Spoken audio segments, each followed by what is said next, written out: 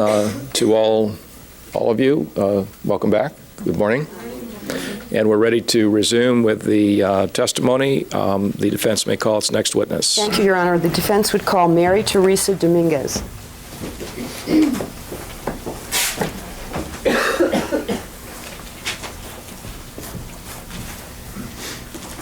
your right hand, please, to be sworn to solemnly swear that the testimony you may give in the cause and attending before this court shall be the truth, the whole truth, and nothing but the truth, so help you God. Please come up. Sit over here.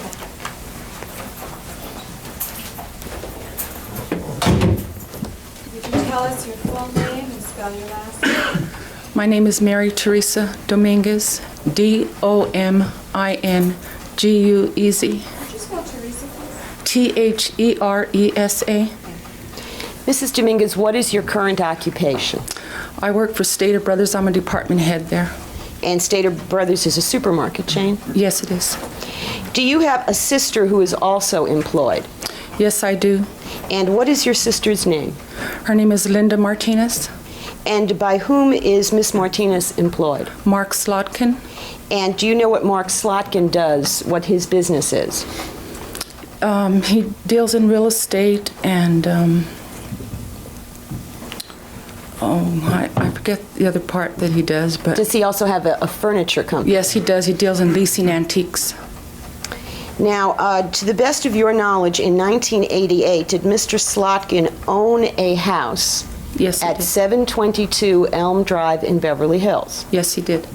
And was there a time that you were aware that Mr. Slotkin had sold that house to a family named Menendez? Yes. Now, did you, at the time the house was sold, were you employed by Mr. Slotkin to do something with respect to his moving from the house? Yes, I did. I was working there to remove all his belongings. And were other members of your family working with you there as well? Yes, my 3 children and my mother. And over what period of time did you work for Mr. Slotkin at that home? For a week. And at the end of that week, what was the status of Mr. Slotkin's personal belongings? Everything was removed. My sister had conducted an inventory of all his belongings. And after Mr. Slotkin's belongings had been removed, were someone else's belongings delivered to the house? The Menendez family had started bringing their things in. Now, while you were working there packing up Mr. Slotkin, did you meet Mrs. Menendez? Yes, I did. And was there a conversation with Mrs. Menendez about your employment? She asked me if I would stay and help her. And help her do what? Unpack. And did you agree to do that? Yes. And therefore, when did you start working for Mrs. Menendez in relation to when Mr. Slotkin had his possessions removed? The Monday following the weekend, I finished on Sunday for Mark, and I started on Monday.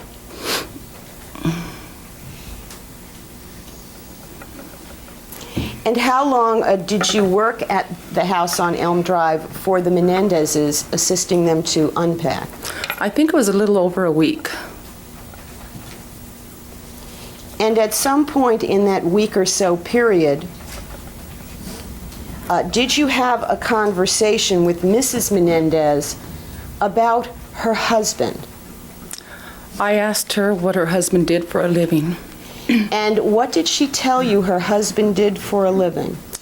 She told me he was a plastic surgeon. And did she say anything about his practice? Yes, she told me they came from Florida and they went to New York, and he had a good practice out there, and they decided to come to California, and that they were going to live in Calabasas, or they were living there, building a home there. And then she indicated now they had moved to Beverly Hills. Yes, And did she indicate that he had had a plastic surgery practice in Calabasas? Yes,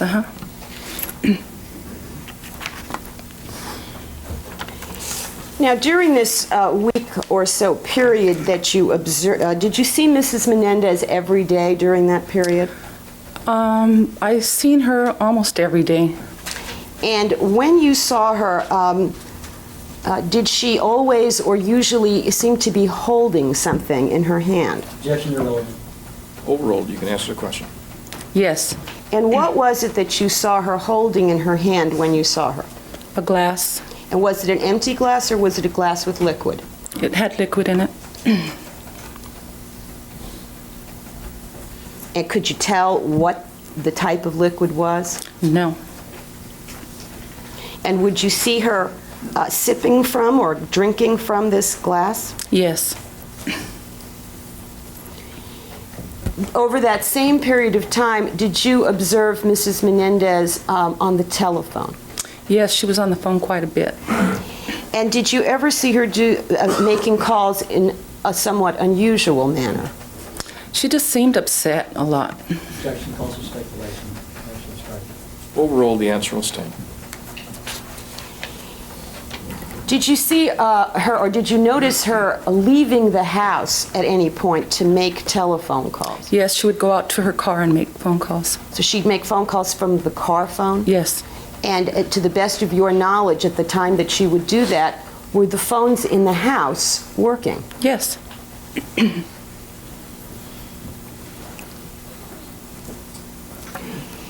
During the time that you worked at that house, did you have an opportunity to see the layout of all of the rooms? Yes. And calling your attention to the master bedroom, did you observe the bathrooms that were attached to the master bedroom? Yes. And with respect to one of them, did you observe any feature or aspect of one of those bathrooms that was new to your experience? Objection, irrelevant and vague as to time. Objection sustained. Please rephrase the question. Did you observe the shower in one of the master bedroom bathrooms? Yes, I did. And would you describe for the juries what that shower looked like? Objection, vague as to time, Your Honor. This was before the Menendezes moved in. Sustained. Was the shower in the same condition after the Menendez family moved in as it was before? Yes, it was. Would you describe what the shower looked like? It was really long, I'd say, from maybe the end of the desk to probably about right here. And they had openings on two different sides, and it had maybe 8 shower heads. It was larger than an ordinary shower? Yes. And based on its size, did it appear that more than one person could fit in it at a time? Yes. Excuse me, could we get an estimate of the... I don't know. What were you referring to? You pointed Just to the something. length of it. What the length? What were you pointing of to? the end of the desk, I What do you believe. mean, over here? Mm-hmm. This right here, what I'm pointing to? Mm-hmm. From here Yes. to where you are? Yes, to about right here. About 8 feet or so.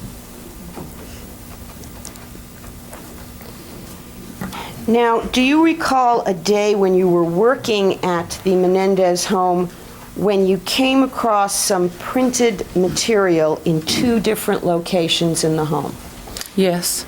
And would you first tell us what were the 2 different locations where you noticed this printed material? In the master bedroom, on window seat, and on the floor. And was there another room in the house where you saw similar printed material the same day? In the library by the entry. Now, this library by the entry, you notice this courtroom is what we call paneled. It has wooden walls. Yes. And did that library by the entry also have wooden walls, paneled? Yes, it did. Now, would you describe for the members of the juries what the nature of this printed material was? It was Objection, men. vague as to which printing material she's speaking about at this point. I believe there's the master bedroom and then also the library. Yes, you can be more precise. Was the printed material both in the master bedroom that you observed and in the library of the same type and nature? Yes, they were. And would you describe what these things were? It was males. It was pornography. And it was pornographic what? Magazines, books, what? Magazines. And it depicted what sex? Male. All males? Yes. And did it show males doing things with other males? Yes. What, without getting graphic, what kinds of things? Having sex. Okay. And if I could focus your attention on the materials that you saw in the master bedroom, approximately how many of these magazines did you see? There was a box, and it had stacks about, I'd say, maybe this high. If you hold your hands up so the judge About may see. this high. When you say a box, 2 was inches it, or so, 2.5 inches. Probably more than that, a little more than that. 3 inches. was it like a packing box? Yes, it was. Let me show you something, just as an example.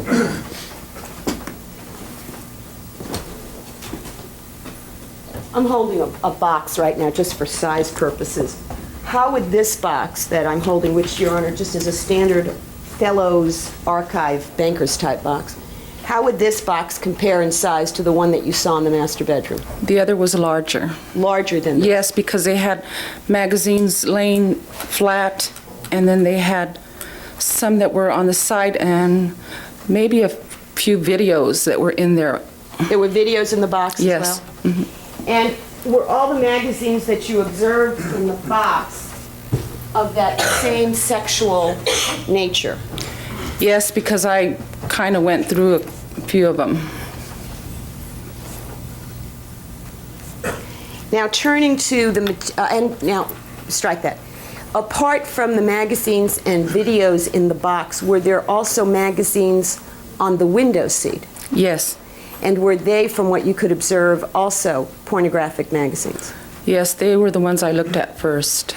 And all of the magazines that you noticed were male-on-male sex? Yes. Now, turning your attention to the materials in the library, were those also magazines of the same type? Yes. And what size stack of materials did you see in the library? There was just one stack in there. And did it appear to be all magazines? Yes. And did it appear to be the same type? Yes. Now, later on the same day in which you observed these magazines, did you notice that they were gone? Yes, they were. Was Mrs. Menendez at home, the Elm Drive house, when you made your observations of these magazines? Yes, she was.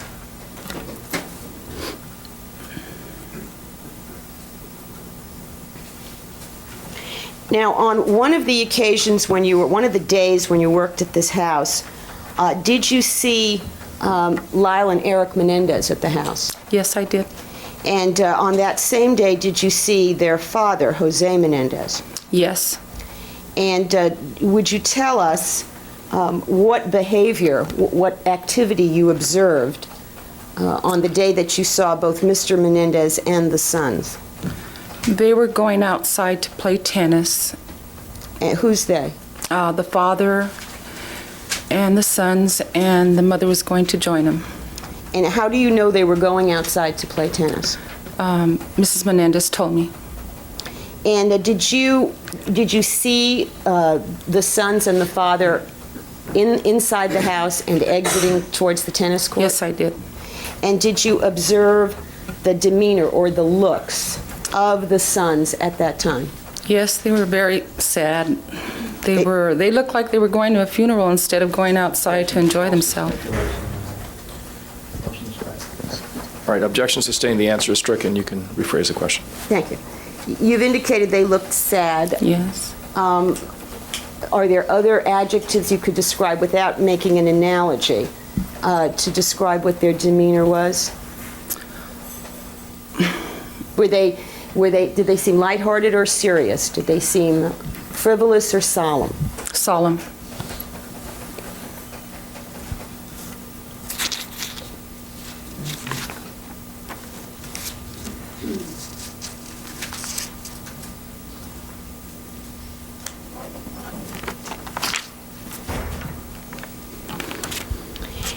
Now, at some point after you had made this, well, we'll strike this. At some point, did you learn that Mr. and Mrs. Menendez had died? Yes, through my sister. Through Linda? Yes. And at some point before you learned that they had died, do you believe you told your sister about these things that you saw in the house? Objection, hearsay. Objection sustained as to the form of the question. It's also vague as to what.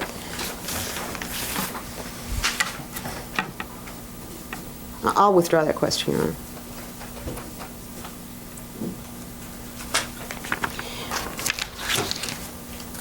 Mrs. Dominguez, did you, recently,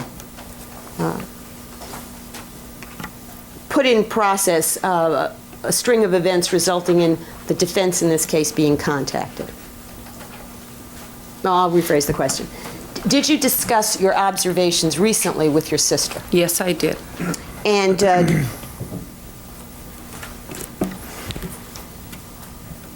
was this the first time that you had told your sister about the magazines, or do you believe you had told her earlier? I told her earlier. And do you believe you told her before Mr. and Mrs. Menendez were killed or afterwards? Before. I have nothing further, Your Honor. Any examination on behalf of Lyle Menendez? No, Your Honor. All right, cross-examination. Thank you, Your Honor. Mrs. Dominguez, you indicated that your sister works with a man by the name of Mark Slotkin, Yes. and she's been working with him for some 23 years, is that right? Yes. Does she work at the furniture business? Yes. And how long has she been working there? Well, that business hasn't, well, it's been there almost as long, but she started with a handbag manufacturing company that he started. This furniture business, is it located in downtown Los Angeles area? Yes.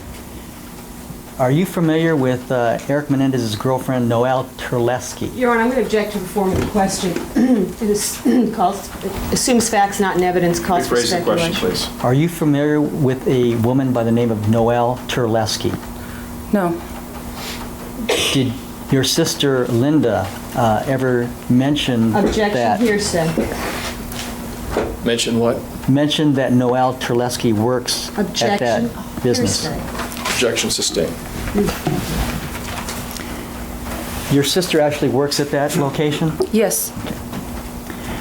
Now, when is it that you first spoke to anyone on this defense team about what you're testifying to today? I'd say about a week and a half ago. And the first time you were ever interviewed was on September 6th, is that correct? Yes. So you never told the defense team or anyone else about this, is that right? Objection, Your Honor, misstates the testimony. Overruled.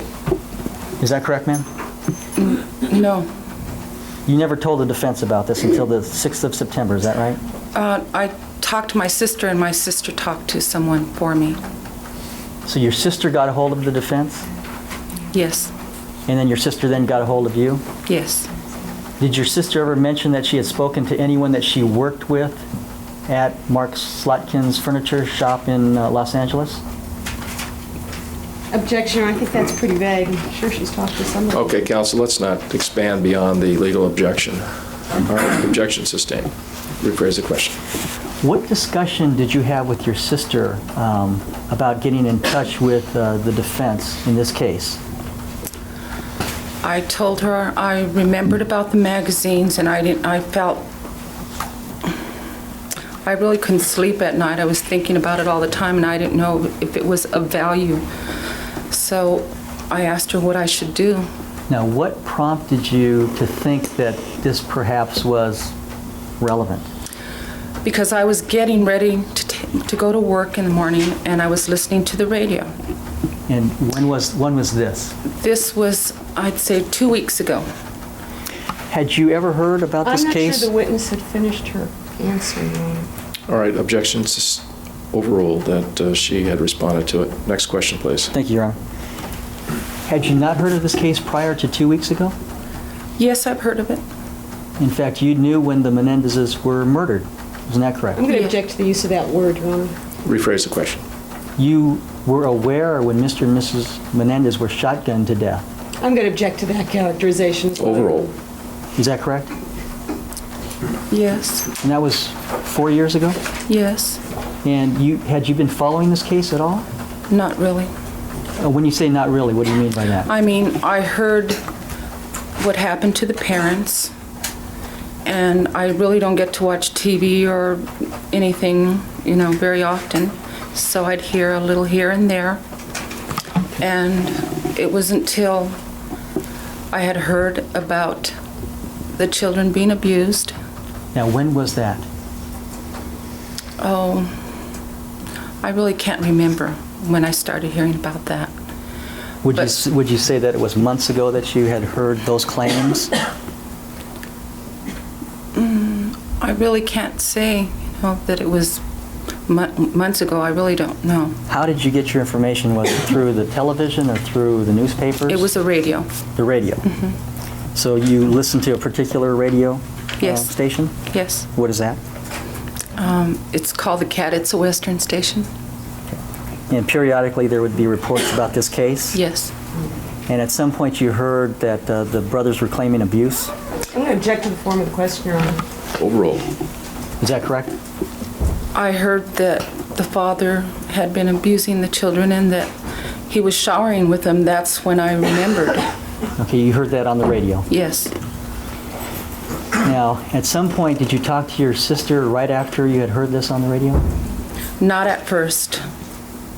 Not at first. No. When was it that you first spoke to her? Oh, I guess it was maybe a couple of days later because it was eating at me. I just kept thinking about it. So I talked to her and told her, and she said... I'm going to object, Your Honor, to what the sister said. Your next question, please. Anyway, you had a discussion with your sister. Yes. Did you ever go to the furniture store in Los Angeles?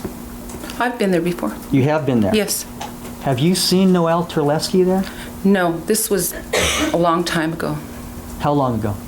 The last time I was there, probably when I did that job for Mark. In 1988? Mm-hmm. Now, you indicated that you did this job for Mark Slotkin, correct? Yes. And he was the owner of the house in Beverly Hills at 722 North Elm? Yes. Now, were you aware that he had rented that house? Yes. Okay. And were you aware that he had rented the house to Prince and to Elton John? Yes. Okay. Now, when you were helping Mark Slotkin move, were all the furnishings in the house? He had men moving things out, but there was some things that were kept that they were purchasing, the Menendez family. Certain pieces of Furniture. furniture? Mm-hmm. Were you mainly there to do cleaning? You've indicated that you were in the shower. Mm-hmm. Were you cleaning? Yes. Was that the main purpose of why you were there for this period of time, that you were cleaning up the house for the new people that would be moving in? And packing. I was packing for Mark also. Now, what were you packing at that time? Oh, different things, from the kitchen to the bathrooms to... I was just removing everything that was his there. Okay. With respect to the master bedroom, was there a window seat? Yes, there was two. Two in that master bedroom? Yes. Was there some cabinet space underneath the seat? I don't remember. Okay. So you don't remember removing anything from the Cabinets? window seat, correct? No. Okay. I removed whatever was in the bedroom. But you don't remember about the window seat? No. Okay. Now, if there had been magazines left by either Prince or Elton John that were perhaps in this area, then you wouldn't have known about that, correct? Your Honor, that's argumentative and cause for speculation. Rephrase the question as far as the area you're referring to. Yes. You've indicated a master bedroom, correct? Yes. And you've indicated that you saw on one day some magazines that you indicated had males performing sex acts, Yes. correct? Yes. Now, in that area, was that in the window seat area that you saw that? Somewhere on top of the window seat, and there was a box on the floor. Now, you don't know what happened to those magazines afterwards. You didn't see them after you saw them and actually looked at them. I looked at them, and I went downstairs to check on my son to see what he was doing. And I didn't want him to go in that room because I didn't want him to see it. I was concerned about him viewing any of that. Now, you actually took a look at these magazines? Yes. More than one? Yes. How many did you look at? I just randomly flipped different pages, different magazines to see if they were all the same. Okay, thing. so you went through every one of the magazines? that Not every appeared? one. But they appeared to be of the same type? Yes. Now, the magazines that you say were in the library, you indicated that they were, I believe in the report, that they were near the doors to the library? States the testimony. Rephrase the question, please. Where did you see these magazines in the library? There was like a bar in there, that type of thing, right by there. Were they in a box, or were they just out No, they were just loose? out. Were there any other magazines around? Before there was. Okay. Did you look at any other types of magazines, or just the Yes. ones you did? Did you go through all the magazines in the house? Just the front, just like Architectural Digest, that type of magazine. Okay, what other types of magazines did you look through? Just on furnishings and things, just of that nature. Now, the magazines that you had looked through regarding what you've indicated appeared to be males Yes. and sex acts. Were those magazines in the library, or were those more like Playboy magazines? No, it wasn't Playboy. You know what Playboy is? Yes. Okay. These magazines that were over by the bar area, where exactly were they? Were they in a neat stack, or what? I can't remember if they were in a neat stack or not. Okay. But you looked at those as well? Yes, because it looked like the same thing, so I didn't want my son to go in there either. Okay, so when you saw them, they were away from the architectural magazines that you had seen, is that correct? Yes, because it was the week previous that I was removing those, packing them. You were removing what? Magazines. Okay. And you removed architectural magazines Yes. that belonged to whom? I assumed Mark. These magazines that you found, did you clean out the bar? I cleaned the bar, I cleaned the library, I went through all the rooms, actually, is what I did. And my kids were removing things, and I would check up on them to make sure they were, doing the job. With regard to the bar, did you personally clean out everything in the bar? Were there drawers and shelves behind the bar? There was a wall unit that I remember, and I opened all the doors. My sister was telling me to go through everything because she did an inventory, and I was to remove everything that was there. And at that time, you saw these magazines? No. No.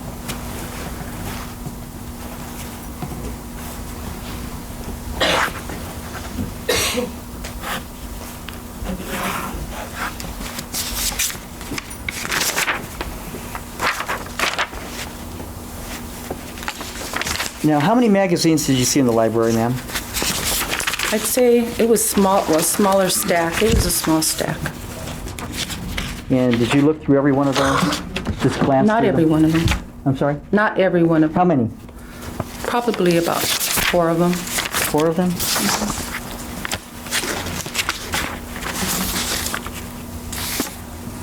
You remember giving the report that you just gave a couple of days ago when you first talked to the defense on September 6, 1993?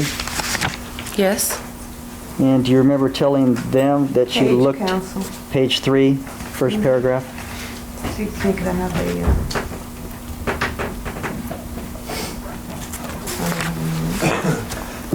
Okay. Did you tell them that you had looked through some magazines in the library and looked at one of them?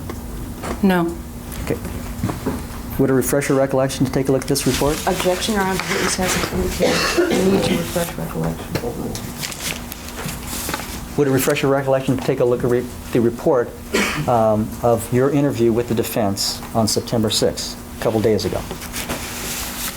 Okay. Okay. May I approach, Your Honor? Okay, does that refresh your present recollection about what you did in the library? Yes, but I keep thinking about what I saw, and remembering back at that time, and maybe I remember a little more about it, Okay, so you remember what? just looking through them because I didn't want my child to go in there and see them. Now, your children had been in that room, Yes, they were all over the house. okay? And they had been cleaning up in the room? Yes. I'm going to object, Your Honor, as vague as to when. Do you know how the magazines got there? No, I don't. You don't know whether the defendants brought the magazines there, do you? Objection, Your Honor, calls for speculation. No, I don't.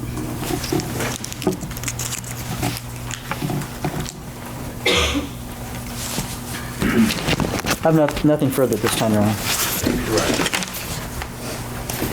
Mrs. Dominguez, was it your understanding that Mr. and Mrs. Menendez were living in the master bedroom? Would be living in the master Yes. bedroom? Not the sons? No. And when you worked at that house for Mr. Slotkin, is it your testimony that you and the others removed everything there that you found? Yes. And you even packed up furnishing magazines such as Architectural Digest? Yes. And those, to the best of your knowledge, belonged to Mr. Slotkin? Yes. You didn't find any pornographic magazines when Mr. Slotkin lived there, did you? No, I didn't. Is the first time that you saw these pornographic magazines after the Menendez possessions arrived at the house? Yes. Now, do you know when it was that Prince or Elton John rented that house? No, I don't. And were you aware that the macho rock band U2 rented the house last?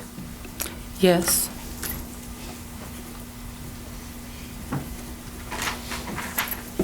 And when Mr. Slotkin rented this house, he rented it furnished, did he not? Yes, he did. And it had many personal possessions in it of his that he left for his tenants? Yes. And it's that, in part, that you were packing up? Yes. And was it your instructions to take everything out of the house before the Menendezes moved in? Yes. And with respect to Mrs. Menendez, were you there both to clean and to help unpack? Yes. And did you unpack similar-looking boxes to the one that had the magazines and videos? Yes. Did they all seem to be the same type of box? Yes.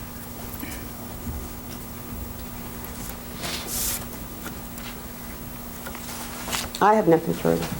Anything else? Yes, thank you. Ma'am, you just testified that you're instructed to remove everything from the house. Is that right?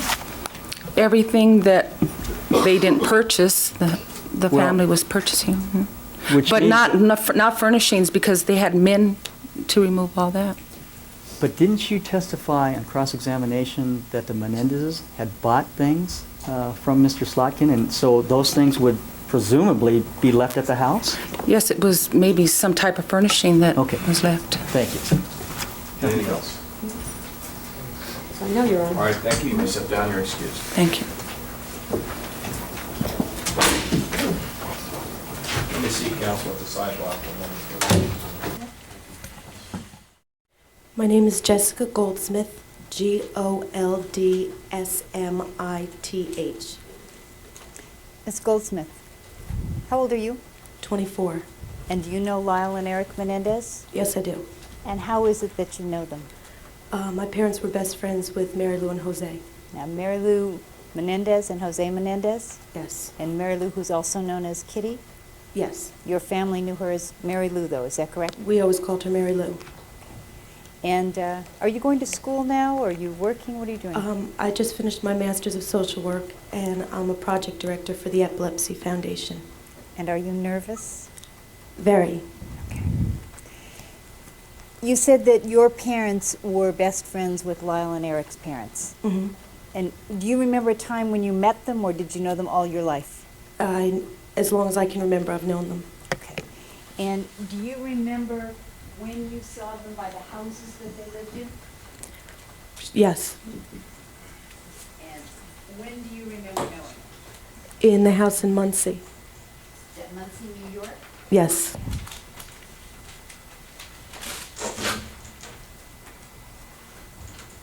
Does this house on the chart appear to be the Muncie house? Yes, it is. How often would you see them when they were living in Muncie? At least once a week, if not more. Would you see them in the evenings or weekends, or did it vary? It varied, evenings, holidays always. What holidays did you spend with them? We always spent Christmas and Hanukkah together.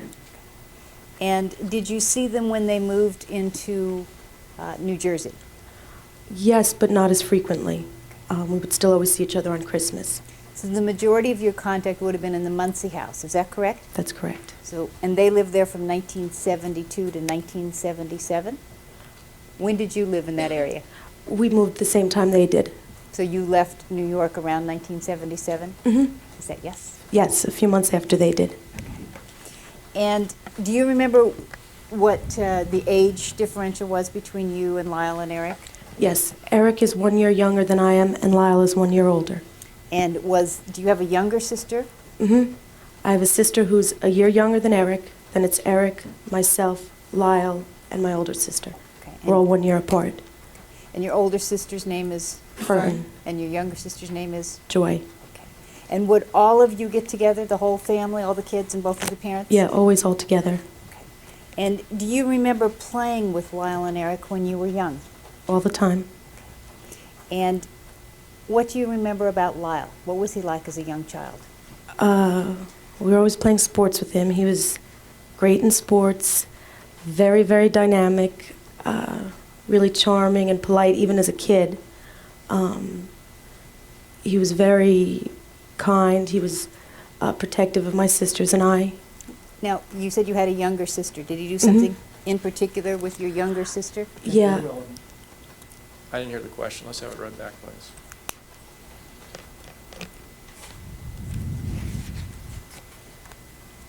Question, now you said you had a younger sister. Did you do something in particular with your younger sister? Be more specific. Objection sustained. Okay. Was the Menendez a family that valued winning? Very much, yes. Okay. And when you played with Lyle and Erik, did you choose up teams? We always had the same teams. Lyle and Joy would play against Fern, Erik, and myself, and Lyle would always say that Joy had to be on his team. Joy was really too little to play at the time, and he would always say that she had to be on his team because she was the best and he couldn't play without her. And it was just nice because she was really too young to play, and they always won. Do you remember seeing the kids, not only seeing Lyle and Erik, not only in their home, but in stores and in other places outside the home? Yes, I did. Sustain. The answer is stricken. Okay. Did you have an opportunity to observe Lyle and Erik's behavior in their home? Yes. Did you have an opportunity to observe their behavior also outside the home? Yes, we often went shopping with them or to restaurants with them. And do you remember an incident when you were shopping with them in a shoe store? Yes, I do. If I can ask the next question. All right. The objection is overruled. How old were you? We all still lived in New York, so I couldn't have been older than 8. So that would have made Lyle 9 and Erik 7 at the oldest. At the oldest. And do you think it may have been younger, or do you think that? It may have been. And what happened in the shoe store? Lyle and Erik were running around like they usually did, really, really rowdy. And I was just sitting on the bench. Our parents were there, and I wasn't allowed to run around with them. Was Mary Lou there? Yeah, Mary Lou and my mother were there. They were trying on shoes. And Did Mary Lou do anything to stop them from running around? no, she didn't seem to mind. And did anybody get hurt? Erik got hurt. When he was running around, he tripped and hit his head on the shoe rack, and he cut his head. And did his mother seem to be upset about that? Not overly upset. I know he needed stitches. I remember my mother commenting that Mary Lou finished buying her shoes before we took him on to the hospital. Okay. Now, was there a time when Lyle and Erik stayed at your house? Yes, they did. They stayed with us for a week once. Okay. Did you ever stay at their house without your parents? No.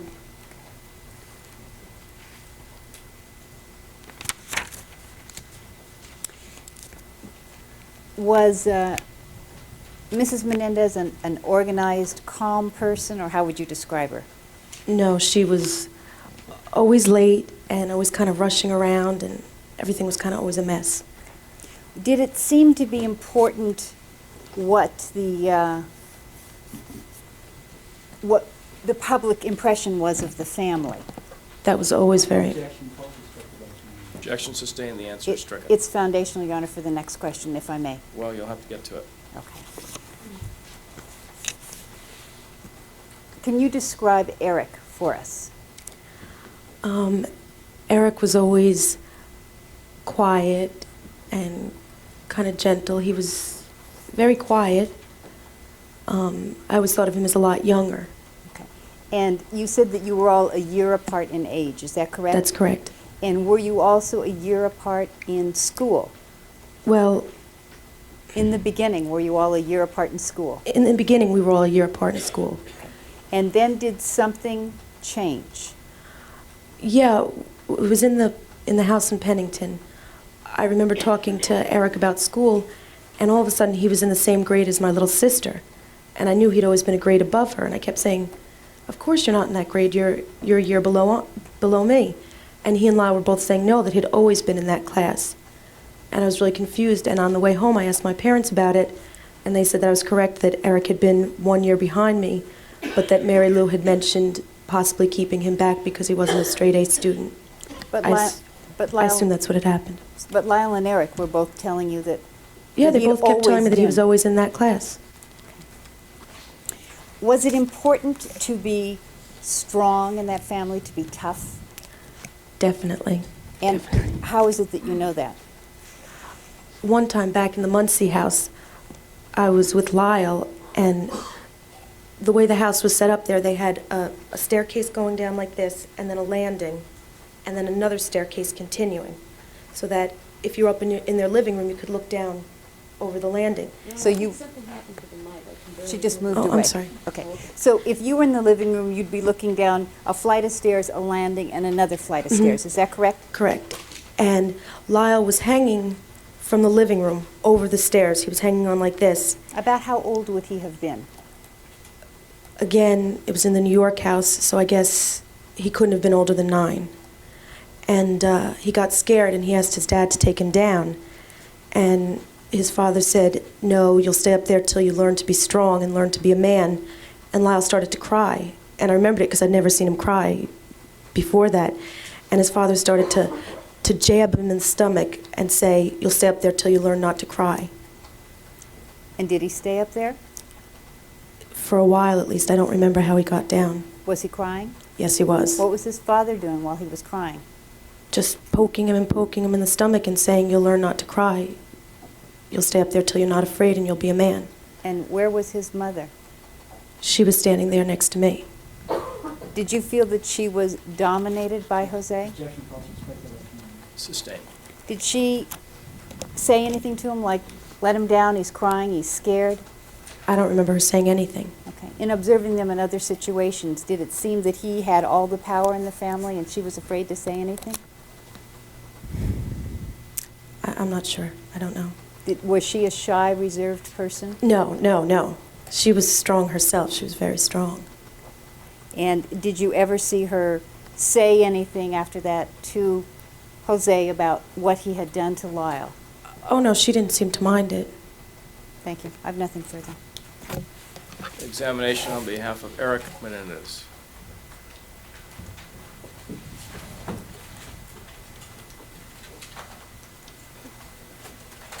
Ms. Goldsmith,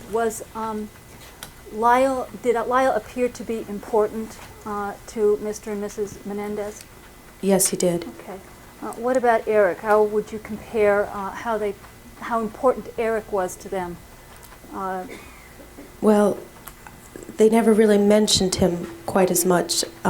They talked about Lyle and his sports a lot, and I didn't even know that Erik was really such a big athlete until much later, because I never really heard them talk about it. Okay. Did Erik seem to be as important in the family as Lyle? Lyle stood out more, seemed to get more attention. All right. Thank you. Cross-examination. Thank you, Your Honor. Goldsmith, your parents were best friends with the Menendezes, is that right? Yes, they were. And how far away did you live from them? In which house? The Muncie house? As I remember, not more than 15 minutes, 10, 15 minutes away. And you would spend a lot of time over at the Menendez house playing with the defendants? Mm-hmm. Yes. How many times a week would you go over there and spend time? It varied. It did vary. At least once a week we would be there. This once a week, would you be there for several hours playing? Yeah, we would go over in the evening sometimes. And we would play, I remember we would play soccer outside as it got dark. So your parents would let you play outside with them as well? Yes. Now, how old were you when you used to go and play with the defendants in this case? What was the range in your age? Well, like I said, as far back as I remember, we were friends with them, and I moved when I was 8, so from the time I was little until I was 8 years old. Okay, I'm sorry, you did what when you were 8? We moved out of the house when we were 8. We all moved out of New York. So until I was 8, I was playing with them. And then after that, we played occasionally still when we were older. You would see them at Christmas time? Yeah. You would not see the defendants after you were 8 very often then? Not too often. If they had a match near us, sometimes we would go.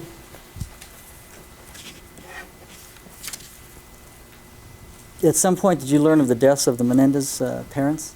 Yes, I did. How long had it been that you had seen the defendants before, or at the time that you heard that Mr. and Mrs. Menendez were killed? I hadn't seen them since the Christmas before they moved out to California. Would that be 1985?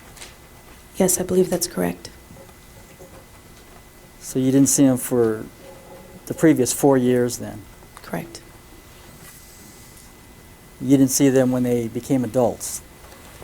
Not after they moved to California, I didn't.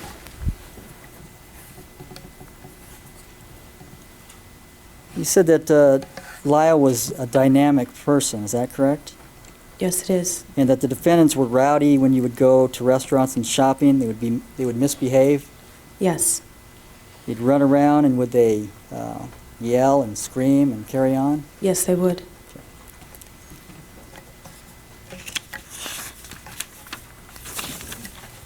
Would you say that they were kind of wild when they were at that age? They were very wild. Now, at this shopping excursion, Mrs. Menendez actually had to take Erik Menendez to the hospital? I believe so, because he got stitches. Now, you indicated that it was important to be tough in the Menendez household. That'd be fair to say? Yes, it would. And there were only boys in that household, Yes. correct? And you had 2 sisters? Yes. Now, you talked about the situation where Lyle was hanging from something. Yes. What was it that he was hanging from? He was hanging, the living room of the floor above, he was actually hanging from the ground from up there. It was sort of like a ledge, the best I could describe it. Was he hanging in the stairwell or Mm-hmm. Over the stairs. over the stairs? So how many feet was he above the stairs? A few feet above the stairs. I don't know exactly. Okay. And his father said you can stay up there until he stopped crying, because he started to cry? Until you stop crying and learn not to be afraid, yes. Okay. And how long were you there that night? Was that an evening that you went to visit? I don't recall. The incident just sticks out in my mind. I don't recall how long I was there or why I was there. At some point, you left that night, I take it. That would be correct. Was Lyle still hanging up there when you left? No, he was not. Okay, was his father there with him when he was hanging from this ledge? Yes. Okay, did you see him come down anyway? I don't recall how he came down. Okay, but he's only a couple feet above the stairs. Yeah, but if he let go, he would have to fall down the stairs to get down. Unless he landed on a stair. I guess he could have. Okay. I have nothing further, Your Honor. Any redirect? Did it look dangerous to be where he was hanging from? Definitely, I would have been scared. Thank you, nothing further. Full name, spell your last name. Faith Goldsmith,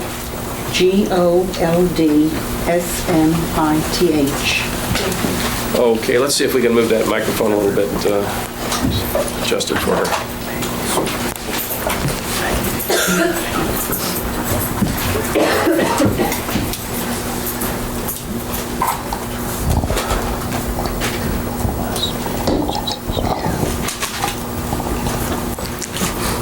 All right. Thank you.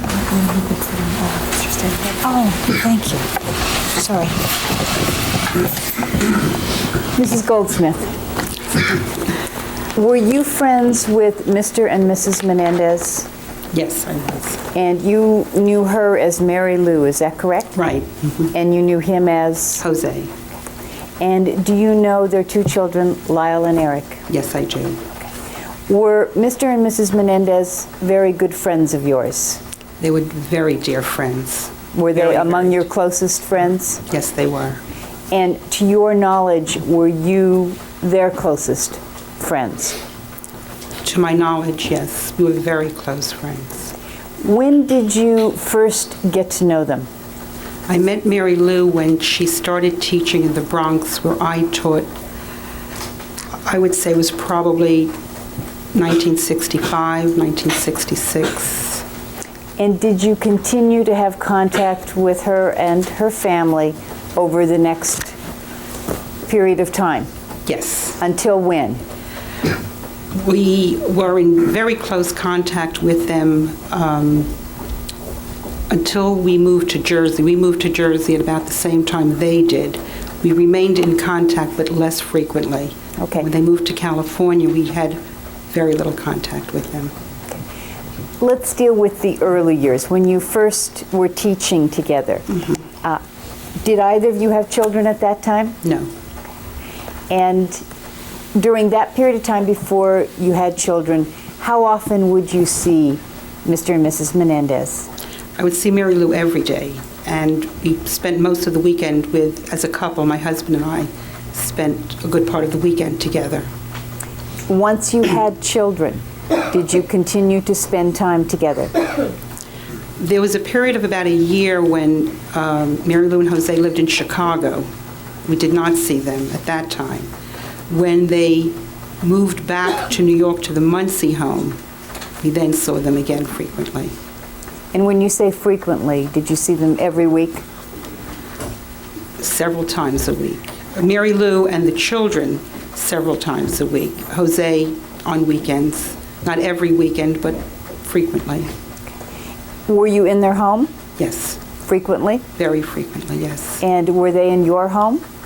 Yes. And did you go places with them? Yes.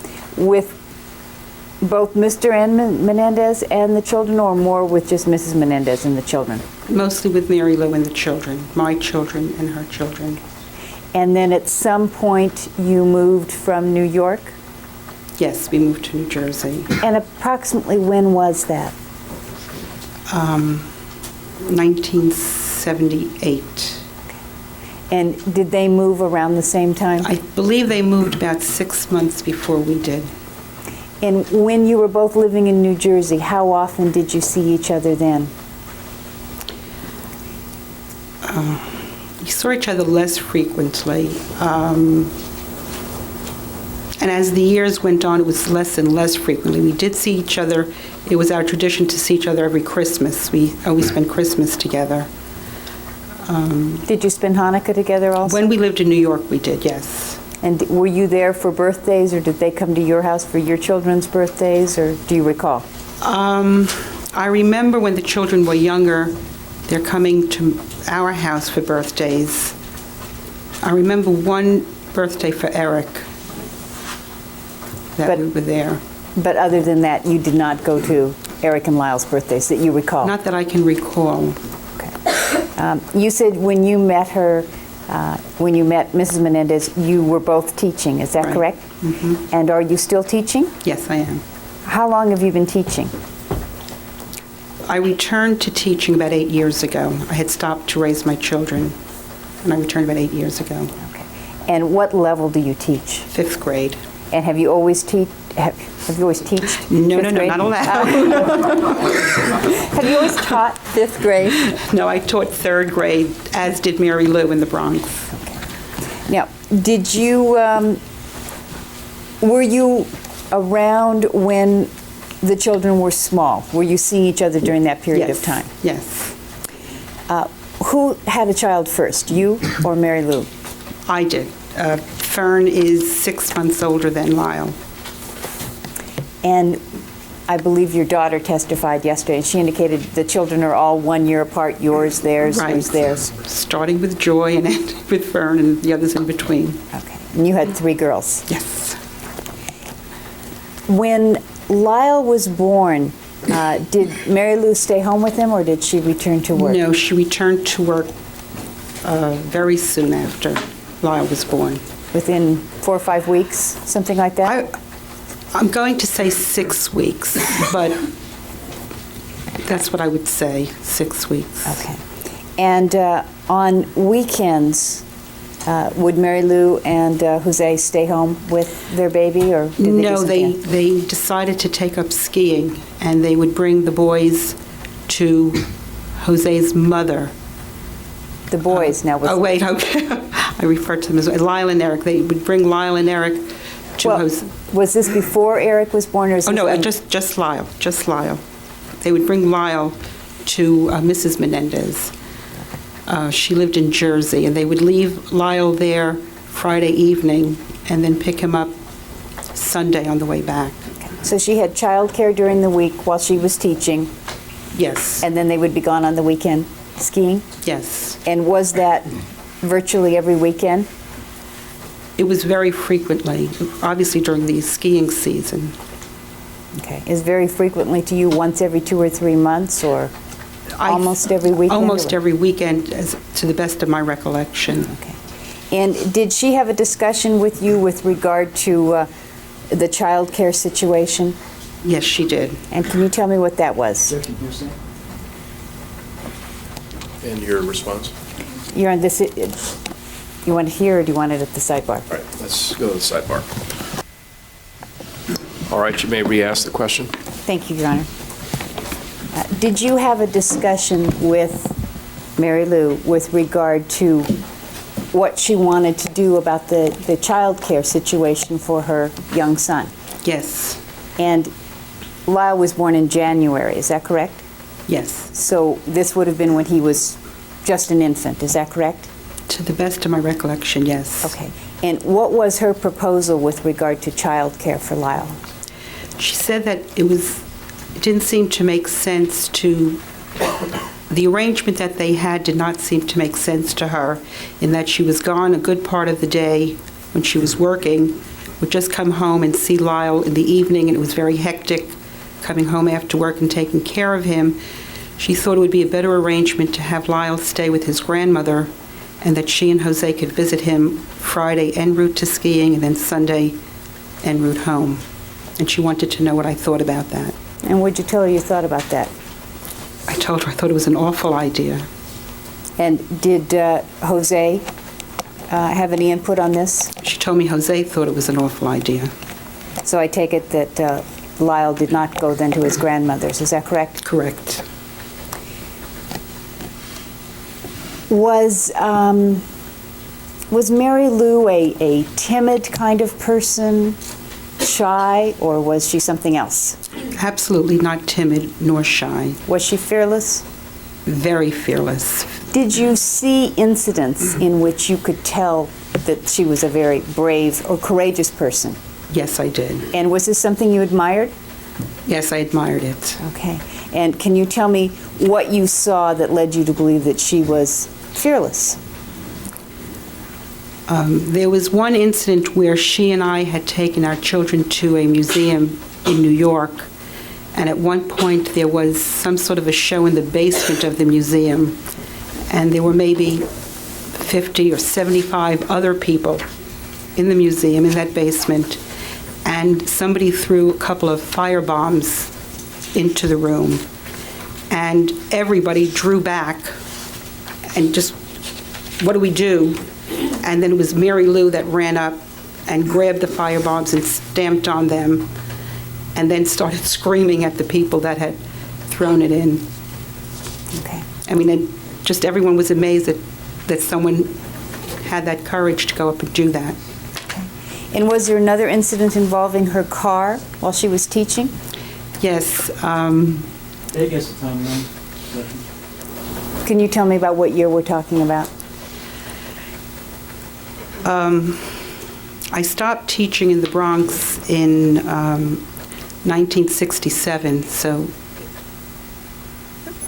somewhere before 1967. When did you first meet her? That's 65 or 66. Okay, so that's the time period we're talking about, somewhere between Somewhere, 65 right, and 67? right. Okay. I don't know exactly. We were at... Has the relevance here?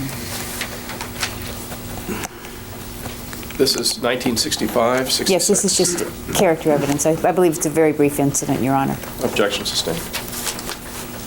You said that you saw her as being fearless. Did you see that same character trait translate into her as a parent? Yes. Okay. Yes. And do you consider yourself a protective mother? Objection relevant. Sustained.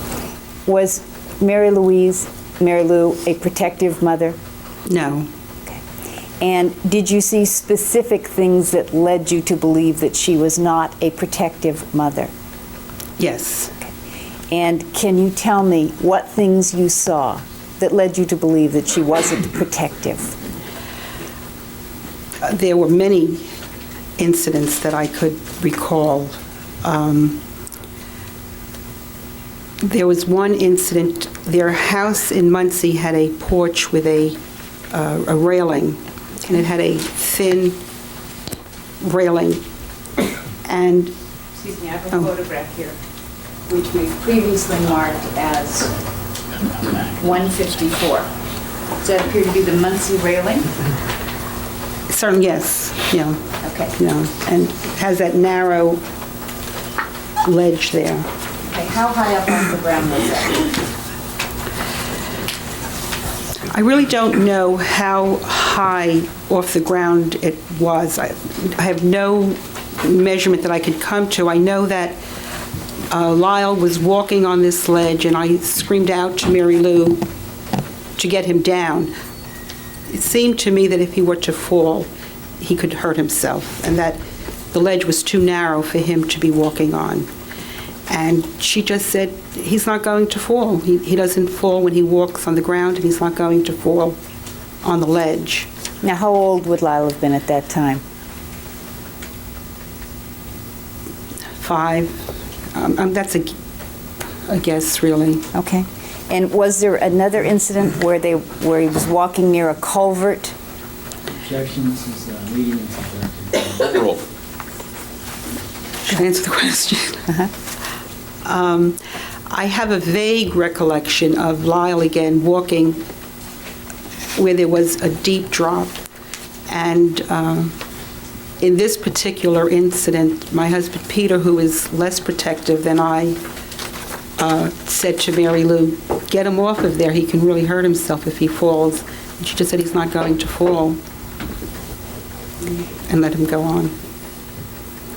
Were there any incidents that come to mind with regard to, well, let me strike that if I may.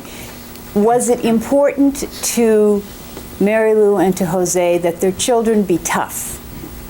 I certainly got that impression, yes. Okay. And was there an incident you saw with regard to Lyle and a swim class that demonstrated that? Objection, Vegas to time. I'm sorry, couldn't hear. Vegas to time. If you can be more precise as to when. Okay. Do you remember an incident with the swim class with Lyle? Yes, I do. And about how old was he at that time? It was the first swim lesson that he had. He was involved, and my daughter Fern and Jessica. I would say that he was maybe 6 years old. I'm going to guess at that age. Okay. And What happened with that incident?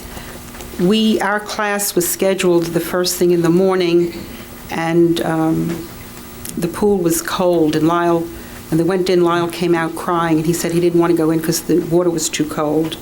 And Mary Lou just said, you have to go in. And he kept trying to come out, and she kept pushing him back in. Said, you'll get used to it. And did the coach seem to think that this was appropriate behavior? Or? Objection calls for speculation. Sustained. Did the coach make some comments to Mary Lou to which she responded? Yes. Okay. And what did the coach say? The coach said to stop pushing him. She said, what do you want to do, raise a champion? And Mary Lou said, yes, of course. Was there an incident with Erik in a real estate office which reflected a lack of caring or protectiveness? Yes. Objection, Vegas, time of the All right, When- I'm sure you'll specify that. Yes. How old was Erik at this time? It was when they were looking for the Muncie home. So do we know what year they moved into the home in Muncie? And then If Erik was born in 1970 and they moved into Muncie in 1972, then Erik was 2 years old at the time. We were in a realtor's office, their family and my family, and the office was located on Route 59, which is a major street, major highway almost. And we were talking to the realtor, and somebody came carrying Erik in, and they had to stop the traffic. He had been out on Route 59. and how Had did wandered off onto the street. how did Mary Lou react to that? Did she seem distraught or upset? No. Was there an incident involving Erik and the cemetery when he was quite young? Yes. How old would he have been? I'm not certain. Less than 10?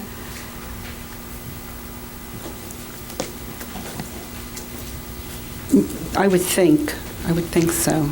Okay, and what was the incident with the cemetery? Jose had taken Lyle and Erik to a cemetery when it was dark, and then on some signal, apparently, he and Lyle ran out of the cemetery and left Erik there. And Erik was crying, and they wouldn't go back and take him out for a while. And was there any explanation given for why this would have been good behavior, good parenting? Jose said that Erik had to learn not to be afraid. Did you see times when Lyle and Erik got hurt, physically hurt, where they had injuries? Yes. Erik, we were once in a shoe store, and Erik fell and cut his, I think it was around over here, and he had to get stitches. And how did Mary Lou react to that? She was not upset about it. The shoe clerk and I were urging her to have it seen by a doctor because we thought it needed stitches. She finished buying her shoes? She finished buying her shoes, and Was success, the children's success and the parents' success important in that family? yes, very important. And was there an incident with regard to Erik and the class he was in that demonstrated that to you? Was Erik held back? Mary Lou asked me several times, Mary Lou told me several times that she thought that she should hold Erik back because he wasn't at the top of his class, and she wanted to know my opinion about that. And I kept telling her that I didn't think being at the top of the class was irrelevant as to what she felt. Sustained. Okay. So Mary Lou was concerned that Erik was not at the top of his class. right. Did she say what she was thinking about doing about that? She wanted to hold him back. She felt that if he were older, he could do better. And at some point, did you discover that Erik was in the same grade as the daughter that you have who's a year younger than him? Yes, and yes. And did you talk to her about that? Well, she had mentioned we were just sort of reviewing, it was the start of the year perhaps, and we were just saying, this child's in 5th grade, this child's in 6th grade. And when I mentioned the grade that Erik was in, she said, no, what are you talking about? He's in, and I believe it was 6th grade. And I said, no, he's a year ahead of Joy, that's not possible. And she said, he was always in the same grade as Joy, they were always in the same class. And I just dropped it at that, realizing that she had followed through on her plan to keep him back. And then she denied it to you? Yes.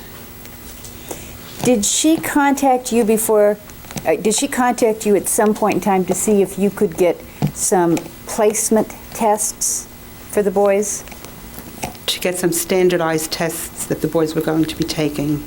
Now what were these tests? I don't remember whether they were the CAT tests or the MET tests, but they're tests that are often used to help place a child in a particular class, whether it be a fast-moving class or a slow-moving class. And did she explain to you why she wanted those tests? She wanted to make sure that they would do well. And did you get those tests for her? No, I did not. Why not? Position irrelevant. Was it illegal to get those tests? I don't know. Had she? I don't know. Was there some reason why she asked you for those tests rather than getting them herself? Objection calls for speculation. It's not speculative. She can say. She knows that only she. Objection. Unless it was said by Mrs. Menendez. Did Mrs. Menendez ask you specifically to get some tests? Yes, she did. And did she indicate that she couldn't get them herself? Yes, it's because I had my New Jersey certification and she did not. She told me that if you had a New Jersey certification, you could get these tests. This is a teaching certification? Yes. And I believe you said you didn't get the tests? I did not get them for her. Why? Objection irrelevant. Was Mary Lou an affectionate, demonstrative mother? No, she was not. You said that winning was important in that family, succeeding. Did she demonstrate that in terms of anything about food, what the kids were to eat? There was one period of time that Mary Lou told me that she was giving Lyle and Erik high-protein breakfasts of steak or fish. And I don't remember now whether it was because it was going to improve their athletic ability or their academic ability, but she had read somewhere that a high-protein diet would help them. So they had this for breakfast. Because it was geared to their performance, she Yes. believed? Were you aware of what their schedule was, the boys' schedule, in terms of during the period of time they were playing tennis? At different times, I was. Okay. And were there periods when they were getting up very early in the morning to play tennis before school? There was a period of time, to the best of my knowledge, that they were getting up at about 5 and playing, coaching in tennis. Somehow, I think it was in Philadelphia, before school, and then would come to school, and then after school would get tennis lessons, I believe, in New Brunswick.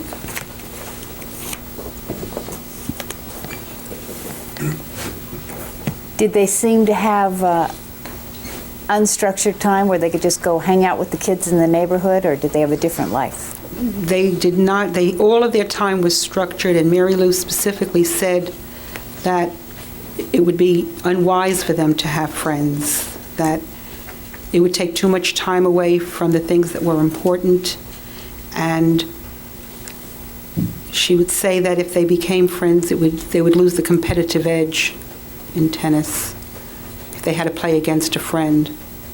So it was better for them to have no friends? At this time in their life, she said when they were older and in college, it would be time for them to make friends. Did you ever drive with Mary Lou? Yes. Was that an exciting experience? It was it was often frightening. She drove 85, 90 miles, if the road permitted it. She went as fast as she could, recklessly. Was there an incident in which she had two of her nieces, Kathy and Diane, visiting with her, and you made a trip to Washington or to New York? We went from New York to Washington, and yes. And did you drive with them on that occasion? Yes. And is there anything memorable about that drive? It was, we just seemed, at 85 miles an hour, I just stopped looking at the speedometer. It was just frightening. It was very frightening. Did you think that that Mary Lou and Jose were the kind of people that behind what they'd say behind your back, they'd say to your face, or did they seem to have two different standards of behavior? What they would do, how they would talk about somebody. Can I finish the question? Thank you.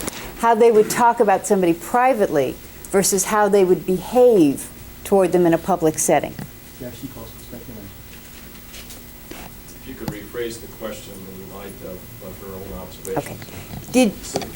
Okay. Did you specifically have the opportunity to hear how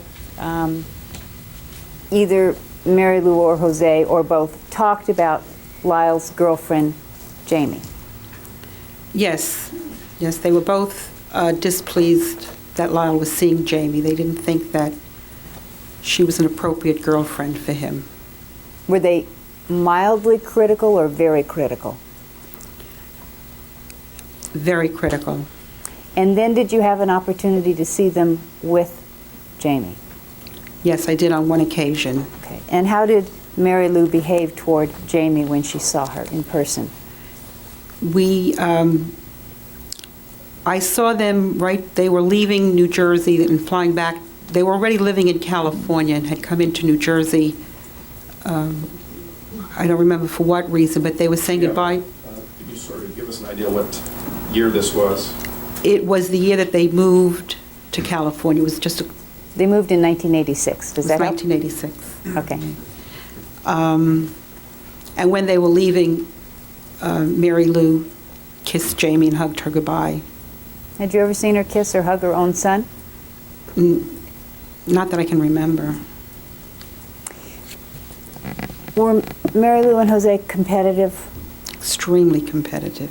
Did you ever know anybody in your life who was more competitive? Never. No, they were the most competitive people I've met. And of the two of them, who was the most competitive? Or were they on a par? They were both extremely competitive. Okay. Very competitive. Were they both tough? Very tough.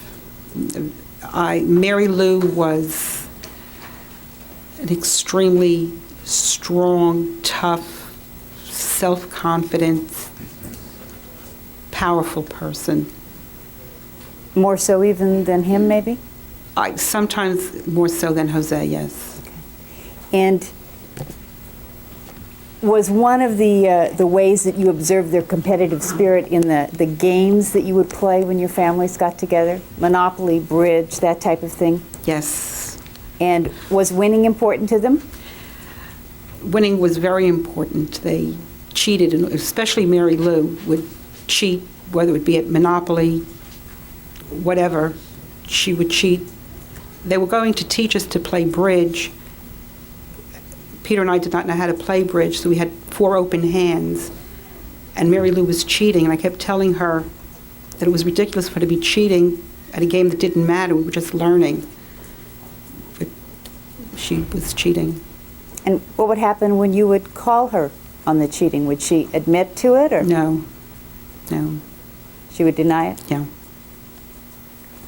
Thank you. I have nothing further. Examination on behalf of Erik Menendez. No, you're okay. Cross-examination. Thank you, Noah.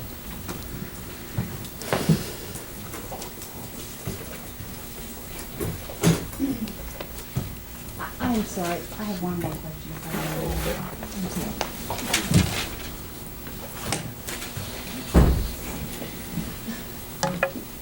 Mrs. Goldsmith, your families spent a lot of time together. Did you ever let the Menendez parents take care of your children? No, I never did. I just never felt that it would have been Mary Lou, and I never felt that she would have watch them carefully. And she often asked me, because I would watch her children, sometimes just for a couple of hours, one time for a week when they went away on a business trip.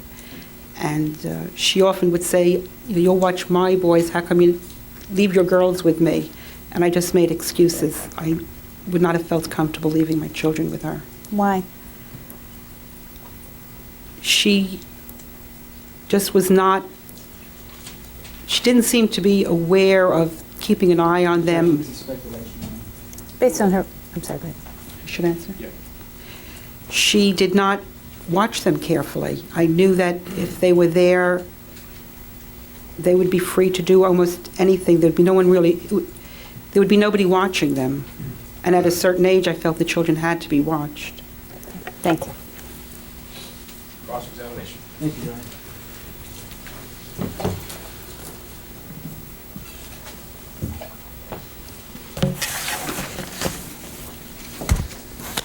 Mrs. Goldsmith, why were you friends with Mary Lou? I loved Mary Lou, and we had good times together. She was bright, interesting conversations. She was a good friend. She was a fun person to be with. Was she a sweet lady? Very.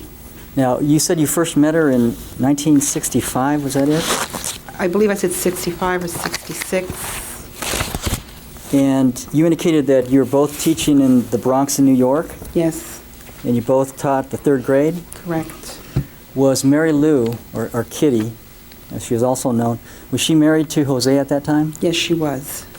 And during this period of time, was Jose going to school? Yes, he was. So you knew them before they had become successful, or Mr. Menendez had become a successful businessman. That's correct. And you and your husband, Peter, were, as you stated, very dear friends of the Menendezes? Yes. You said that you would see Mary Lou Menendez every day at school, and you would even spend the weekends with Mr. and Mrs. Menendez, with your husband. That's correct. Okay. Did you have classrooms right next door to each other? Diagonally across, very close to each other, Did yes. you have lunch with her? I'm sure I did, though I don't recall it, but I'm sure we did. And was your husband a teacher also? No, he's not. Okay. What did your husband do at that time? He's a manufacturer's representative. During that period of time? Yes, And he became close friends with Jose Menendez. very close friends. They were like brothers. Yes. Now, Jose, during that period of time, what was he like? Could you be more specific? Yes, during the time that Jose, before the children were born, any of the children, both yours and the Menendezes, you indicated that Jose was going to school, Yes. and that you and your family would spend a lot of time with the Menendezes. What was Mr. Menendez like during that period of time? He was a fun person to be with. He was bright. He was fun. He was always a fun person to be with. You were always laughing when you were with him. Did he have a good sense of humor? Excellent sense of humor. Now, when the children came, first of all, you had a daughter, Correct. correct? Was that in 1967? Correct. And then the Menendezes had their son, Lyle, in January of 1968. I believe that's correct.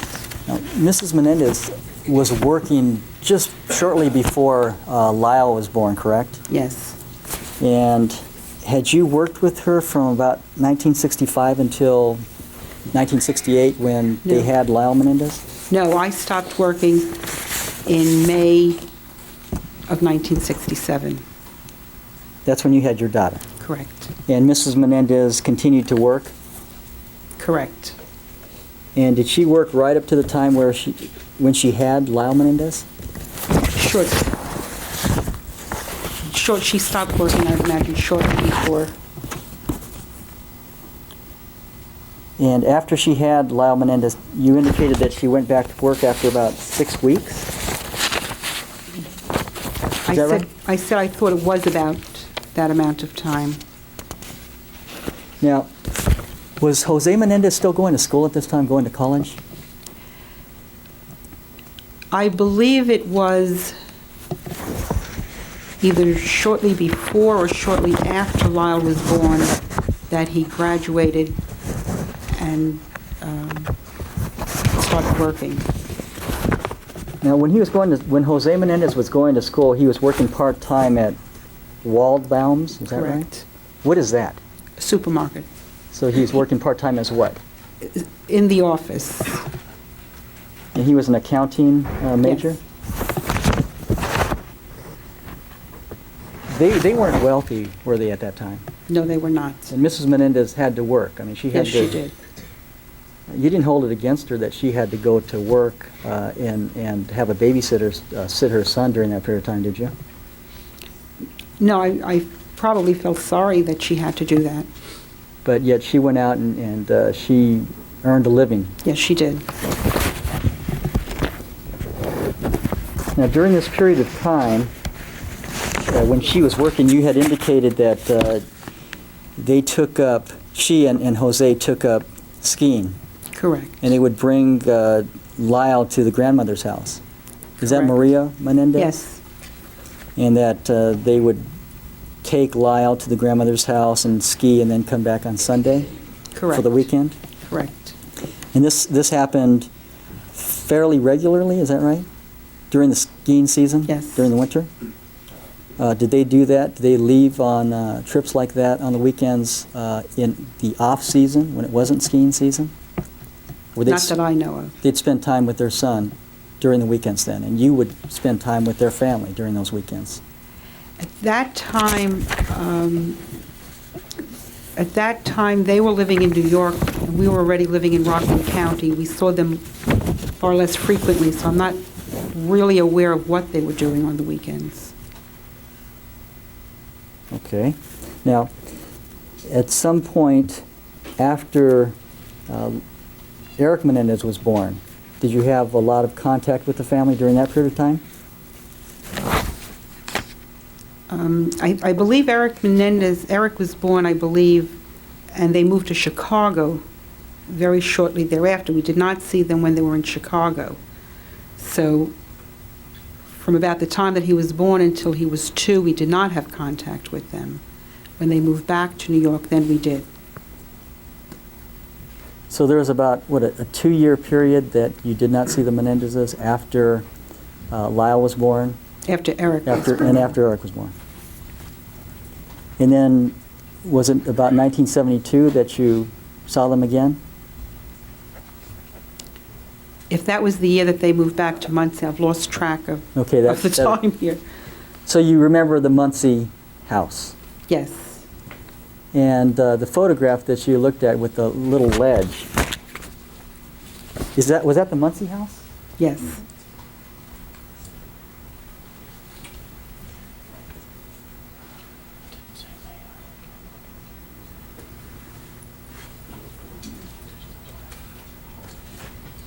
Showing what's been marked as Exhibit 154.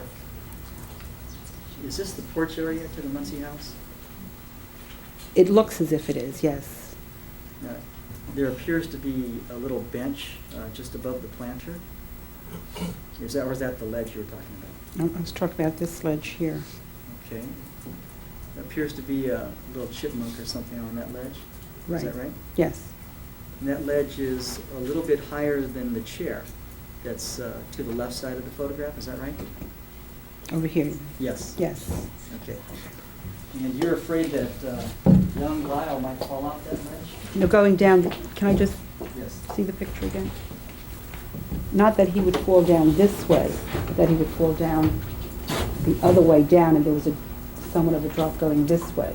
Okay. Here, there's not much of a drop. Right. It's So the there's other way. plants on the other side.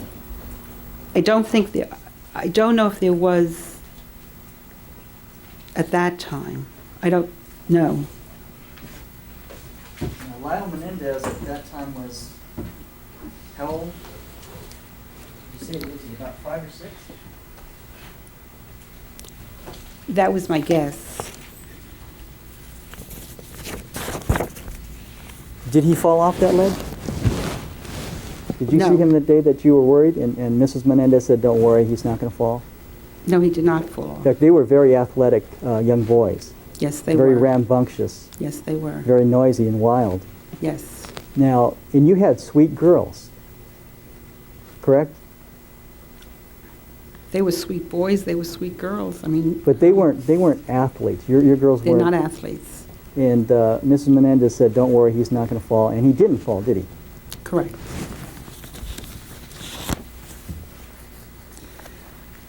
Would it be fair to say that Kitty Menendez spent most of her time driving her sons to various lessons and to school? Yes. She spent the whole day from early morning until nighttime driving her sons to and from lessons and to and from school. That'd be fair to say? Well, not when they were in school, obviously. Pardon me? Not when they were in school, obviously. You said all day. Yes. It would be after school mostly. Wouldn't she get up before 5 o'clock to take her? I believe you said that the sons would take lessons from about 5 in the morning, At one period of time, yes. and you were personally aware of that period of time. She told me that she was doing that. And she This was when they were living in Jersey, I believe. personally got up and took her son to his lessons. Yes. And were you told that she took her sons to these lessons and sports events from morning until night? She had to drive around town? Yes. That she had to go from Princeton to New Brunswick before school? After school. Before school to take Lyle to his lessons, tennis lessons? No, she went to New Brunswick after school. Were there times that they would practice? I believe you indicated that they practiced before school. Yes, but the way I understood it, the way Mary Lou told it to me, they were going to Philadelphia, I believe it was, before school, and New Brunswick after school. Okay. So they would go from Princeton to Philadelphia? I believe so. That would be the 5 o'clock tennis lesson? Yes. How far is that? I have no idea. Okay. But that's from Princeton, New Jersey to another state. I mean, it had to be, you have no idea? I have no idea. Okay. Did she indicate to you that after she would go from Princeton to Philadelphia, that she would have to go back to Princeton to pick up her other son and take him to school? No. You don't recall that? Are you saying from New Jersey to Philadelphia? Right, and then back to Princeton to take her son to school? No. And it was your understanding that she had to take her sons to practice after school as well? Yes. Now, when Jose was home and he interacted with you and your husband, Peter, and your family, did he appear to be relaxed around you? Very relaxed, yes. He had known you and your husband and had been friends with you for years, and he was comfortable? Yes.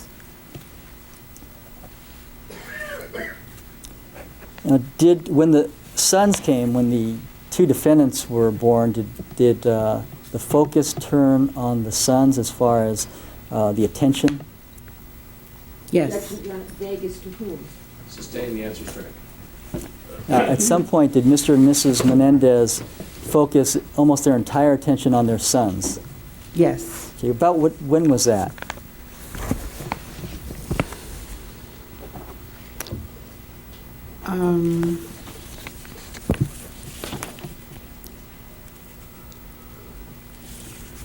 I would say that when they started to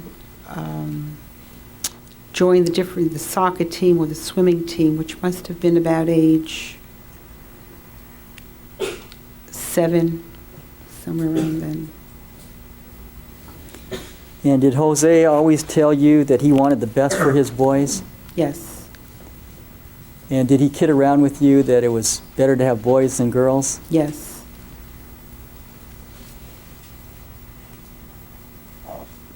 Was he a good father at that time? He was certainly spent a lot of time with the children, yes. When he would come home from work, would he hug and kiss his young boys? I was not often there when he came home at that time. But did you see that? I saw him hug and kiss his boys.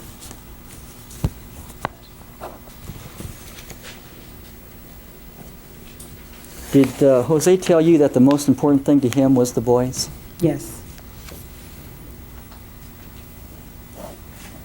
Did he try to instill in their sons that they should be the best they could be? Yes.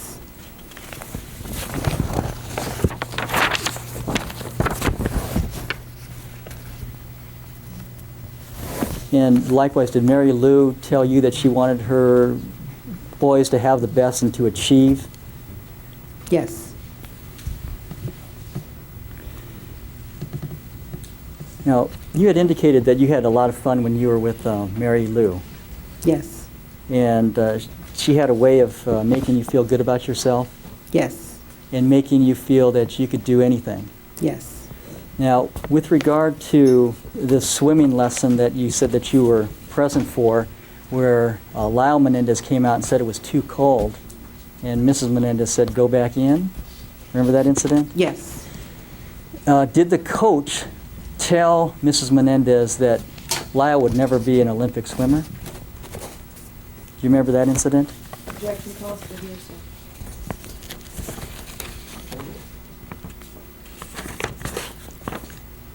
Could you repeat that? Yes, that incident that you referred to, or you Yeah. testified to earlier. You said that Lyle Menendez was in the pool and it was cold, and he came out and said it was too cold, and Mary Lou told him to go back in, that he would get used to the cold water. Yes. And you had indicated that the coach said, what are you trying to do, make him a champion? Right. Wasn't it the coach's statement that Lyle would never be an Olympic swimmer? I don't recall that.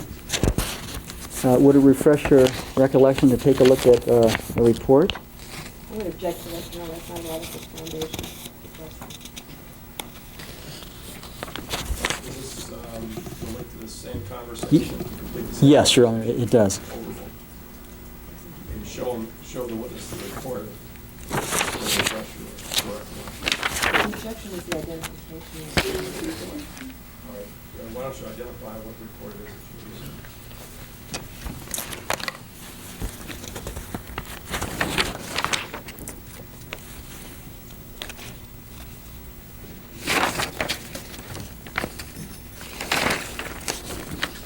Just one moment.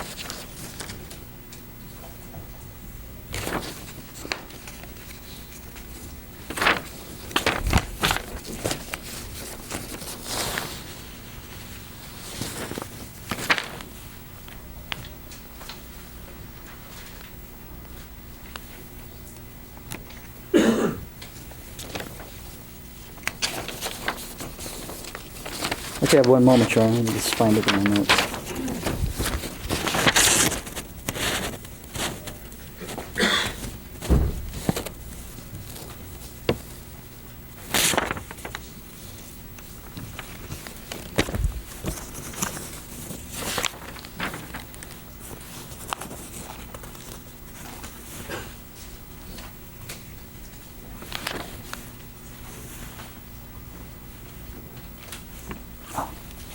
It's page 3 of the November 16th, 1991 statement. Interview with Faith and Peter Goldsmith.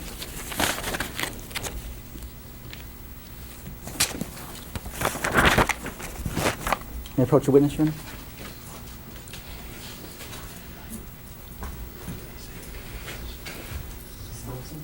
Would you take a look here?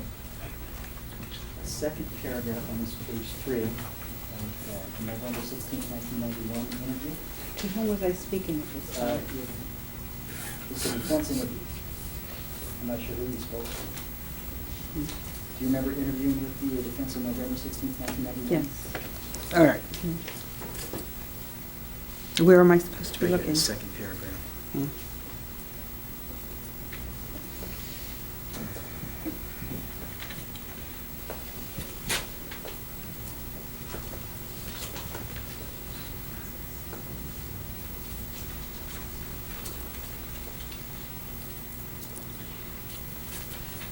What is the question that you want me to answer? Does that refresh your recollection of that incident?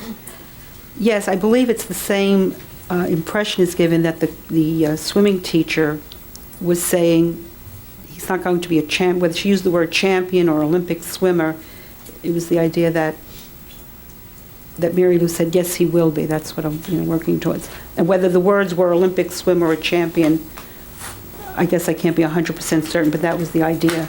Okay.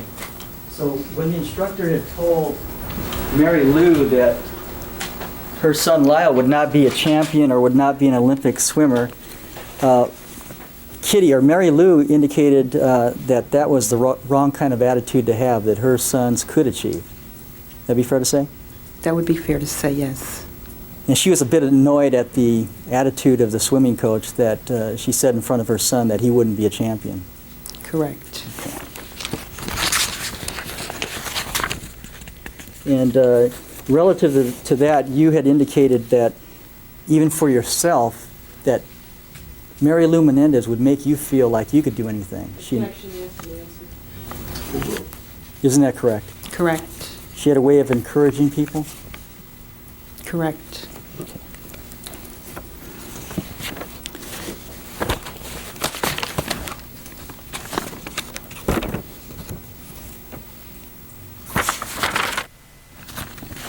Now, with regard to the driving, you indicated that you went from New York to Washington, D.C., and Mrs. Menendez drove quite fast. Correct. Did she teach you how to drive? No. Did you have fun driving with her? Did I have fun? Yes.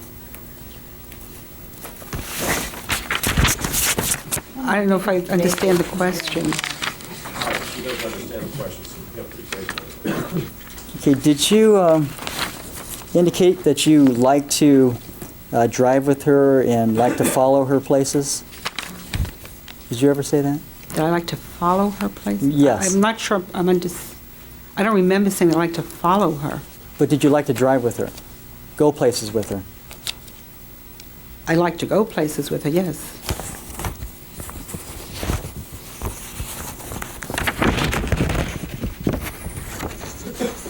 Was there a situation where Jose Menendez wanted Mary Lou to be baptized?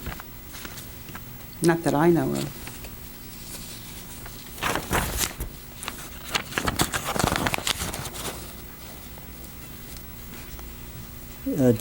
Would it refresh your recollection to take a look at the same report, page 5? Yeah, I would object to that if that's like the scope and relevant anyway. Yes, Your Honor. Resume. Mr. Kuriyama? Thank you, Your Honor. Mrs. Goldsmith, did you ever see Jose or Mary Lou Menendez abuse their children in the time that you saw them? No. Sustain. Did you see any activity by either Jose or Mary Lou Menendez that you considered abusive of their kids? It's still vague, Your Honor. I mean, psychological abuse, physical abuse. Sustain. Did you see anything with respect to any physical abuse of the defendants in this case by either Jose or Mary Lou Menendez? No. Was it your impression or was it your view that the defendants should have been disciplined more than they were disciplined by Mr. and Mrs. Menendez? By discipline, do you mean, what exactly do you mean by discipline? For example, I believe you related an incident where they were running around a restaurant. Yes. And making a lot of noise. Yes. And you thought that they should be disciplined, told to be quiet and stop running? Yes. And the Menendezes said, well, they're boys, it's okay. They're just being boys? Yes. Okay. Now, if in their being rambunctious, the defendants sustained some kind of a scrape to their elbow or knee, would Mary Menendez, Mary Lou, would she clean up the wound and bandage it? Yes. You saw that? Yes.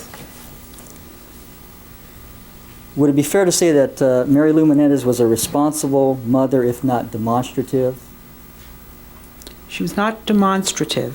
not openly affectionate? No, she was not. But would you say that she was a responsible mother? Calls for conclusion now. You understand the question? Yes. All right, I'll overrule the objection. You can answer that, Mrs. Goldsmith. She was responsible in that they were well clothed, they were well fed, they certainly got to all of their activities, they had many activities. She was very involved in getting them to all of their activities, very aware of what they were doing in school. She was also negligent in far as watching them. That would be my view of her. She would let the boys run around. Yes. Now, did your contact with the family, the real close contact that you had on almost a daily basis, you indicated that it ended when they moved to New Jersey? Yes. That was back in 1977? I believe it was 77 or 78. Okay. And 78, I believe. between 1978 and 1986, you would still have some minimal contact with the family? Correct. Christmas time, that sort of thing? Correct. Now, after 1986, you had very little contact with the defendants in the family? Correct. So you didn't know what was happening with the defendants from about 1986 on? Correct. Okay. I have nothing further. Thank you. Redirect?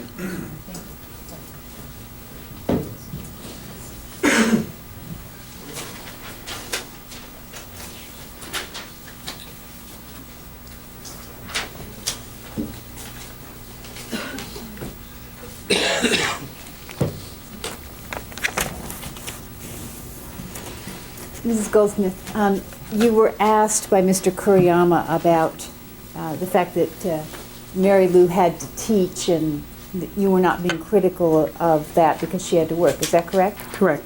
Now, when you two were teaching together, about what time would the work day end? 3 o'clock. So she would have been free to go home to her infant son at 3 o'clock in the afternoon, Monday through Friday. Is that correct? Correct. And this was during the period of time in which she talked about placing her son at her mother-in-law's house full-time during the week. Is that correct? Yes. And just visiting him on the way to skiing and on the way back. Right. So she would have had from 3 in the afternoon until whatever time everybody went to bed at night to spend with her son. Right. You talked about, I think Mr. Kuriyama asked you if Jose Menendez had a sense of humor. Yes. Was that at other people's expense sometimes? Was he the kind of person that sort of made fun of people? Yes. Yes, it was. And with regard to how good a friend Mary Lou and you were, was she the type of person to share secrets with you? Objection calls for speculation. Overruled. Mary Lou was a very private person. She rarely would confide personal things. Sometimes, if she had had a few drinks, she might at that point be more open and reveal some more things. But generally speaking? But generally speaking, no. With regard to the picture that we have of the porch and the railing, was the floor of that porch ground level, or was that elevated off of the ground? It was elevated off of the ground. And would it be fair to say that it was elevated at least your height off the ground and possibly more? Do you mean the drop down? From the floor of the porch, was it your height off the ground or higher off the ground, or was it just a few inches off the ground? On which side of the porch? The floor part that sticks out, that's out in the backyard. Let me point if I can. I want to make sure I'm understanding you. Should show you the picture.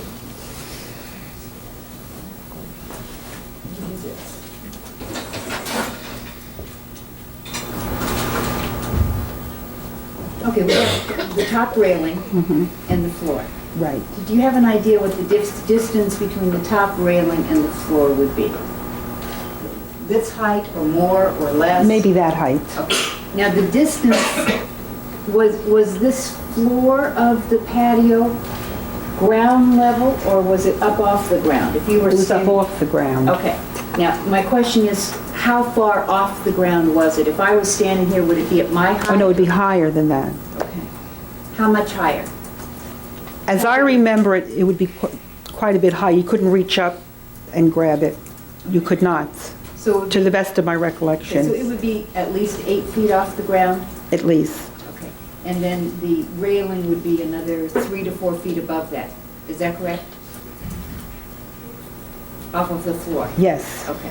Oh, So, yes, okay, I got the picture. Got the picture. Okay, it took me a while, yes, okay. so if a child is walking on this railing, they are now 12 feet off the ground? maybe? Possibly, yes, yes. Did you think that if someone fell off of that, they would kill themselves? Objection calls for speculation. Rephrase the question. Did you think it would be dangerous to fall I off? viewed it as dangerous, yes. Dangerous in terms of somebody might get a bruise, or did you think you could get more seriously injured than that? More seriously injured than a bruise, Like a broken leg or something? yes. Would you let your girls walk up there? No, I would not. Overruled, the answer will stand. Would you not let them work out there because they were just girls? I resent that remark. Good.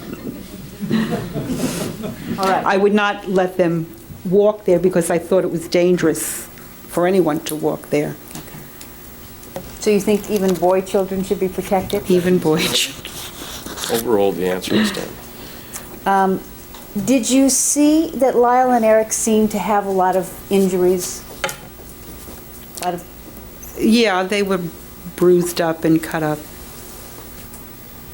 Yes. okay. I think Mr. Kuriyama asked you if Jose and Mary Lou wanted just what was best for their boys, and you said yes. What did you mean by best? What did Mary Lou and Jose mean by what was best for their boys? They wanted Lyle and Erik to be number one in sports. They wanted them, Jose would often say, he wanted the best for them. He wanted them to be in a good school where they could make good contacts so that they would have the right contacts in business to be successful. And did you ever suggest the possibility that maybe their kids wouldn't be the best, wouldn't be number one? Sustained. Did either Jose or Mary Lou talk about what would happen if their children weren't the best? Yes, Jose and I once, or more than once, Jose and I had conversations when Lyle and Erik were very young, and he would at that point be telling me how they were going to be number one and they would be the best at this whole scheduling that he had. And I would ask him, what would you do if they were not? What would you do if one of them had a learning disability? And he just said that would never happen, that his child could not have a learning problem, that they would be number one. And I said, but people do have children, just hypothetically speaking, what would you do? Would you be able to accept it? And he said he would never have a child like that it was not a possibility. I think Mr. Kuriyama asked you whether Jose had said that the most important thing in his life was his boys. Do you Yes. remember that? Yes. Did he say that in front of Mary Lou? I'm sure he did, yes. Mr. Kuriyama asked you if Mary Lou made you feel like you could do anything, you could accomplish anything. Did she try to create the same atmosphere for her children? Yes. And did she ever talk to you about what her feelings were if they couldn't do everything she thought they could do? She just always said that they could. Did you think that her expectations might be unrealistic? Objection calls for speculation, improper opinion. Sustained. Did you ever suggest to her that maybe they couldn't be everything she believed they could be? Objection irrelevant. Overruled. Could you just repeat the question, please? Did you ever suggest to her that maybe her children wouldn't be able to be everything she thought they could be? Yes. And what was her reaction? her reaction was that if she set these goals for them, that they would reach them, and that they could achieve it. I often said that maybe that it wasn't always necessary to be number one in everything, and she said it was. That was something that we would discuss at times. It was important to be number one? Yes, it was necessary. It had to be. Was it everything to be number one?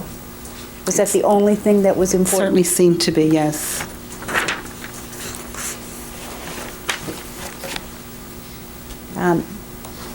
You were asked if the boy sustained an injury, if she would clean the wound for them. Would she console them or comfort them if they were injured, or would she just clean the wound? She would just clean the wound. Was this different from how you saw other people deal with injured children? Objection irrelevant. Sustained. Was there anything about it that struck you as unusual to just clean the wound? Objection is irrelevant. Sustained. You were asked if she was let me go back. With regard to the restaurant incident and the children running around, did you observe Lyle and Erik to not be receiving control and direction from their parents with regard to their behavior? That's correct, yes. Okay. Do you think that in terms of whether they were responsible parents, do you think that's responsible parenting to not correct your children in those areas? I believe that that's the parent's job, that that's the parent's responsibility to do that, yes. Do you think to discipline and stop that kind of behavior. Do you think you're doing your children a favor if you don't correct them in those areas? Sustained. Your Honor, the question was whether they were responsible parents. Yeah, well, that's the question you had asked, but now you're on to something else. Okay. Do you think that it is responsible parenting to not correct your children in areas like that? Speculation and popular opinion is irrelevant. Well, this is what you brought out, Mr. Curiello. Objection overruled. Do you remember the question now? I think I do. Okay. I definitely believe that is certainly, if a child is going to learn discipline and control and how to behave in a public place, it is the parent that teaches the child that. The child doesn't just come naturally. It's something that has to be taught. And my last question is with regard to whether they were responsible. You said that you felt that they were negligent in the way they watched their children. Did you feel that they endangered their children by failing to be protective of them and monitor their activities? Objection calls for speculation. Overruled. I felt that they left them in dangerous situations, and yes, I did. Thank you. I have nothing further. Anything else? No further questions, Your Honor. Okay. Stephen Mosner, M-O-S-N-E-R. N-E-R, ma'am. Stephen with a P-H, S-T-E-P-H-E-N. All right. Mr. Mosner, could you tell us where you reside, please? I live in Lawrenceville, New Jersey. And how long have you resided in New Jersey? Since 1968. And in the late 70s, were you a coach of a soccer team? I was a coach from 72 to 87. And what was the team you coached? I coached several teams, but they were all for the Tom Hamnett organization. Right. And, Your Honor, I've had marked as the next exhibits in order. 3 photographs. Exhibit number 192 is a photograph which is labeled State Cup Champs 1977. 193 is also a photograph showing a photograph of Lyle Menendez. And 194 is another photograph of Lyle Menendez and his mom. All right, these are exhibits 192, 3, and 4. Is that what you got? Yes. So we're showing you exhibit 192. Could you take a look at that and tell me what you recognize the people who were depicted in that photograph? Yes, sir. I coached all these boys. Okay. And it says that they were, the champs of some kind in 1977? Yes, sir, that was a year before I coached him. And is that you in the photograph, or is that another? No, it's not. That's a gentleman by the name of Stephen Grover. And is one of the people in the photographs Lyle Menendez? Yes, sir, lower left-hand, far left-hand corner. And I'm pointing to it right there. Yes, sir. Is that right? That's correct.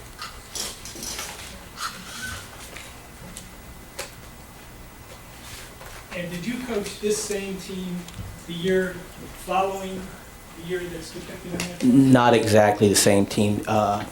85, 90% of them are members of my team. Okay, and showing you 193, is that a photograph which depicts Lyle Menendez at about the age when you met him as a coach? He looks a bit younger there. Okay. And is that the jersey he's wearing, the name of the team that you coached? That was from the same organization, yes. And showing you 194, is that a photo of Lyle Menendez around the time that you coached him? Yes, sir. And do you recognize the jersey he's wearing there? I don't really. That would have been the same age. Yes, sir, that would have been a house team photo there. I coached them both on a house team and an all-star team. The blue uniform was the all-star. The yellow is a house team.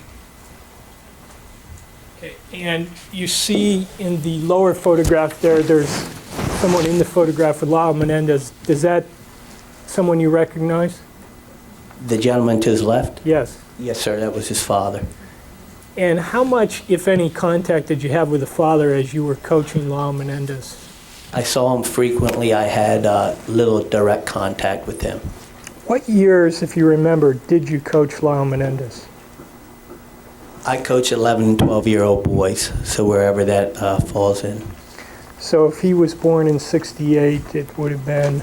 1980. All right. And what was Lyle Menendez's behavior like on the field, on the soccer field? He gave 125% at all times. Would you describe what you mean by that? Yeah, I used to have the boys, if they wanted a break, raise their hand and come out to take a rest. Lyle very infrequently raised his hands. At times he was tired and coughing out there, and I would ask him if he would want a break, and he would prefer to stay in the game. In addition to playing soccer with you, did he appear to have a fairly busy schedule during the time that you knew him? Extremely.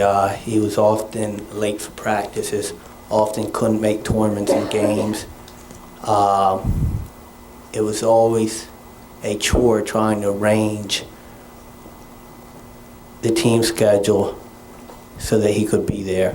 Do you know what he was doing in the times when he would be late? Oftentimes there were other lessons involved that took preference. Tennis, I believe, was the main one, but thinking back, swimming may have come in there, tutoring, trips. He just, as good as he played on the field, he wasn't always a member of the team because of his other priorities. You said he gave 125% on the field. What was he like off the field, around the other boys that you were coaching? He was usually in and out very quickly. The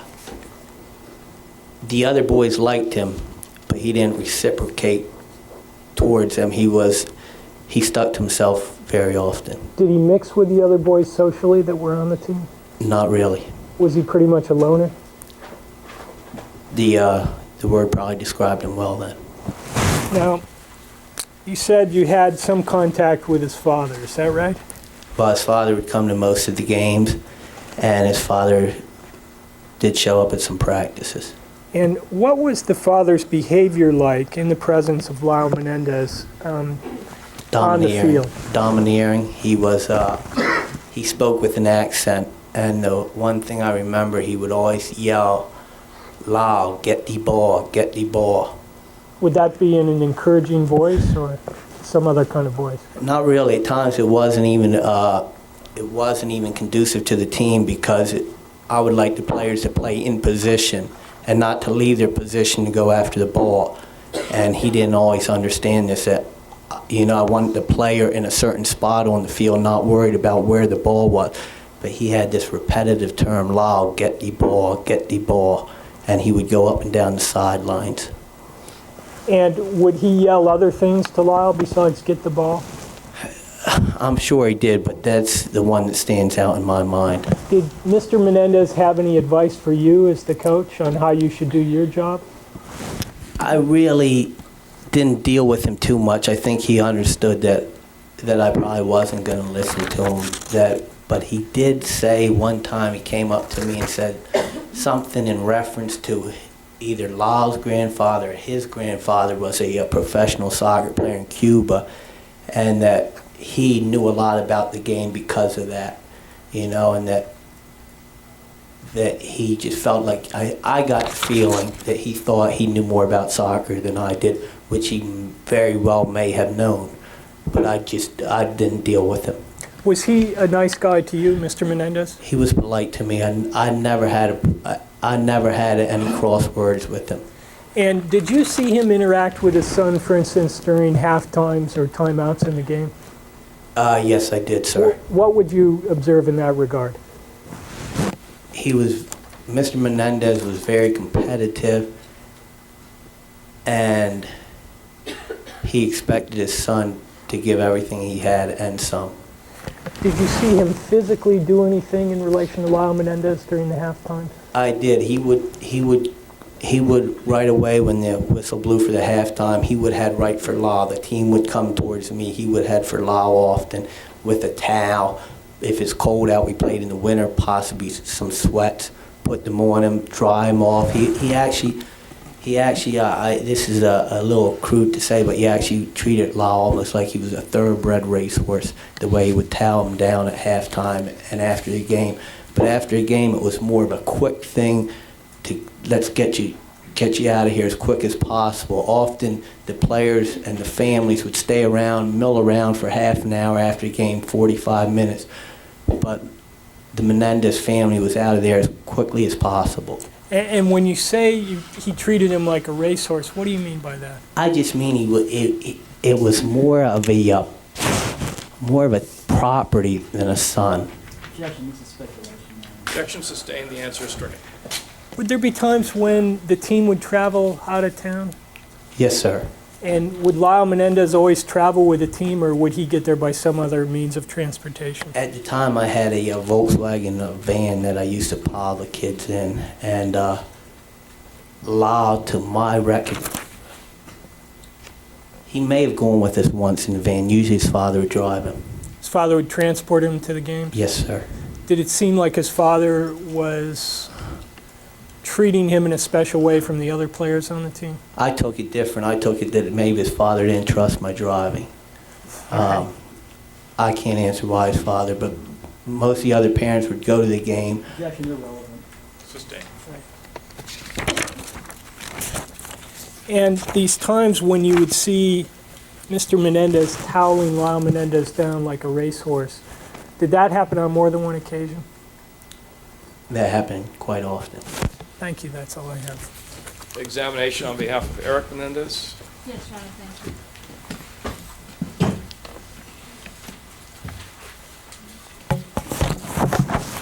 Mr. Mosner, you coached Lyle Menendez when he was 11 and 12 years old. Is that right? Yes, ma'am. And were the other boys on the various teams in which Lyle participated also 11 and 12 years old? Yes, ma'am.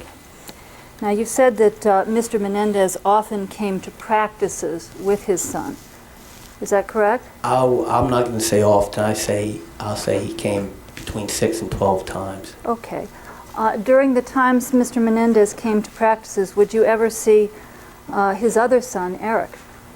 Yes, ma'am. I'd say about a half a dozen times. Okay. And would Erik accompany his father and his brother on the soccer practices? He would come to the practice, yes, ma'am. Okay. And approximately how old was Erik on these occasions when he came to the soccer practices with his father and his brother?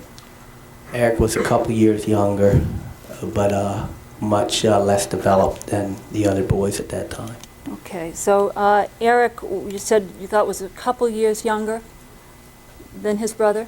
I'd say at least 2, ma'am. Okay, could he have been 3 years younger than his brother? I'm sure that's possible. Okay, so that when you saw Erik, he was 8 or 9. It's a good estimate. Okay, now, are there, in your experience as a coach, developmental differences between 8 and 9-year-olds and 11 and 12-year-olds? Severe. Okay. Are 8 and 9-year-olds smaller? Much less. And are they also not as muscular as the older boys? Yes, often much slower also. What about their skill level, besides speed? Nowhere near it. Did Mr. Menendez ever make any concerning his son Erik when he would come and attend the practices? Yes, he asked me on several occasions, anywhere from 3 to 6, Erik, if I minded if Erik practiced with the older boys. Okay. And this was Mr. Menendez who made the request, not Erik, correct? Yes, ma'am. I really never spoke to Erik. Did Erik, in fact, participate in some practices with the older boys? Yes, ma'am. And did Erik try hard? Tried as hard as anyone. In your opinion, Mr. Mosner, was Erik evenly matched with the boys in Lyle's age group? Seriously overmatched me. What were your impressions, Mr. Mosner, of Erik on the field when he practiced with the older boys? He tried hard, he played hard, but he physically couldn't stick up with them. How long were these practices that Erik participated in? Approximately an hour to 2 hours.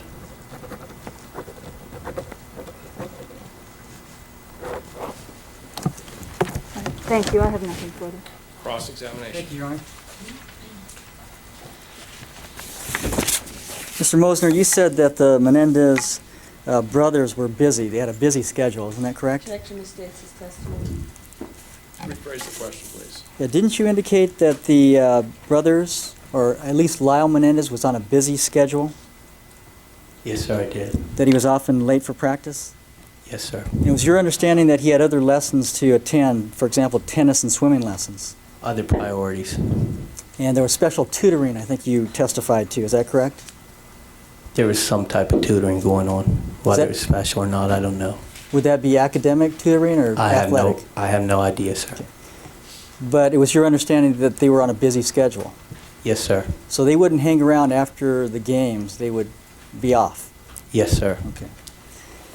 Now you said that you had some dealings with Mr. Menendez and you found him to be polite to you. Isn't that correct? He was polite. In fact, you considered him to be a nice guy who wanted the best for his boys. Wouldn't that be fair to say? It appeared that way on the surface. Okay. And you stated that he was concerned that his sons do well. Yes, sir.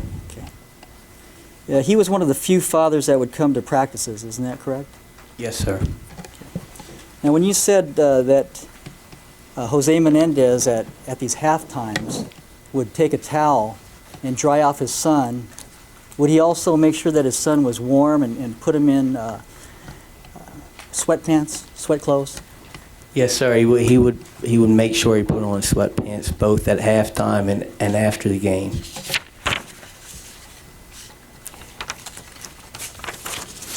Did he appear to be proud of his sons? Not really. It seemed like they could never do enough for him.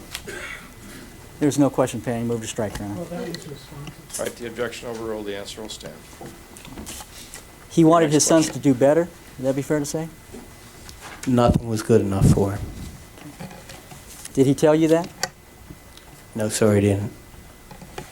You gathered that from watching him towel his son down and put sweatpants on him?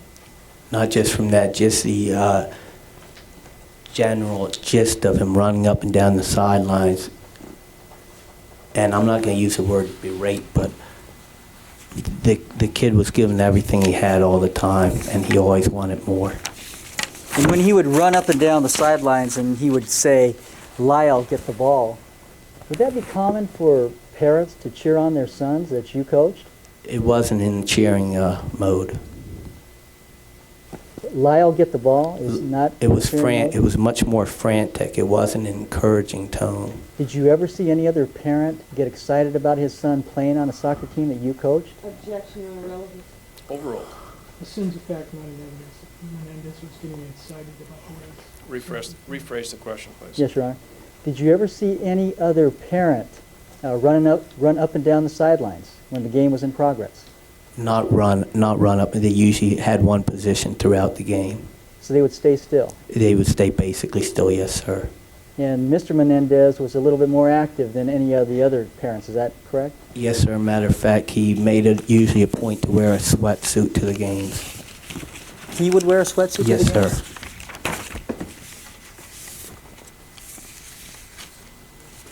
Now, was he, did you indicate that he was about the only father that you saw come to the practices?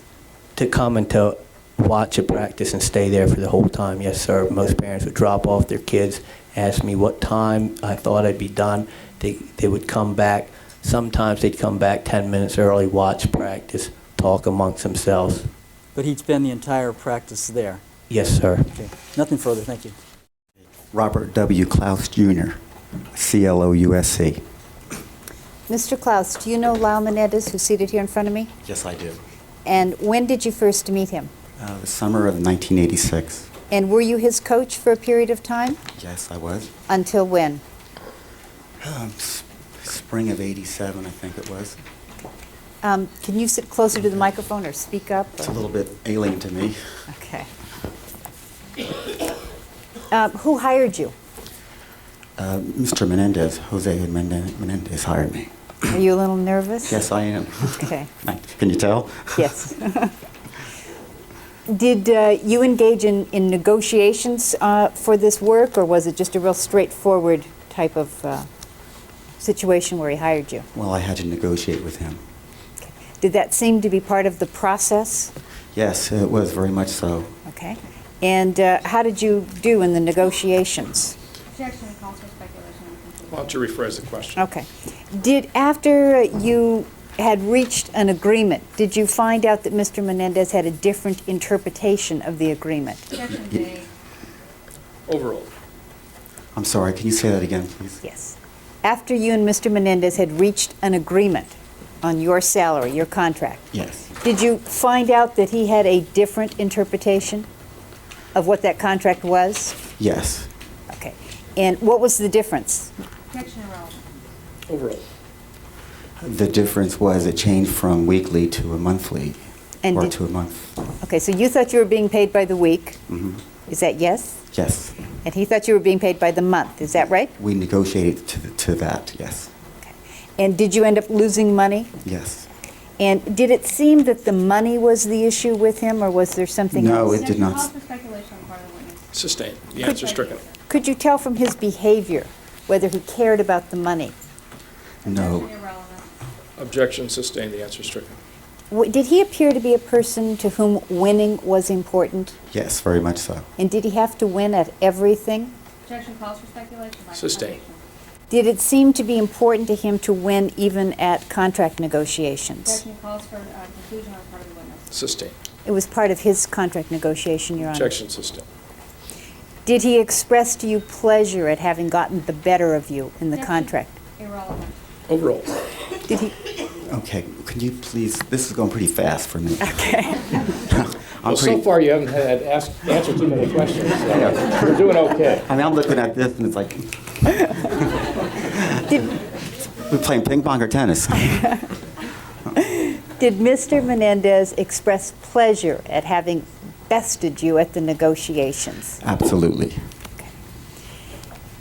During the time that you were coaching Lyle, you said that this was summer of '86 to spring of '87, so he would have been 19 years old, is that correct? Yes. And was Mr. Menendez in control of what was going on with regard to the coaching and Lyle's life? Objection, Crown Canon, calls for speculation. Any conclusion? Sustained. Did Mr. Menendez seem to be actively involved in what was happening with his son's life? Objection calls for speculation and lack of foundation. What you saw of it? Okay, can we have this one more time so I don't, Yes. I'm getting with this Okay, objections Okay. are sort of breaking up the rhythm of this. I think that's the intention. It's all right. Excuse me, Your Honor. Was- may Yes, counsel be counsel's remark is stricken, and counsel's admonished not to say such things. I apologize, Your Honor. Did it appear that Mr. Menendez was making the decisions in Lyle's life? Yes, very much so. Where was Lyle living at the time you first met him? What city, state? He was living in New Jersey. Okay. And were his parents living in New Jersey? No, not that time. Not Do you that know time. where they were living? They were supposed to be in Los Angeles, I think, from Okay. what I perceived. And was Lyle living in a very large, beautiful Yes. home? Yes. Is this the Mountain Avenue home, the Princeton Yes. mansion? Yes, ma'am. Was it furnished? No, it wasn't. Did it have electricity? Not to my knowledge when I was there. And during the time that he was living in New Jersey and his parents were living in California, did it still appear that the parents were the ones making the decisions about his life? Objection calls for conclusion and speculation on the part of the Sustained. witness. Did you, during this period of time, did you see the parents making the decisions about Lyle's life? Well, at that time, all the decisions were made by Jose, Okay. or every major decision. While you were coaching Lyle, did you get to know him? Very much. Okay.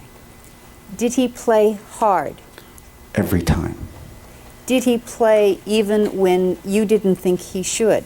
Yes, he did. Under what conditions did you think he shouldn't play and yet he did anyway? Yes, this was the U.S. Pro Indoor pre-qualifying. And why did you think he shouldn't play? Well, he sprained his ankle, I think the day before, wearing boots, and I almost wanted to pull him out.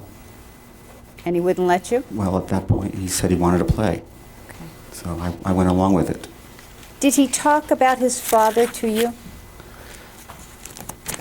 About a little bit, yes. Okay. Did he seem to be proud of his father or ashamed of his father? How did he speak of his father? He seemed very proud of a lot of the things he has accomplished. Okay. Okay. And did he talk about him as a weak man or a strong man? No, never weak. Always very tough. And would he talk about what Jose was like in business? Yes, he. Okay, sorry. Husband hearsay. I'm not asking what he said, it's just Right, what... the objection is overruled. The answer, yes, will stand. Okay, so. Wait, you've answered the question. Okay. I'm sorry. So he talked about what his father was like in business, is that Yes, correct? he has mentioned, yes. Okay. And did he seem to have an impression of who his father was in business? Yes. Objection calls for speculation and conclusion. Sustained, the answer stricken. Did what he told you about his father have any effect on you with how you dealt with Jose Menendez? Objection irrelevant. Sustained. Did you have an encounter with Jose Menendez which you later related to Lyle? Yes, Okay. You know what I'm talking about. yes, Was this encounter in February of 1987? yes, And did it take place at the Calabasas house? yes, ma'am. Now, this is not the big house, but a smaller house the family lived in, is that right? Yes, And were you over there for dinner? yes, Was Lyle there? yes, Was Mrs. Menendez there? Yes. Was Erik there? yes. And the ferret. And the ferret. After dinner was over, did Mr. Menendez ask you to step away from the table? Yes, And did you do so? yes, And did he direct you to some particular location? yes, we did walk to another room. Did everybody else join you? No. Who else joined you? Kitty followed. And did Mr. Menendez then have a conversation with you which you later related to Lyle? later in April. And Okay. What was that conversation? Objection calls for hearsay. Did you wish to be heard? Yes, Your Honor. All right, you may approach. All right. Thank you. Mr. Clouse, I believe we're at the point where you said that you were directed into a room, went into a room, Mr. Menendez and Mrs. Menendez were there. Is that correct? Yes. Did you sit down? No, we stood up. And who did the talking? Jose did the talking. Now, can you remember absolutely word for word what was said, or you just remember the general message that was I given? got the gist. Okay. And are there particular words that stand out in your mind, though, that were Yes. used? Okay. Now, with our apologies to the jury, I would like you to repeat now what it was Mr. Menendez said to you. I can say this. Word for word. I'm in the same boat as the jury. I don't know what it is you're going to say. He's until you concerned say it, about sir, so- some of the language, Your Honor, so I'd like him to repeat what was said. Well, if it makes you uncomfortable, then don't. It doesn't make me feel uncomfortable. All right, then. I just don't know these people. Okay, well, then, just give us the gist without the specific words, then. Your Make Honor, you feel I'd uncomfortable. like him to use All the right, specific first, words. Give us the gist. Okay. He says, don't fuck with my son's future. Is that fucking perfectly clear? And did he go into any detail about what that meant in terms of his Yeah. future, what he was or wasn't to do? Yes. And what was that? Tennis was just, I was babysitting now.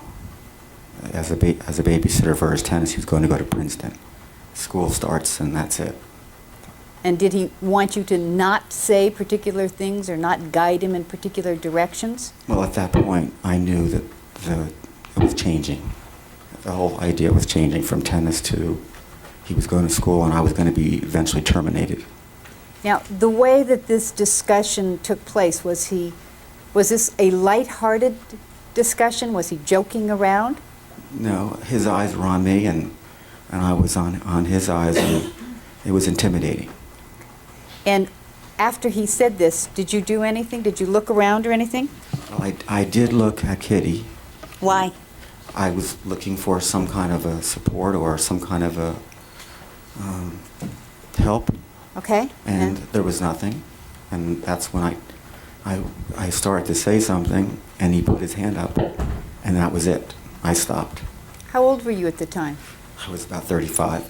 Now, when he put his hand up, why didn't you just speak your piece? I knew. That was the end of the conversation. But why wouldn't you just go ahead and explain what your views were? I just felt that was it. No more to be said. Dismissed. Okay. Did you later repeat this conversation to Lyle? In April.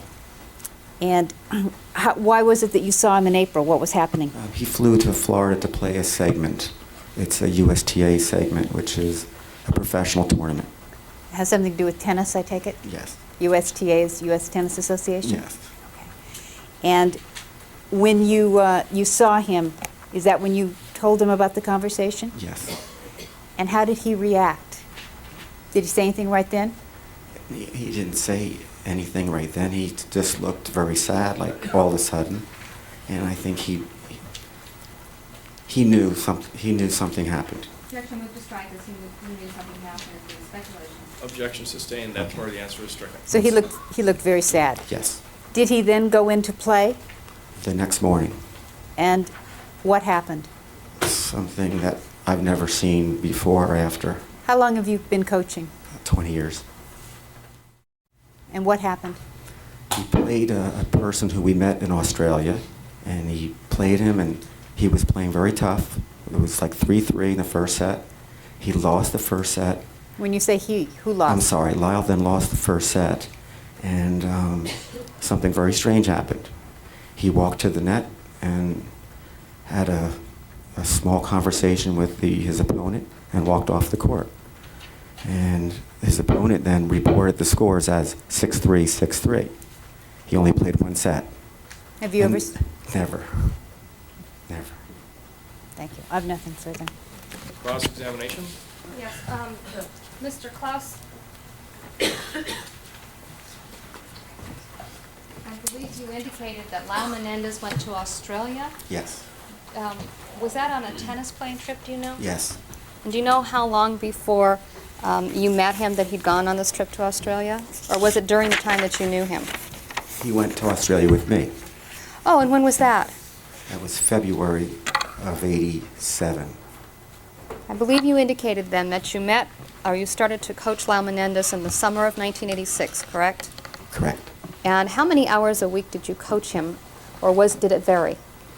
It was pretty consistent. And could you tell me how often? We were training between 2 and 4 hours a day, 5 sometimes, maybe a 6th day. So 2 to 4 hours a day, 5 to 6 days a week, correct? Yes, correct. And this was pursuant to a contract that you had, right? Yes. Okay. And who paid for it? Do you know who paid for your services? Yes, Jose did. Where did you play? I belonged to an indoor club in Langhorne, and also on private courts. Did you? On private courts. So I believe you indicated that in February of 1987 that you accompanied Lyle Menendez on a trip to Australia for the purpose of him playing tennis. Is that correct? Correct. And was that trip paid for by his father? Yes. Do you know how long you were in Australia? Approximately 3 weeks, less than a month. Okay, so 3 to 4 weeks? Yes. I believe you indicated that you had this conversation with Mr. Menendez that you've related to us in Calabasas. Is that correct? Yes, that's correct. Okay. But were your coaching duties performed in the East Coast? I also performed them out here. Okay. How many times did you visit in California during this period of time between the summer of '86 and the spring of '87? Well, I just came out here 2 weeks before we left for Australia, and then when I came back, before I flew back to Florida. Okay, so you were out here the 2 weeks before the Australia trip and then a few days after the trip? No, it was like within 1 day, I think I left. After the Australia trip? Yes, when I arrived back in March, I flew back, I think, within 24 hours. Now that was then March of '87, correct? Yes. Did you continue to coach Lyle Menendez after that period of time? Like I said, on the tournament when he came to Florida in April. All right. Now, I believe that you've indicated that Mr. Menendez had this conversation with you and that it sounds like it upset you. Did it upset you? More so later than at the point. Okay. And then you repeated this conversation to Lyle Menendez right before he was going to play in the Florida tournament. Is that correct? Yes. Now, when Mr. Menendez spoke to you, did he indicate to you that he wanted his son to attend Princeton University? His son was going to attend. And he was desirous of his son pursuing an academic career at Princeton. Is that correct? Yes, ma'am. Versus being a professional tennis player? Versus, yes. Okay. And I believe you've indicated that sometime in April you went to Florida with Lyle, or you saw him? I live in Florida. Okay, and you saw him in Florida in April, correct? Correct. Okay, now, were you living in Florida when you were coaching Lyle Yes. Menendez in New Jersey? Yes. Okay, so were you exclusively dealing with Lyle Menendez at this time? Not exclusively. Did you have other students in New Jersey at that time? Not in New Jersey and Pennsylvania. Nearby? Yes. And when you told Lyle Menendez this information right before he started the tournament, did you think maybe it would upset his playing in the tournament? Do I think it would upset him? Yes. There was concern for both of us. Well, was there a reason you couldn't have waited until after the tournament? No, ma'am. Well, No. There's no way you could have waited till after to tell him? Did you? I had a threat from his father. That was a threat. Okay, and the threat was when? In February? Yes. And the tournament was in April? Yes. And between the threat in February and April, you hadn't said anything to Lyle Menendez about what his father had said? And was this threat that you got from his father before you went to Australia? I'm sorry, can you slow down, please? Okay, all right. You said you got a threat from Mr. Menendez, is that correct? In February. Was that before or after the trip to Australia? That was when the trip was finished in Australia, we came back to the house. That's when I got this threat. So that would have been about March then, if you'd been gone 3 to 4 weeks? No, I got the threat in February. I'm sorry, March, the first week of March, we came back. I got it, yes, in March, and then I went home to Florida.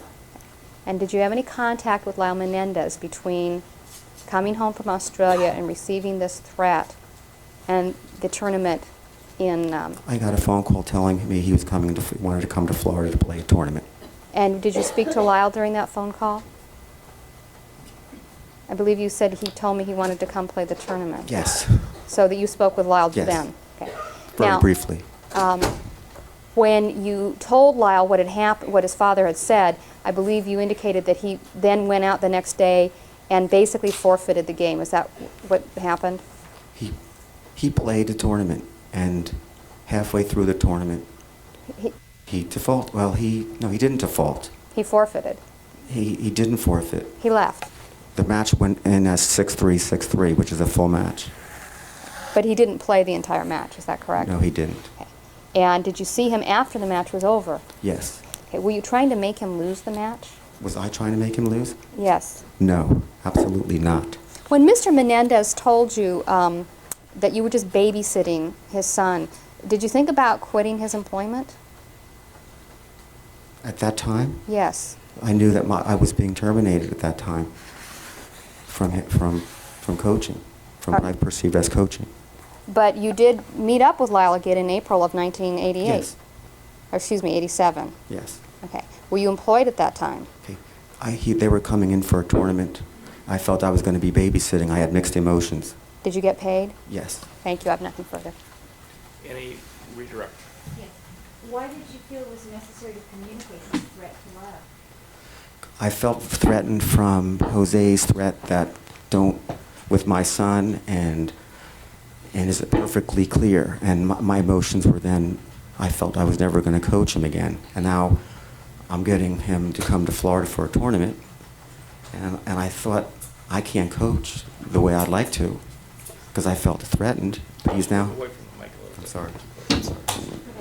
So I felt very threatened by this, and I knew I had to say something to Lyle, because I didn't know what was going to happen. I had no idea what would happen to me or him. Were you afraid for your safety? Yes, ma'am. Were you afraid for his safety? Yes. Thank you. I have nothing further. Anything else?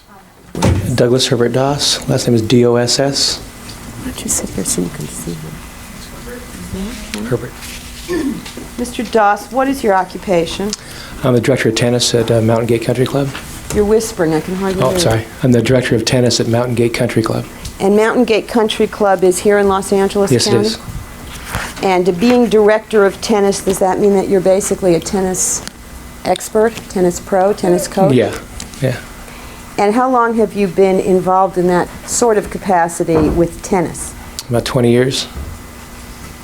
Now, several years ago, did you make the acquaintance of Erik Menendez and his family? Yes, I did. At the time you made their acquaintance, where were you employed? The Calabasas Park Tennis Club. And what was your position at Calabasas Park Tennis Club? I was the manager and director of tennis, head pro. And do you remember approximately what year it was when you first made the acquaintance of Erik and his family? Not exactly, 87 maybe. I don't really recall exactly the year. When did you start at the Calabasas Park Tennis Club? So I worked for Warner Center Club, and we took over Calabasas in 84, I believe it was, for 4 years. Okay. I ran 2 clubs at the same time. Warner Center was another tennis club in the San Fernando Valley? Yes. That one's off Canoga? Right, in Woodland Hills. Now, do you know if the Menendez family belonged to, strike that, at some point, did the Menendez family join the Calabasas Park Tennis Club? Yes, they did. Did that also give them privileges at the Warner Center Club? or- Yes. Okay. Yes.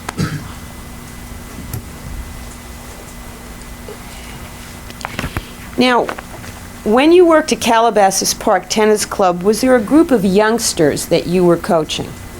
Yeah, there was quite a few kids there at the time. And by kids, what age group were you mainly concerned with? 12 to 16, 12 to 17. And were there a group of kids who were from Calabasas High School who also belonged or were members of the club? Yes. And when you met Erik Menendez, was he attending Calabasas High School? Yeah, he was just moving into the area and just starting school. If I were to tell you that the family moved into the area in the summer, fall of 1986. Would that refresh your recollection about when you met them? Yeah, sure, definitely. And it was just when they had come to the area? Right, right.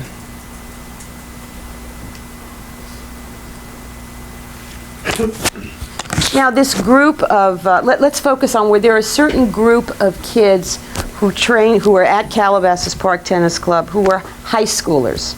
Yes. And is that the group that Erik eventually became a member of? Right. And how would you compare Erik, as far as his behavior and personality, to the other members of that high school age group? Did Erik stand out somehow in your notice? When he first came to the club? Well, after you got to know him, I would. He was fairly calm. I mean, compared to a lot of the other kids that were how do you say, much wilder than normal kids, you know. But he was pretty calm guy. When you say these other kids were wilder than normal kids, were they good kids? I mean. Oh, they're basically good kids. Let's get to the point here. Did you notice in the course, first of all, did you coach Erik? Yes. Did you teach him? Yeah. Over how long a period of time? Well, privately a very short time, but he was in the junior program itself for a couple of years. So you knew him and had contact with him over a period of a couple of years, say from 86 to 88? Right. And at some point did he just leave Calabasas Park Tennis Club? Yes. And to the best of your recollection, that would have been 88? Yeah. Did he also receive private coaching from other coaches that you were aware of? Yes. Now, in the course of your acquaintance with Erik, did he ever demonstrate any aggressiveness towards authority figures? Not aggressiveness, no, huh? Well, that's what I'm asking. Yeah, no, never. No, not hostile at all. What did he exhibit towards authority figures, such as you were an authority figure at that club? Yeah. We got along fairly well. He had a great sense of humor. He worked really hard, extremely hard, and at times he'd just space out during lessons and such. But we'll get to that. But he worked hard. Yeah. Was he obedient, respectful to orders? Definitely. Yeah, he was. Sustain the answers. Well, Your Honor, I'd like to be heard. Counsel, let's move on to something else. Okay. Was there something you observed about Erik that seemed unusual or abnormal during the course of workouts? Understand what she's asking? Yeah. Okay, overall. Okay. Did you observe something that seemed very unusual to you? Yes, I did. Okay, and if you could, speaking slowly, describe for us what this was that you would observe. Okay. As I said before, Erik was a very hard worker on the court, and he'd basically do everything he was asked to do. And but there were times when he would just disappear mentally. He'd just space out, and he'd be gone for a second, and then he'd start laughing about it. And I just assumed that was his sense of humor, because that's where we connected more than anything else, is that level of humor that he had. But he would just be gone. And for no real apparent reason. It wasn't like it was real stressful, or it was something I was asking him to do that he wasn't capable of doing. It would just be a time where I wouldn't expect it, and he'd be gone. He just seemed to, his concentration would seem to evaporate? Yeah, it was over. And it wouldn't last very long, just very short periods of time. And then we'd take a break and talk about it or whatever, but it wasn't, wasn't expected. Sometimes when you're working with kids, with teenagers, and you're pushing them, do they sort of stop working or break concentration in a deliberate way? Some kids will, because they don't want to do it. But I mean, most kids at go ahead. Most kids at that level of workout will stay with you, and you can tell when they've had enough. You can tell when they're about ready to, to break or need a break. And these things that you noticed with Erik, though, was it what you had seen with any other kid? Sustained. What was different about what you saw with Erik? Sustained. Well, Your Honor, I'm trying to get He's described how he observed this incident. That's sufficient. Would Erik be able to tell you afterwards what had gone on mentally in his head that caused him to space out? Overall. No. I mean, was there a discussion about it where you'd want to know? I would try to get to find out, but he wouldn't even know, actually. It was more of a speculation as to what Sustained, that answer is correct. Did he indicate to you that he didn't know? That's what it was, yeah, he didn't know. Now, did you ever observe Erik's father at the Calabasas Park Tennis Club? Yes. And specifically, did you observe an incident that involving Mr. Menendez, Erik, and his brother Lyle? Yes. And did you see Lyle from time to time? Occasionally when he was in town, yeah. And could you tell us, with respect to this one incident, what preceded the noticeable aspects of the incident? What was happening? Erik and Lyle were working out on the front stadium court at Calabasas. When you say they were working out, what were they doing? They were hitting with each other, working on their game. They were hitting balls at Yeah. each other? Yeah. And what occurred? Mr. Menendez was leaning over the railing. Mr. Menendez was leaning over the railing. Had he been there, Mr. Menendez, had he been there all the time? No. You gotta let me finish. I'm sorry. That the two sons were working out? No. Did you see him show up? Yeah, he showed up in his work clothes, business suit. He was wearing a suit? Yeah, without a coat. Okay. And when he showed up, he went over to this court that his sons were playing on? Right, at the end of the railing. And what did you observe? A couple things. One, that he started basically yelling at the kids to hit harder, to work harder. And they had been doing that before he arrived. They were doing what before he arrived? They were working hard before he arrived, which they always did when they hit with each other. But it changed when he showed up. And because of his demands on them, they were hitting the ball harder, and they always hit it hard anyway, but it changed because it was more it looked like they were mad when they were playing. Okay. And he was demanding that they hit the balls harder and harder. hard as they could. And they started hitting harder and harder and harder? Yeah. Okay, and did he sound satisfied with No. What did you hear? He didn't change his tone. He kept asking for more. So. And was he addressing his demands more towards one of his sons than the other? A little more towards Erik, just because Lyle was stronger. But it was towards both of them. Okay. You had observed, even prior to this incident, the relative strengths and talents of Lyle as a tennis player and Erik as a tennis player. And how would you compare them, very briefly? Sustained. Was Lyle physically stronger and a stronger athlete than Erik? Overall. Yes, he was. In your opinion, as a tennis coach, was it reasonable for someone to expect Erik to be able to perform at the same level as Lyle at that time? Overall. No. No, it was not reasonable? No, it was not reasonable.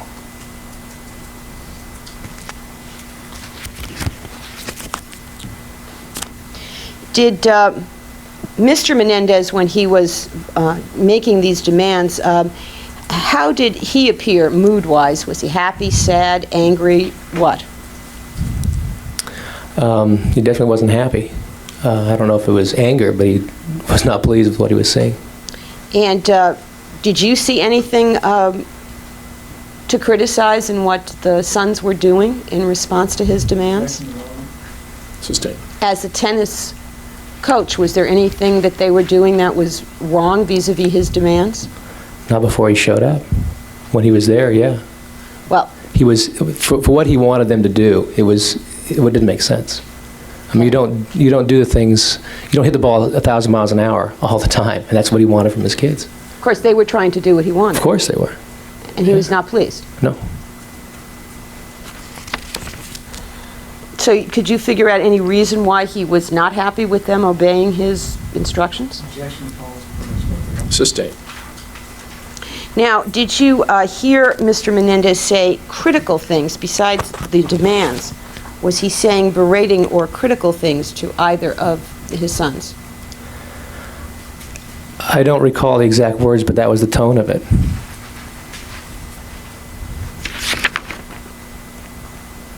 Now, were you also acquainted through the Calabasas Tennis Club with a young man named Craig Signorelli? Yes, I was. And were you aware that Craig and Erik knew each other? Yes. And do you recall at some point after Erik and Lyle were arrested, being at the pro shop at Warner Center Club and hearing a conversation of Craig Signorelli's? It was actually in the workout facility at Warner.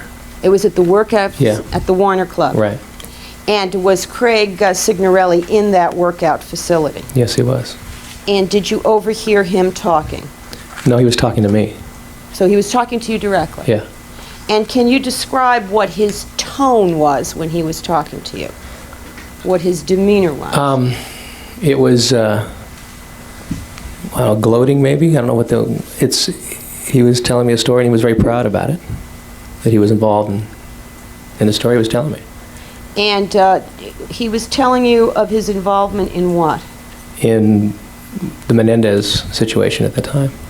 And did he say anything to you about his expectations or any expectations he had because of his involvement? That was the gist of the conversation about him, book deals and movie deals, that type of thing, that he knew the facts and that, he was bragging about it. What was he saying about book deals? Well, there was a book in this for him. He was going to write a book about it. And what was that going to do for him? I don't know, fame and money, who knows? But that's what he was talking about. Did he say that he was going to make a lot of money from what he knew? Yeah.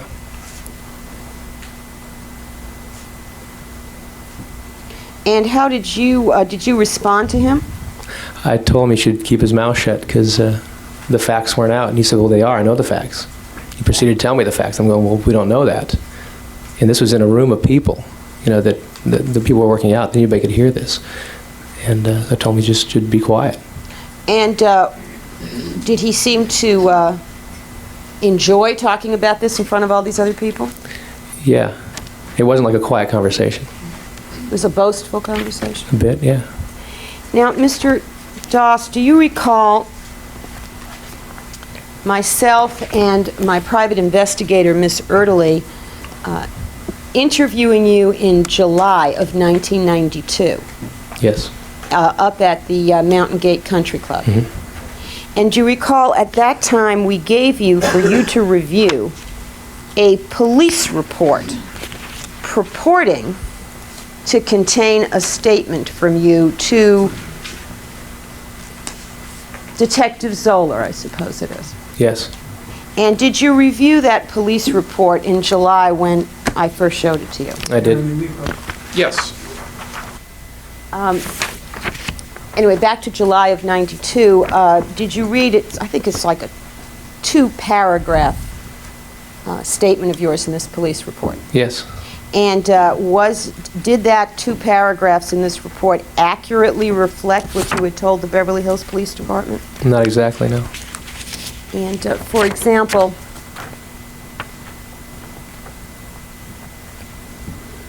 had you told the Beverly Hills Police Department that Erik was a wild kid, very high-strung? No.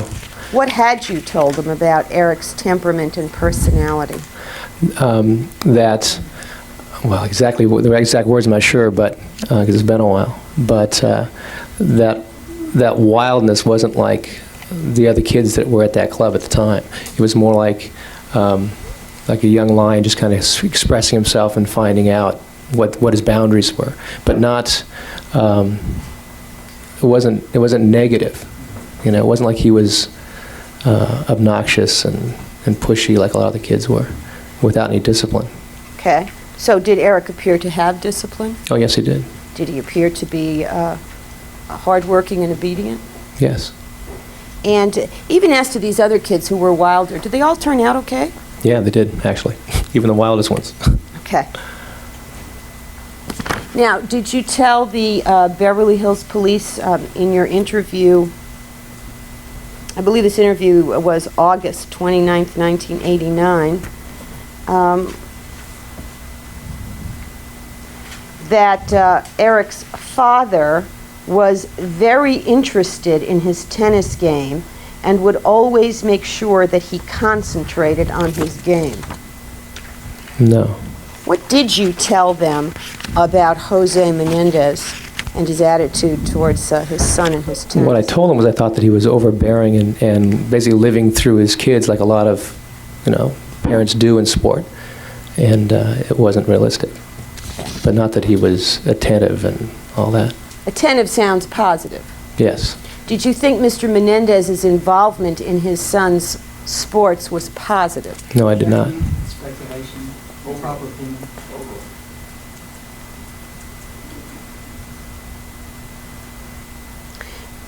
Okay, I have nothing further. Thank you, Mr. Dawson. How long your cross-examination? Maybe 10 minutes. Thank you, Your Honor. Sir, you had indicated that you had actually coached Erik Menendez for a short period of time over this 2-year period. Yes. Was a coach by the name of Craig Heinberg the coach? Yes, he was. And how long was Craig Heinberg the coach? I don't know that. I don't know how long he coached him because I know that a gentleman named Paul Hobach coached him as well. Okay. So I don't know how long Craig was involved with that. Do you know Craig Heinberg? Yes, I do. And how do you know him? Through tennis. I'm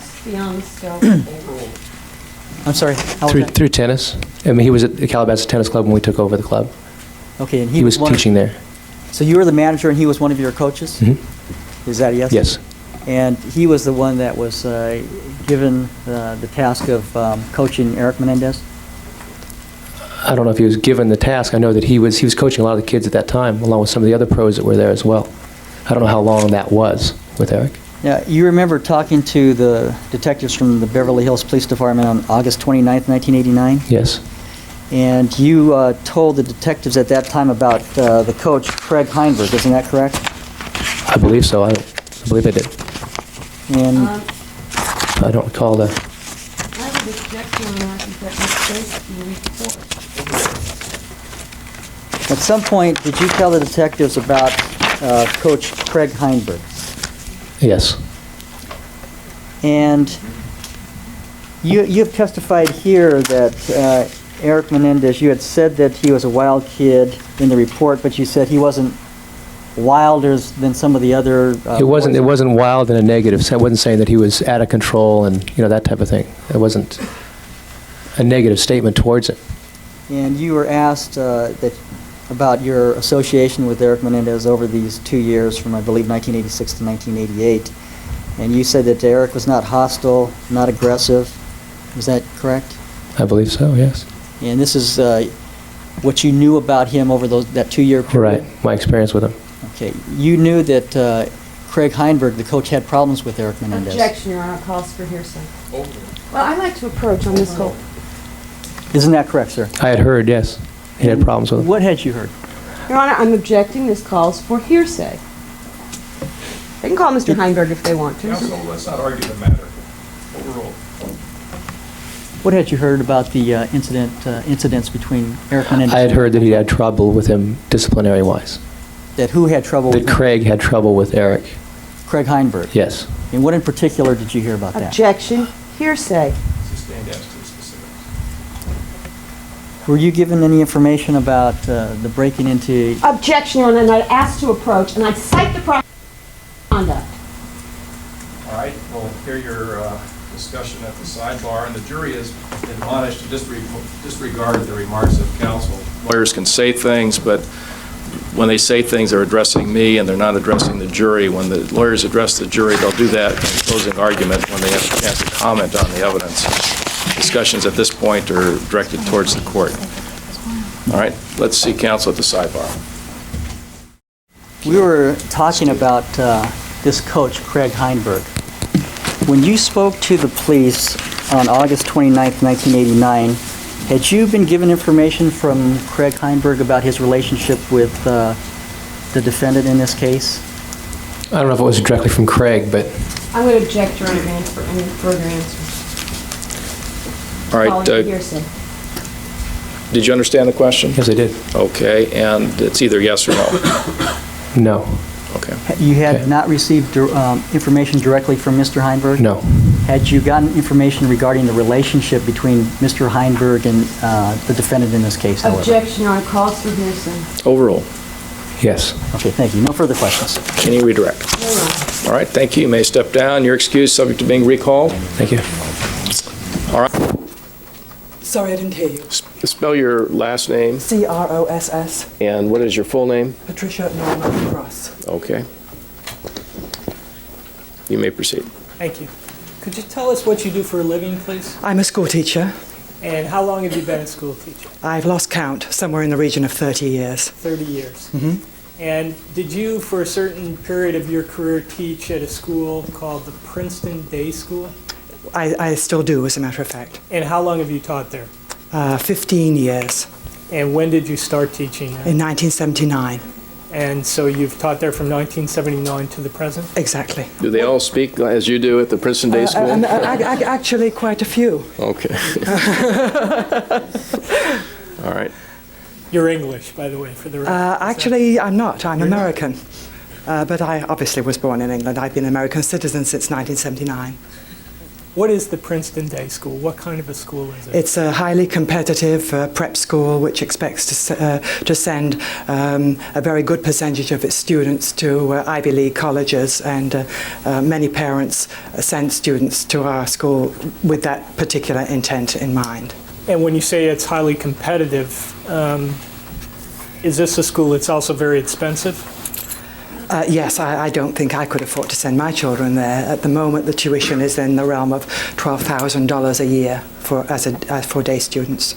And what do you teach exactly? I teach history in the middle school, which means 5th through 8th grade. And is there an upper school as well? Yes, there is. That's 9th through 12th grade. And do you know the defendant in this case, Lyle Menendez? I taught him in 6th grade. And was that in approximately 1979 to Yes, it was in the year of 79 to 80.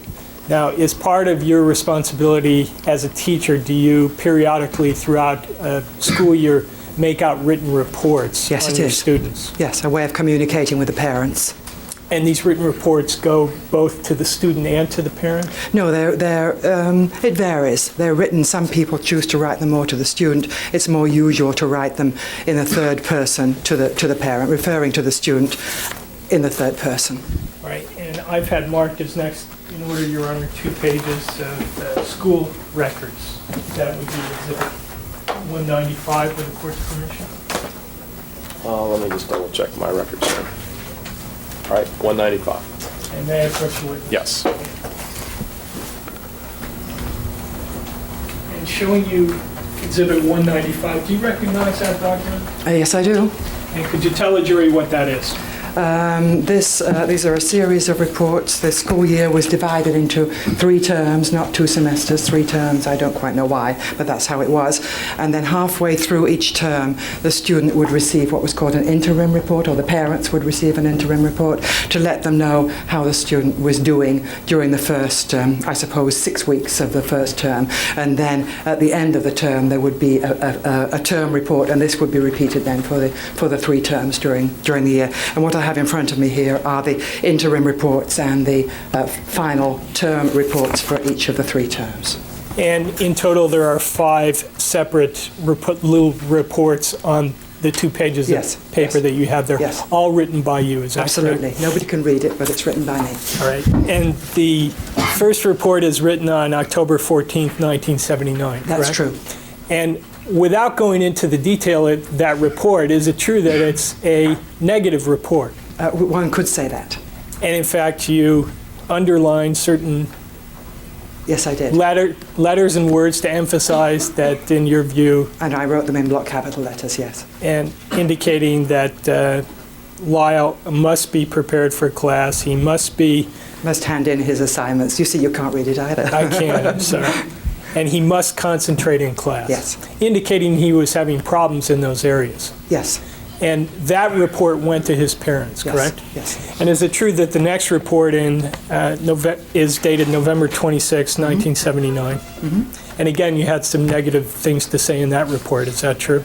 Yes, with an encouraging final comment, like I'm hoping that things will improve and a little more effort for next term. All right, and then the next one is January 20th, 1980, correct? Yes. And again, some criticism in that report. Is that true?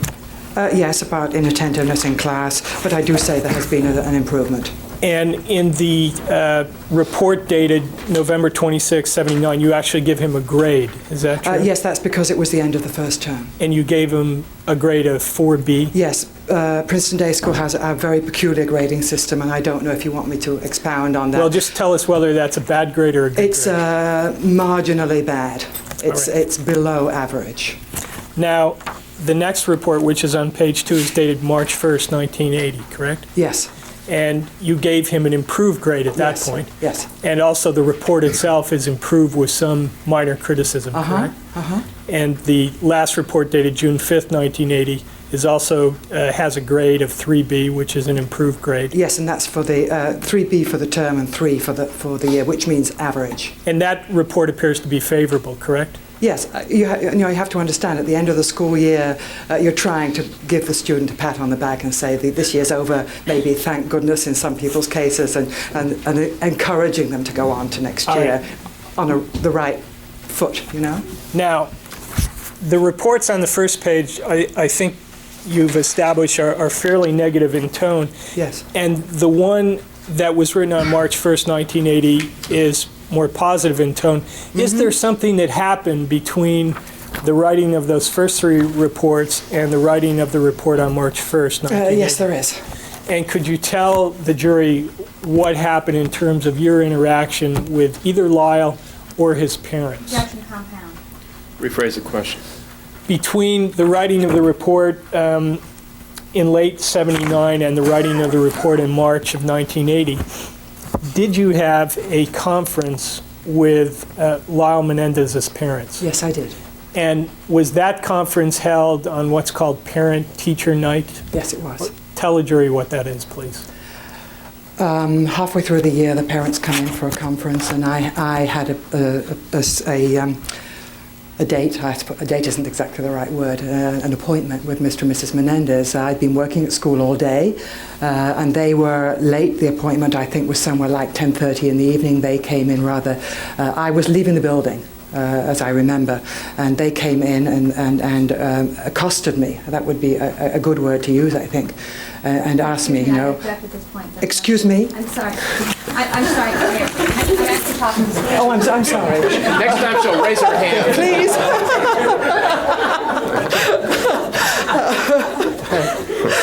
I'm sorry. Am I going on too much? No, that's okay. That's okay. Let I'll me ask another question. Let me ask you a question. All right, okay? then I'll just answer it and not make the long answer. Tell me what hours were set aside for the parent-teacher conference that evening? As I remember, somewhere probably between, say, 7:30 and 10:30 in the evening, after a full day's teaching. And had you been seeing other parents that evening? Yes, I had. And so you taught all day, and Yes. then you had to meet with parents of the Right, and Mr. and Mrs. Menendez had the last appointment, and they were late, so I presumed they were not coming, and then they arrived, and as I was saying, they accosted me. All right. Where do you think you're going, kind of thing. And where did they accost you? Were you in the classroom? Outside the school. So you actually were leaving the building, Yes. and were you heading for your car? Or for, Yes, I was heading for my car. And at that point, they accosted you? Yes. And what happened right after they accosted you? Was there a conversation? We then went back into the building, into the dining room where the conference were taking place, and I mean, I didn't feel as if I had a whole lot of choice. I don't quite know whether I was intimidated, but I certainly had never been spoken to in all my years of teaching in the way that Mr. Menendez spoke to me. I felt I was a professional. I am a professional. I didn't think I should be treated that way. Okay, let's get another question here. I'm sorry. Hold on. Another question. Could you describe as succinctly as you can sorry, can't. Mr. Menendez's tone of voice when he accosted you? Belligerent, demanding. And what was he demanding? That I give him the conference that was his due, whatever the time. And what was Mrs. Menendez's participation at that point? Minimal. Was she more or less in the background? Yes. And did Mr. Menendez prevail upon you to return to the classroom? Of course. At that point? And did you in fact sit down with him at that point and have a discussion? Yes, I did. And what did he want from you in terms of this parent? I think he wanted me to appreciate the abilities of his son more than he perceived that I was. Did he? Excuse me, I move to strike. I think that's been speculation on the part of the witness. Objection sustained. The answer is stricken. Did Mr. Menendez discuss with you the fact that you had written a negative report on his son? Yes. Did he indicate to you who was responsible for the low grade which you had given definitely, his yes. son? Who did he say was responsible for the low grade? Me. Did he say how you were responsible for? No, I was his teacher, and I should teach him, and I obviously hadn't done my job correctly, otherwise he wouldn't have got this low grade. And did he place this blame on you in a tactful way? No. How did he? Well, he just came out and said it. You know, my son can do better. You will make sure that he will. And was this a request of you or a command? No, not a request, a demand. And how long did this conference last? Oh, it was over as quickly as I could make it, probably 5 minutes, because I was anxious to leave. And what were your impressions of the parents in terms of their demeanor as a result of having this conference? As I said, I was flabbergasted. Excuse me, move to strike the answer as her reaction is non-responsive, and it calls for a conclusion. March of 1980, that you were influenced by Mr. Menendez's belligerent behavior in the way you wrote that report. Yes, yes. How were you influenced? I decided to back off and not to be quite as tough as I might otherwise have been, but I decided I wasn't going to engage in any more confrontations or communication to avoid Mr. and Mrs. Menendez as much as I could, and that was a way of dealing with the problem. Now, in your school, did the teachers talk about the parents and the students that they were teaching? They were not supposed to, but of course they did. And was it well known in your community of teachers that the Menendez parents were problem parents? Yes. Objection, excuse me, move to strike as being improper. Reputation evidence. 352 relevance. Well, is that the word that was used, problem parents? Yes, we do talk about problem parents. Okay. Objection overruled. The answer will stand. And were you scheduled to teach Lyle Menendez again in the 8th grade? Yes, I was. Did something happen to prevent you from teaching him? Yes, it did. What happened? Lyle appeared on my class roster, and then I was called into the head's office, who said the Menendez parents have requested for you not to teach Lyle in 8th grade because there was a personality conflict. And so you never presumably between, I don't know whether it was between me and Lyle or between me and, in their perception, between me and Lyle. And so you didn't teach him in the 8th grade? I was delighted not to. Thank you very much. Thank you. Cross-examination. Mrs. Cross? Yes. Did you have only one contact with the Menendez parents? As a twosome, yes, I had contact with Mrs. Menendez on other occasions. Your contacts with Mrs. Menendez, were those after this contact that you've described for the jury? Yes. And were those contacts with Mrs. Menendez equally as unpleasant? No. All right. And did she attend scheduled conferences with you? No, it wasn't. It was an occasion of driving to a school trip. Where she drove me for about 2 hours in her car.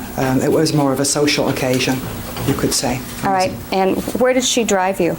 From Princeton Day School to Great Gorge ski area. And how was her driving? Fine. Okay.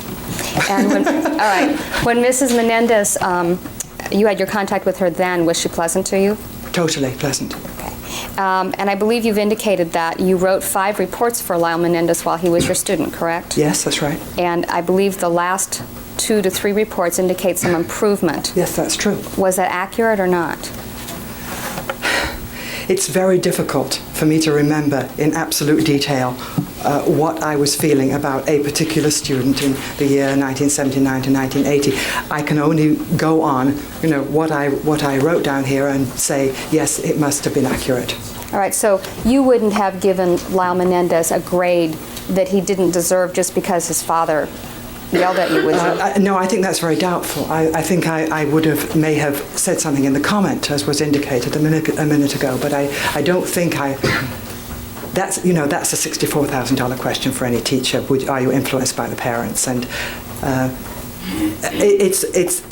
there's an ambivalence on that answer. Well, let me just ask you this. What were the grade ranges? Was it 1 through? 1 through 6. All right, and originally you'd given him a 4B? Yes, that was when he was brand new, had never been to PDS before, didn't know the expectations, and was having a hard time. Okay, did he improve during the course? Yes, he did. All right, so if you indicated in your report that he improved, that was accurate? Yes, I will say it is. And if there were 6 grades possible, you rated him a 4 and then raised it to a 3? That's correct. With 1 being the best? 1 was so superior that hardly anybody ever got it. All right. It was like an A+. All right, so the traditional excellent score would have been a 2? Exactly. An average score would be a 3, and below average would be a 4. And what's a 5? A 5, we never used it. In the middle school, no. The idea was nurturing and helping, building skills, this kind of thing. So it was really only a 4-point grade. All right, and so between did you legitimately raise his grade from a 4 to a 3? I guess that's my question. I think I did. Okay, thank you, ma'am. Thank you. Anything else? Yes, just briefly, this contact you had with Mrs. Menendez, Yes. was that the only other contact that you met her? Yes. And you never had any other contact with Mr. Menendez? None. And when you went on this trip with Mrs. Menendez, her husband wasn't with her in the car, was she? Was he? Oh, no, he was not. And Lyle Menendez was not in the car? No, he went on the ski trip on the school bus. So it was just the two of you in the car? Yes.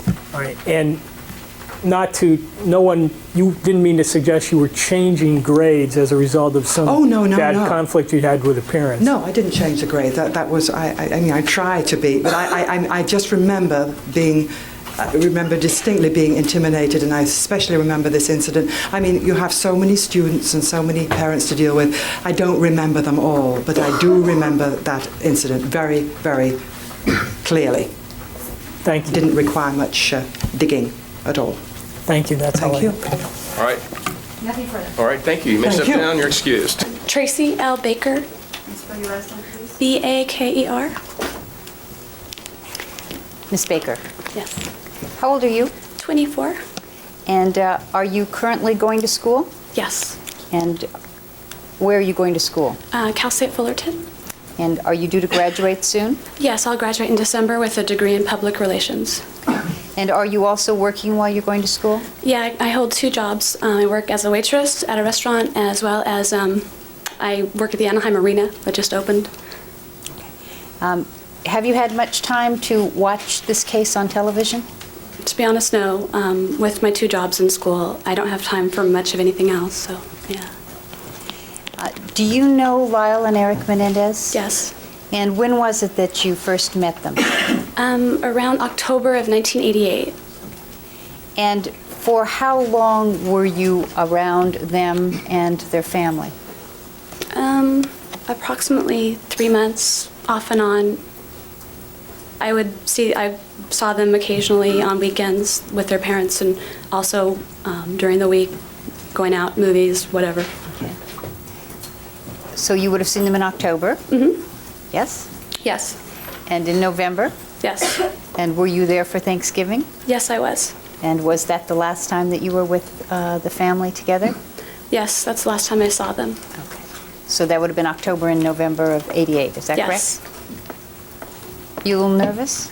I'm very nervous. How many times did you have dinner at the Menendez home? 2 or 3. And were you around Mr. and Mrs. Menendez some other times in addition to those 2 to 3 dinners? Yes.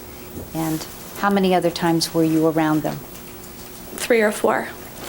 And when you were around them, was Lyle always there also? Yes, always. And was Erik there? Yeah, I believe he was also there, all if not 1 or 2 of the times he may not have been, but I believe he was. During did you spend time at the Menendez home? Yes. During one of the times you were at the Menendez home during this time period, did something unusual happen involving Mr. Menendez and a friend of Erik's? Yes. Okay, where were you when this event occurred? I was in the guest house where Lyle basically lived. And who was there with you? Just Lyle. And what happened? He received a phone call, which I ascertained was his father calling him, by the way he responded, and apparently he had to go to the main house immediately. His father had ordered him to come there. Lyle asked me to stay behind in the house. All right. And so it was a call from Mr. Menendez to Lyle, telling Lyle to come to the main house? Yes. And was it your impression that the call was from the main house? Yes. And did you stay in the guest house as you were requested to? For a short period of time, yes. And then did something unusual happen? Yes, I heard loud shouting and slamming of car doors, and I was a little frightened. I didn't know what was happening, so I went to the main house. Okay. And where in the main house did you go? I went through the house and out toward the front door, and I was standing right on the front stoop in front of the big front door. Okay. Who else was there at this time? Erik, Lyle, Mr. Menendez, I believe a family friend, Ed Fenno, was there, myself, and I believe Mrs. Menendez was also standing in the front foyer, not actually outside, but. And also, I can't be sure, but I believe Cole, another friend of Lyle's, may have been there. I don't remember. Okay. And when you got to the front step, what did you see? I caught the tail end of Mr. Menendez shouting, in fact, almost screaming at a young man who either was getting into or out of a car in the street, and he was screaming at him, "If you come near my home or my family again, I'll kill you." And that was the tail end of that was all that I heard. And okay. Now, when you heard this, did it sound like he was joking around, or did he sound serious? Deadly serious. I was very put back. I didn't know how to react. I was very uncomfortable, and it scared me. Okay. And this young man at whom he was yelling, did you see him leave?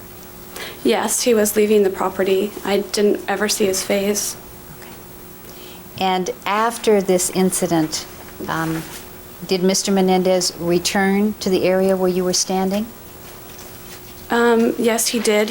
I believe I think he may have asked me to actually go back to the guest house, but I'm unclear. I know he ordered the boys to go upstairs and wait for him. And at that point... Just a minute. When you say he ordered the boys to go upstairs, who are you talking about? Mr. Menendez. And who are the boys? Erik and Lyle. Relax. Okay. Okay. All right, so he ordered Erik and Lyle to go upstairs? Yes. What did he say to them? Something to the effect, go up to my room and I'll wait for me. I'll be right there. And he was yelling at them. He was obviously very agitated over something one or both of them had done. Okay. Objection, move to strike. He was obviously very agitated and everything thereafter as a conclusion on the part of the witness. Objection sustained. The answer is stricken. That portion of the answer is stricken. Now, when he ordered the boys, Erik and Lyle, upstairs, did he appear to still be angry or upset? Yes. And what did Lyle and Erik do? They immediately went upstairs, and I was standing there, like very often had happened, not knowing what to do, feeling very uncomfortable. Okay.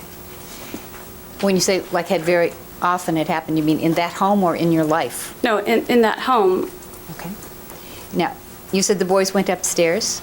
Yes. Did Mr. Menendez go upstairs? Yes, he did. And did you see Lyle and Erik again that day? Yes, I saw Lyle. Okay. How much later, I'm sorry? It was approximately 20 or 30 minutes later he came back to the guest house. And did you get any explanation about what that was all about? I tried asking basically what had made his father so angry and why they had been gone so long, and he just told me that it really wasn't something that he wanted to discuss with me. It was a friend of Erik's named Craig, and that it was really, that's all he wanted to tell me at that time. Okay. And I didn't feel it was appropriate to push it. Okay. Did you have, you said you had dinner at the Menendez home 2 or 3 times? Yes. On one of those occasions, did something unusual happen? Yes. Okay. Where was this dinner? In the dining room, in the kitchen? In the dining room. Okay. And who was present? Erik, Lyle, Mr. and Mrs. Menendez, myself. I believe that was it. Okay. And was Mrs. Menendez serving the dinner? Yes, she was. She was bringing plates of food from the kitchen, placing them on the table. She hadn't yet joined us. Okay. Now, were you comfortable being there for dinner? No, as maybe you can tell, I'm uncomfortable being in front of people I don't know anyway, and parents are always scary when you first meet anyone's parents or family. I felt very uncomfortable. It was a new situation to me. They were in a different social class. I just felt very uncomfortable as it was to begin with. So, when you say they were a different social class, they were rich? Yes. Are you rich? No. When Mrs. Menendez put the food on the table, did something unusual happen? Yes. She was standing behind me, so I don't know if she did something to provoke her husband, but before I knew it, he had stood up and pushed his plates out of the way, very violently, knocking over all sorts of glasses and condiments, whatever were on the table, and said something to her like, "What did you do to this food? Why are you serving this food?" And she remained silent, and she was behind me, and I was just thinking, my goodness, what does a person do here? And what did a person do here? I just... What did she do? Yeah. What did you do here? I sat there and was quiet and nervous. Jose ordered Erik and Lyle to go wait outside for him, said nothing to me, and ran, I think he maybe went upstairs or somewhere. I don't know where he went. He left the room, and I was left again sitting there thinking, what do I do? And Lyle motioned to me to come with him. I was able to grab my purse and coat and whatever else, and we went out to the front where the cars were parked. Okay. What did Mrs. Menendez do after Mr. Menendez pushed the food and said, what did you do to the food, or why are you serving this, whatever it was? She did nothing. She said nothing, and I couldn't see her. She was behind me. I don't even know if she was still standing in the room, to be honest. Okay. So you went outside? Yes. Were Lyle and Erik already out there? Or did they go out there with you? Well, Erik had kind of gone first, and Lyle was I was straggling along with him, and I was standing. Erik and Lyle had gone off sort of to the side and were whispering. Could you hear what they were talking about? No. Okay. And did Mr. Menendez then show up at some point in time? Yeah, Erik moved to get in the front of the car, and Jose had opened my door for me in the back, and Lyle got around the other side, and Erik had asked his father something, do you think she tried something on purpose or something like this? And I don't exactly know if those are the right, that's just what I remember. And as I was getting in, I'm looking at Lyle like, give me some explanation, what's happening here? And he just very silent, very sort of in his own world. Did you know what was happening? No, I assumed perhaps... Your Honor, move to strike everything as I assume as being a conclusion and speculation for other witness. The answer, no, will stand. The rest of the answer is stricken as a conclusion. Did Mr. Menendez seem extremely upset? Yes, he did. Okay. Did he join you in the car then at some point in time? Oh, yes. After he opened the door, he immediately got in the car.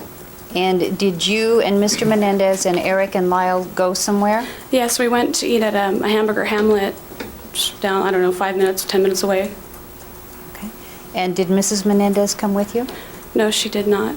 Was there any discussion at the restaurant about what that had been all about? No.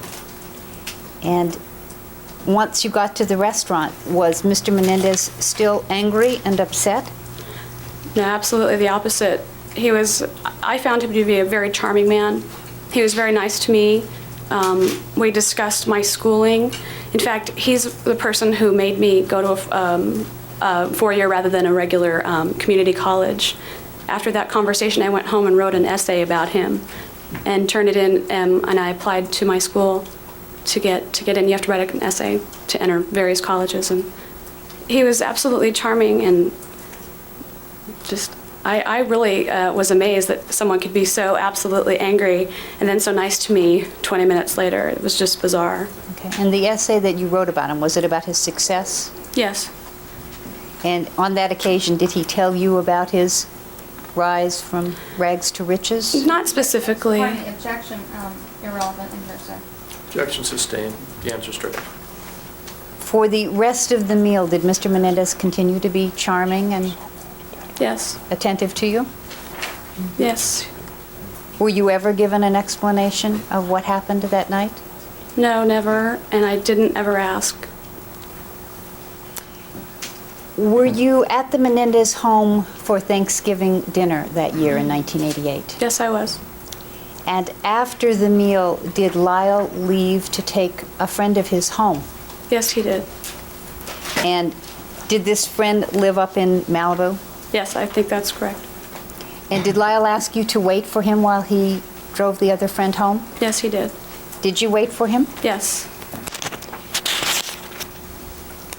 Did you receive a phone call from him at some point in time while you were still waiting? Yes, I'd fallen asleep on the couch, and Kitty came with the cordless phone and said that Lyle was calling from the car, and I took the call. Okay. And in that conversation, did he ask you to continue to wait for him? Yes, and I sort of protested. I was ready to go. I was tired, and he insisted that I wait for him, that he wanted to see me, and he apologized for having had to leave. So I did decide to wait. Okay. And so after you finished your conversation with him, what happened next? When I was finished talking with him, I got up and went to the kitchen and gave Kitty back the phone because I didn't know where it was supposed to be. And about 5 minutes later, she came in the room and told me that Lyle had changed his mind, that I had just better go ahead and go home. Okay. And did you question her about that? I sort of said, "Are you sure?" You know, he was very insistent that I stay. And she said, "No, I'm sure. You just better go ahead and go home. But before you do, I'd like to speak with you."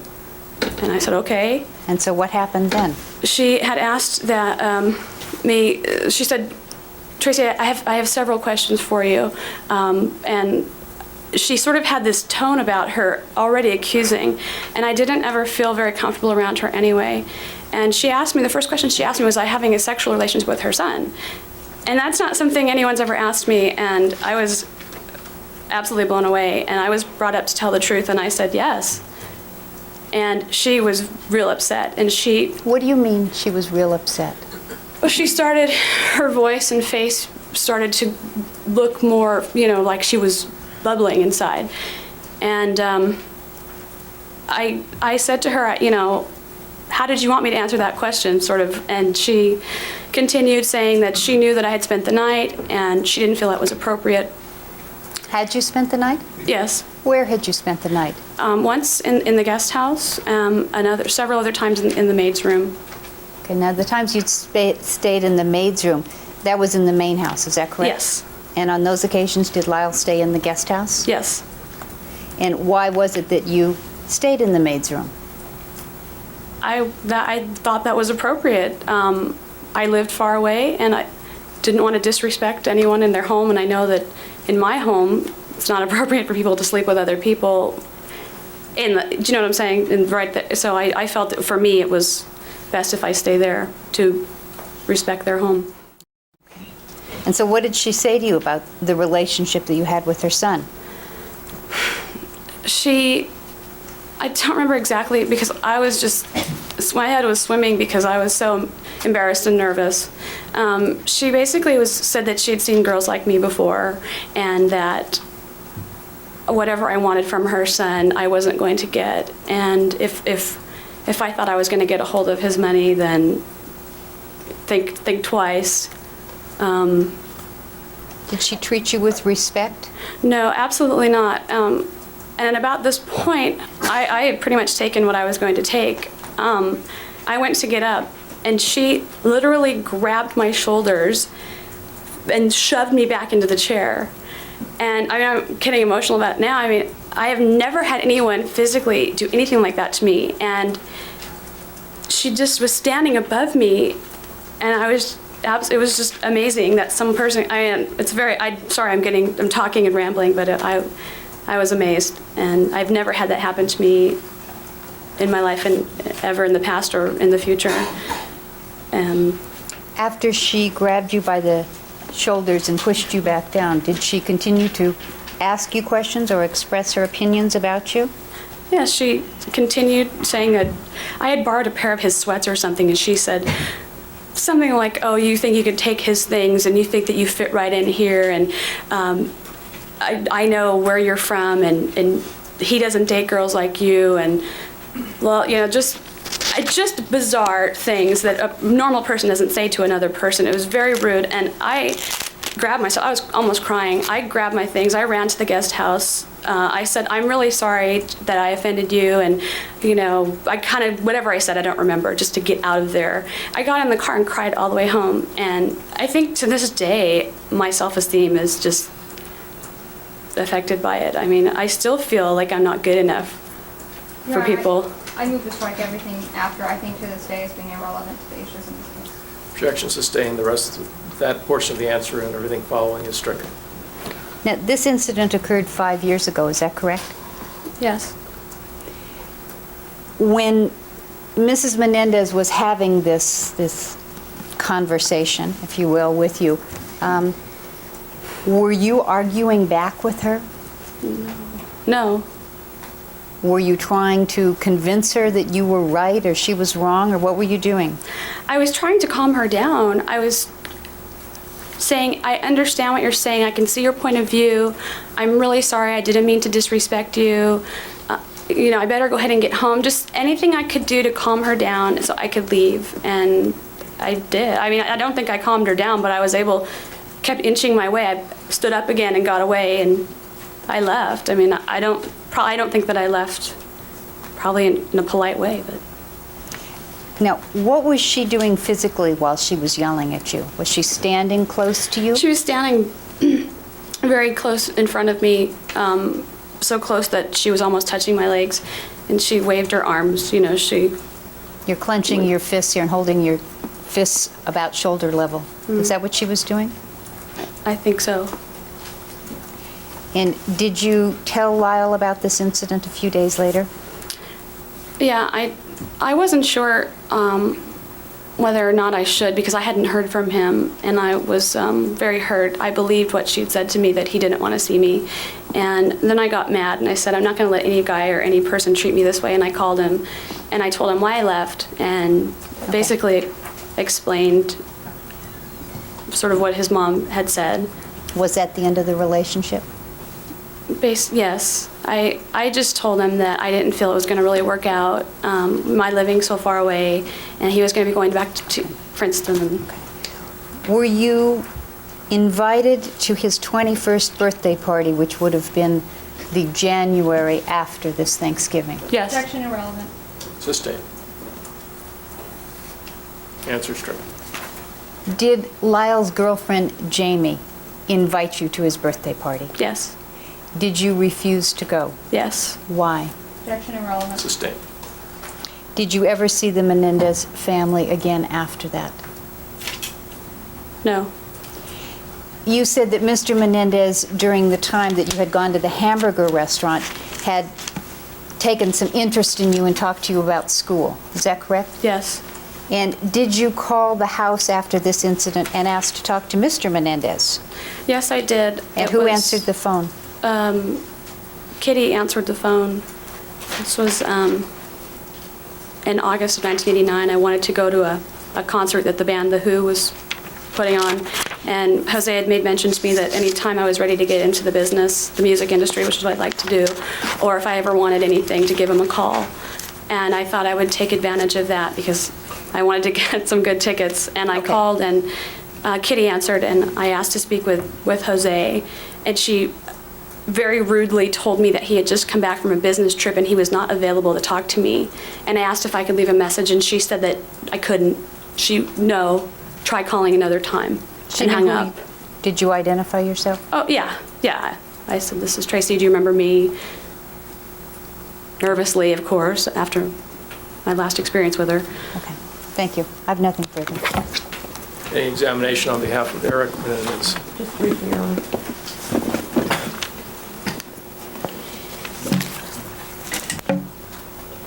I'm not doing anything, just wait.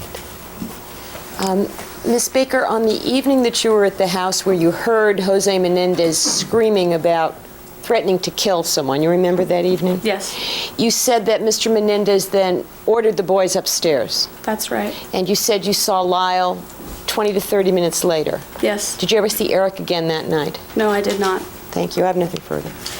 Cross-examination. Yes.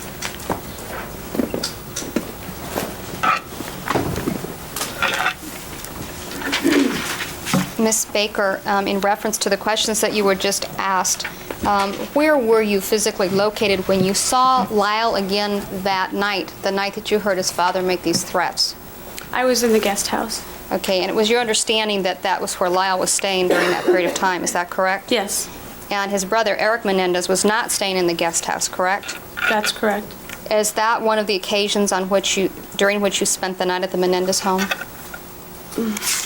Yes. So would it be fair to say that you were dating Lyle Menendez in October and November of 1988? Yes. And approximately how many dates would you say you had with him? Maybe 10, a round figure. And included in these 10 dates, would the Thanksgiving dinner be one of them? Yeah, maybe. Maybe between 10 and 15. That would probably be one, yeah. And I believe you indicated you had 2 to 3 family dinners and there were 3 or 4 other occasions when you had spent time with the Menendez family, which were not categorized as dinners. Do you recall your testimony? Yes. Would those have been dates as well? No, mostly it was while they were playing tennis. I went several times to watch them play tennis where their parents also came along. And when you'd go to watch them play tennis, would that be on the tennis court on their own property, or would that be at other locations? Other locations. Okay. Now, I believe you've indicated that you were in the guest house and you heard some noise which caused, I'm referring to the incident where the young man was either getting in or getting out of the car and Mr. Menendez said some things. And I believe you indicated you were in the guest house at the time that you first heard some noise. Is that correct? Yes. Where in the guest house were you? On the patio. You were outdoors? Yeah, there's an upstairs patio. So a balcony? Yeah, a balcony, yeah, sorry. And so you were out of doors at that time, is that correct? Well, yeah, there's an overhang. I guess I was outside. I was still within the confines of the house, but I sort of am nosy, and I was standing on the patio trying to see what I could see. Now, when you said you were trying to see what you could see, was this after your attention had been drawn to some noise? No. Okay, so you were out on the balcony and you heard some noise. Is that correct? Yes. And you went to, and Lyle Menendez left your presence, and then shortly thereafter you went to see what was going on. Lyle had left my presence prior to me going to the balcony, and I was curious because he left in such a hurry. I wanted to know what was happening, so I sort of was hanging out by the balcony, and at that point I heard loud shouting, and I heard car door slamming, and this is when I went to the main house. About how long after Lyle Menendez had left your presence was it that you heard the loud noises in the car door? 2 or 3 minutes, probably. Okay. And then you left the guest house and you went out front to the where the cars are parked in front of the house. Is that correct? Yes. Okay. And could you tell from where the noise was coming from when you were standing on the balcony of the guest house? Generally, yes, but I knew it wasn't coming from inside the house. I could sort of tell it was out front, yeah. All right. And so then you went out and you saw Mr. Menendez. Is that correct?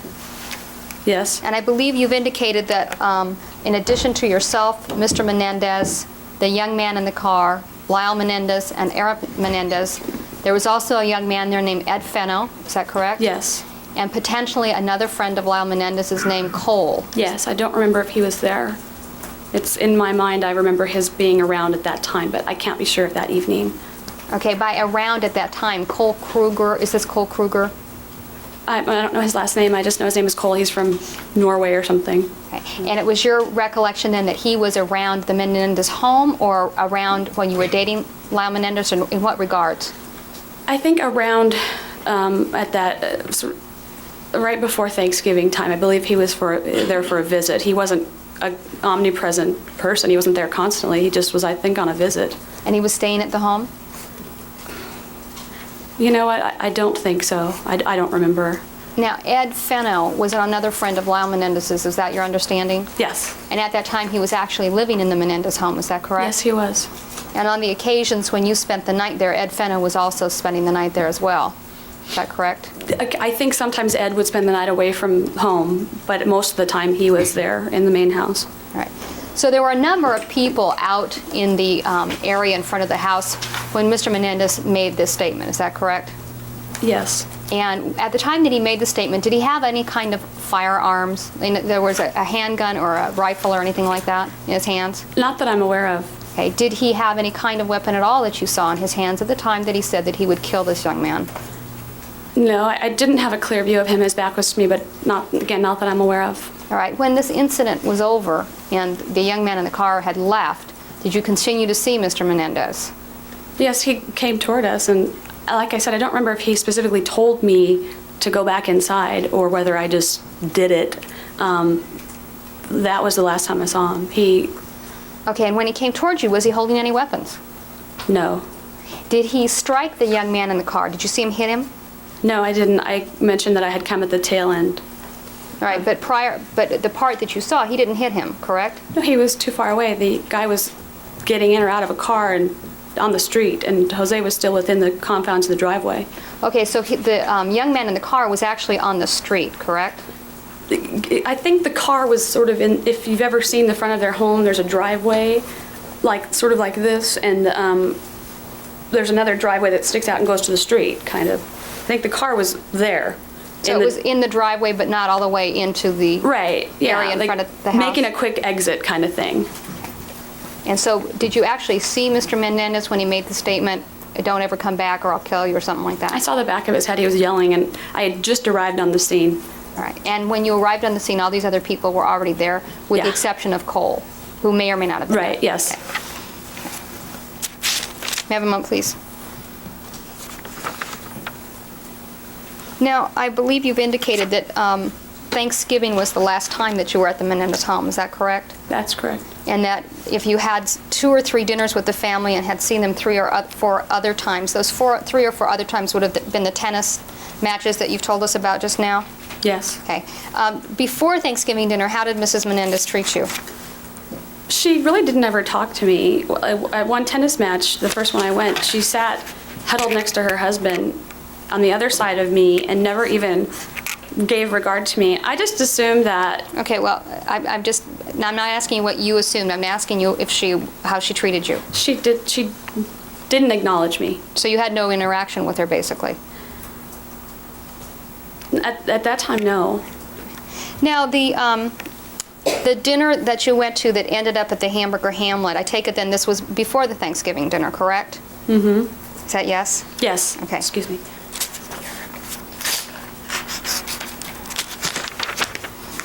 Now, I believe you indicated that after Thanksgiving dinner, you were waiting for Lyle Menendez to drive someone else home, and you were staying at the Menendez house during that time. Is that correct? Yes. Had you spent the night at the Menendez home during that Thanksgiving vacation, prior to Thanksgiving dinner? I think so. I would generally stay on a weekend. So if Thanksgiving that year fell on a weekend, I think I probably did, because I'd lived far. And were you going to school at the time? Yes.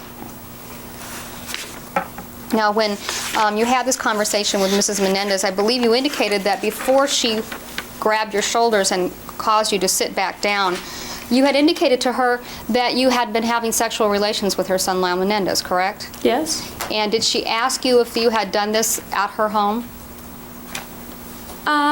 She didn't specifically ask me. She told me that I had. And did you disagree with her? No. Was it in fact true that you had had sexual relations with Lyle Menendez in his family's home?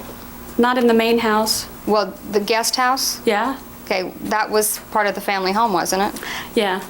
And you had no reason to believe that Lyle Menendez owned that guest house independently of his parents, did you? No. Okay. Did you think it was unreasonable for Mrs. Menendez to be upset that someone was having sex in her home? I think that in this day and age, a 21-year-old and a 19-year-old, it may be a disappointment to her, but I don't think that it's so outrageous in this day that a person needs to be verbally assaulted the way she did to me. I don't think it's that unusual. I think that most of us in this room would probably say that that's not unusual.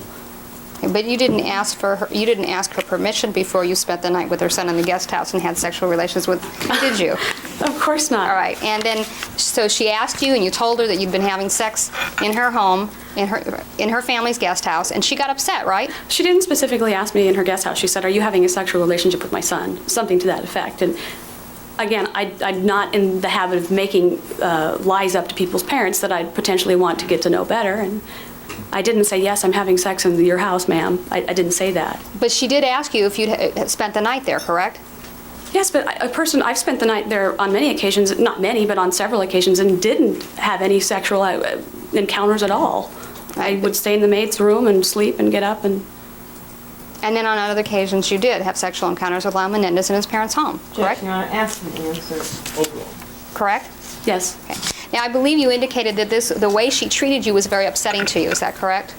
Absolutely. Did she hit you? Aside from touching you on the shoulders and forcing you back down, did she hit you?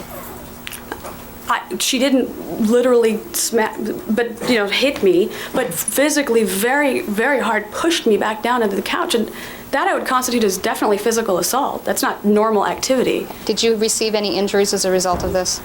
No. Okay. And I believe you indicated that this was very upsetting to you, correct? Absolutely. Okay. And approximately in August of '89, you called the house back to get tickets to the Who concert? Well, you make it sound very trivial. I had established a pretty decent, not relationship, but rapport with Mr. Menendez. And I didn't know if she would answer the phone. They had a maid. I didn't know who would answer. And I don't think it's that unusual to ask for someone. I wasn't asking her for the tickets. Ms. Baker, where was the maid when you spent the night in the maid's room? I believe she had certain weekends off. The 2 times that I spent the night in the maid's room, 2 or 3, she wasn't obviously there. And I think at the time, maybe they didn't have a maid. They had either let her go or something happened, because I remember specifically that I thought it was very weird that Mrs. Menendez was serving the dinner, because she appeared to me to be sort of, a rich lady. She wouldn't be serving dinner to her family. She appeared to like probably to be served. And but as a matter of fact, she did serve you dinner on more than one occasion, didn't she? Actually, Thanksgiving we had sort of a buffet style. But now, in August of '89, do you remember what part of August it was that you called to get tickets to the Who concert? It was real early in the month. I think the concert was the 3rd week of August, and I wanted to make sure I had ample time to ask him. So in spite of the fact that you'd suffered this trauma at the hands of Mrs. Menendez, you did call the Menendez home to get tickets to a concert. Is that correct? Objection, Your Honor. Ask the answer to one. Objection sustained. Thank you. I have nothing further. Any redirect? No, Your Honor. All right, thank you. You may step down. You're excused. David Mraovitch. Spell your last name, Mraovitch.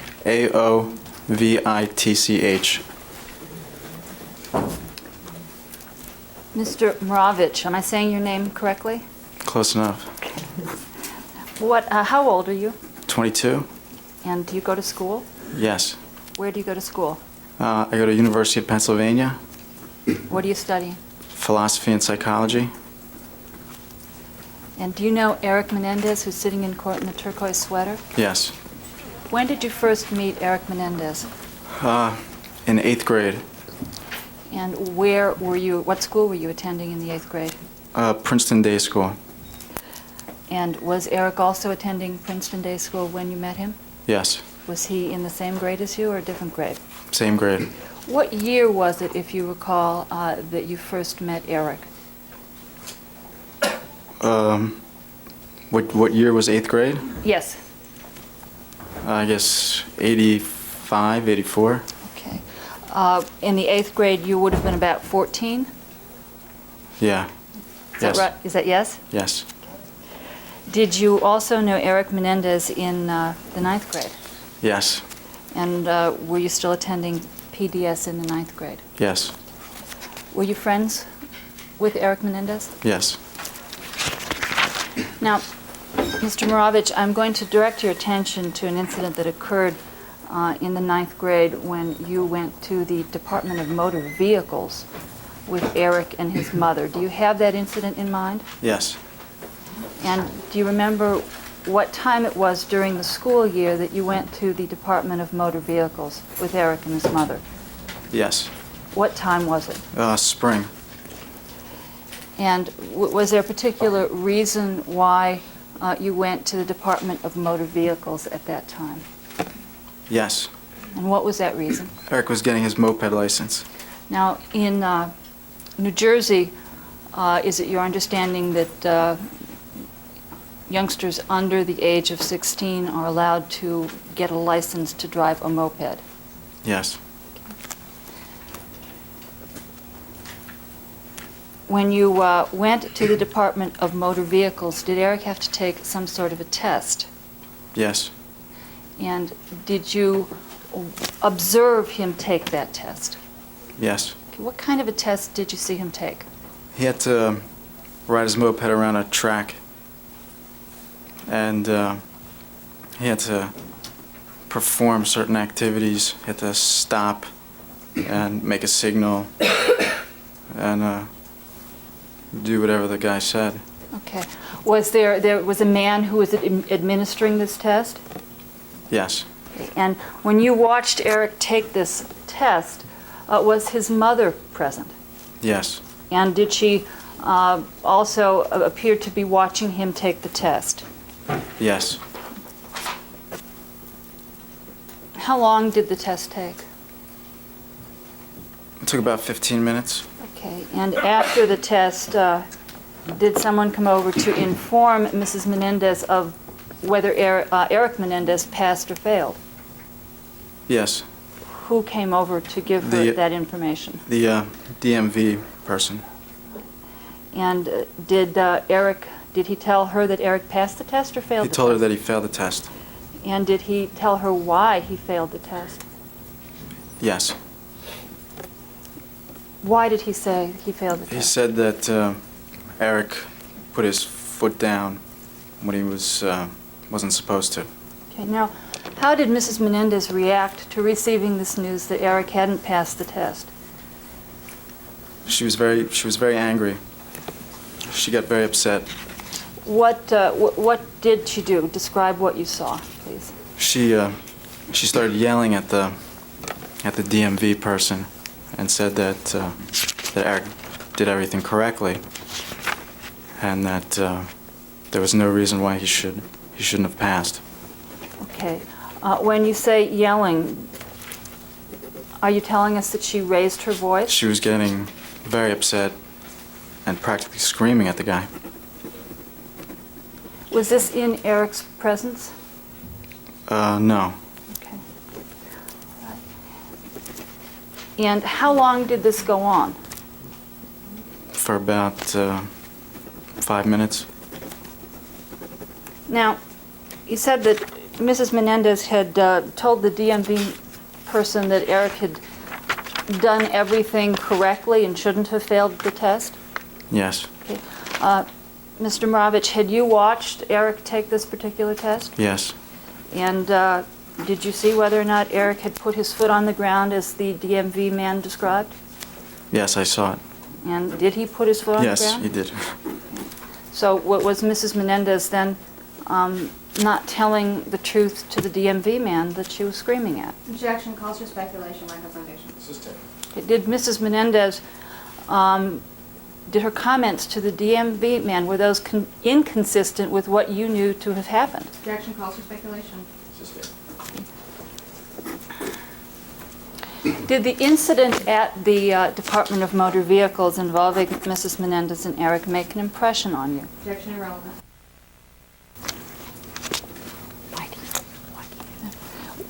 Is there a particular reason why you remember that incident now? Yes. Irrelevant. That answer will stand. Okay. And what is the reason why you remember that incident now? Objection irrelevant.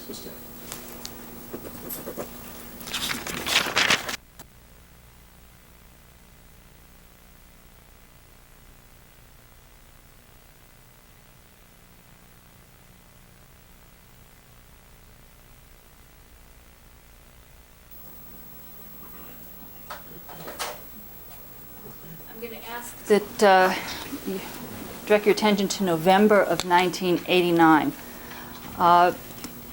Where were you living then? In November of '89, I was Yes. living at Brandeis University campus. Okay. And were you going to school at Brandeis University? Yes, What year were you in at Brandeis? it was my freshman year. Did you at some point in November of 1989 receive a phone call from Erik Menendez? Yes, Okay, and during a particular phone call in November of 1989, did Erik extend an invitation to you? yes, yes. Okay, what did he say? Where did he invite you? He invited me to Cancun Okay, and where's Cancun? in Mexico. And when he invited you to go to Cancun, was that a convenient time for you to leave school? No, Why not? I had classes. It meant cutting classes. Did you agree to go to Cancun with Erik? Yes, And why was it that you agreed to leave school at that time and go to Cancun with Erik? because Erik said that he needed a friend to talk to. And that was why he had asked you to join him. Yes, How did you get to Cancun? I took a plane. And was this a ticket that you bought yourself? No, Who paid for the ticket? Erik did. Now, how long were you in Cancun? For a week. And during the week that you were in Cancun, did Erik talk with you regarding a therapist Yes, that he was seeing? yes. And what did he tell you about the therapist that he was seeing? He said that he was seeing a therapist and that somebody had chosen this therapist for him. Let me stop you. Did he say who had chosen the therapist for him? No,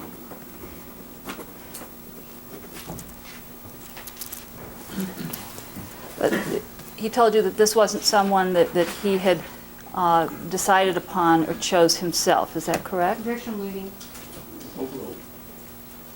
can you repeat the question? He told you that this therapist was not someone that he had chosen or decided upon himself. Yes. And what else did he say about the therapist that was chosen for him? He said that he was trying to tell the therapist things to make him feel better, but that the therapist was more interested in his financial affairs than he was in making him feel better. And when Erik talked about making him feel better, did you understand that to mean making him feel better about the deaths of his parents? Yes. During the time that you saw Erik in Cancun, how would you describe his emotional state? When I first got down there, he seemed pretty upset. He seemed kind of out of it, and just needed to talk to somebody who he felt he could trust. And did he appear to trust you? Yes. Did he tell you that? Yes. Now, you said that when you first arrived, Erik was upset and out of it. Did his mood change during the trip? Yeah, he got better. When you say he got better, what do you mean? I mean, I was trying to cheer him up, and I think it worked. Okay. Was there any change in Erik's mood towards the end of the trip when he was about to go back to Los Angeles and you were about to go back to Brandeis? Yeah, he seemed wary of going home. I'm sorry. He seemed wary of going home. When you say wary, what do you mean?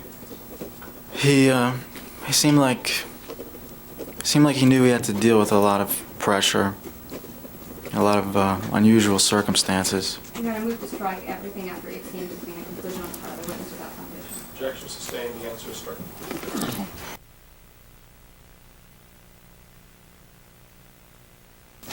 When, did he say or do anything that made you think he was wary of going home? Well, he told me that he had a lot of pressure to deal with when he got home. Okay. Now,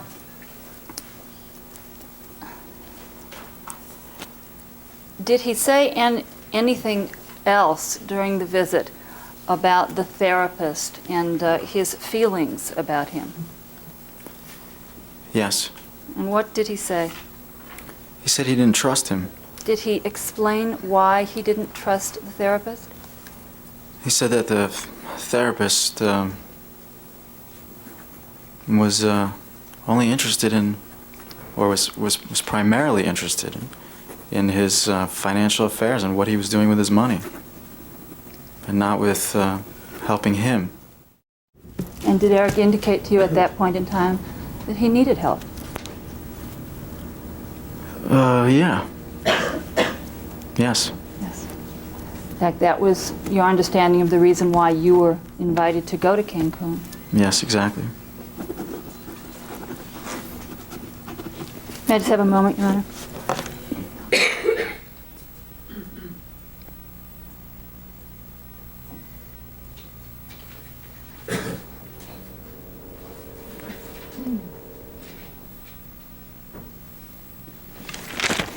Returning for a minute to the DMV incident with Mrs. Menendez, was the behavior that you saw her engaging in at that time unusual behavior for her? Objection, Clouse speculation. Sustained. Formal question. Okay. Had you seen Mrs. Menendez during the 2 years that you were friends with Erik in 8th and 9th grade?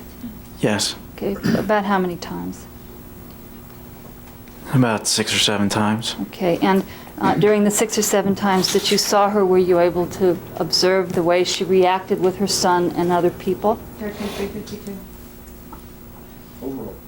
Yes. Okay. And was the incident at the DMV, was that unusual behavior in your experience with her, or was that normal? It was very unusual. Okay. So it stuck out in your mind? Yes. Thank you. I have nothing further. All right, cross-examination.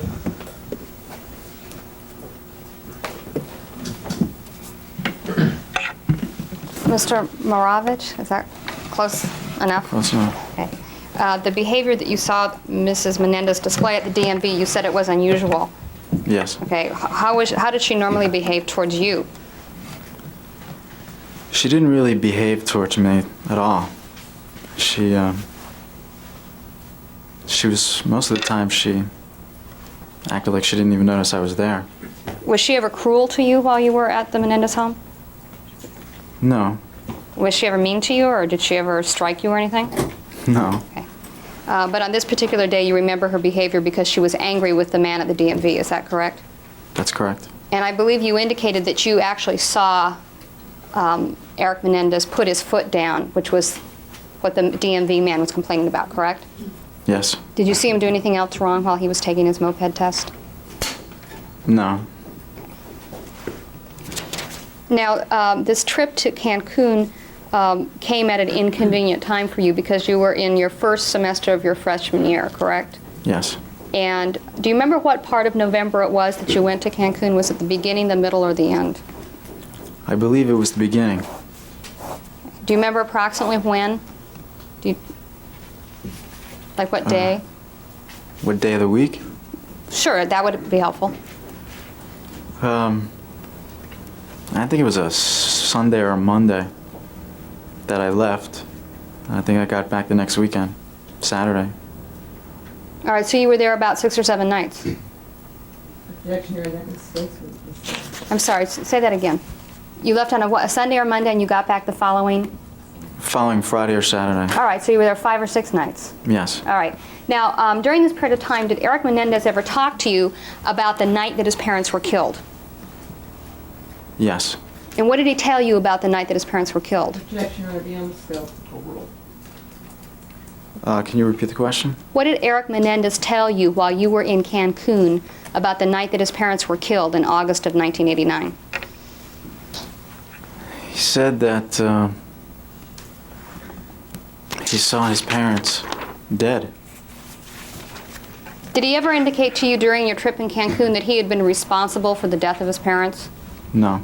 Did he ever in any way indicate to you that he wanted to tell you something about his participation in the killing of his parents? I don't recall. Do you recall during your trip in Cancun feeling suspicious that perhaps he was involved? Objection on calls for speculation. Sustained. Mr. Mraovitch, I believe you indicated that Erik Menendez got you to go on the Cancun trip because he really needed someone to talk to, someone he could trust. Is that correct? Yes.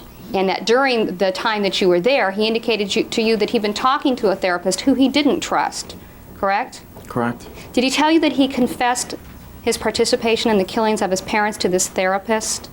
No. Did he tell you that his brother had threatened the therapist? No. Did he tell you that the therapist had made some tapes to protect himself from the Menendez brothers? No. Okay. So during the time that you were with him in Cancun, did he portray himself as someone who had merely found his parents' dead bodies the night of August the 20th? Objection calls for speculation. Overall. He didn't portray himself in any particular way. In fact, I tried to avoid the subject of his parents' death because I was trying to make him feel better. Right, but during the course of your week or your 5 or 6 nights in Cancun, he did talk to you about that night, did he not? Yes, but very briefly. And what did he tell you? That he come home and found his parents dead, is that correct? He told me that he saw his parents dead. Right, and he didn't give you any other information about what he'd done that night, is that correct?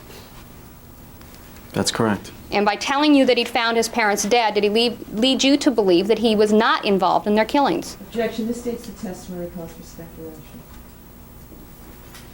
Calls for opinion. Objection. Sustained. Sir, on August the 21st of 1989, the day after Mr. and Mrs. Menendez were killed, did you talk to Erik Menendez on the phone? Objection, Your Honor, beyond the scope, and I'd ask to approach. All right. Sir, during the time that you were with Erik Menendez in Cancun, did he ever talk to you about how he felt about his father? No. Did he ever talk to you about any problems he'd been having with his father prior to his father's death? In Cancun? Yes. No. Did he ever talk to you about how he felt about his mother during the trip in Cancun? Objection, Your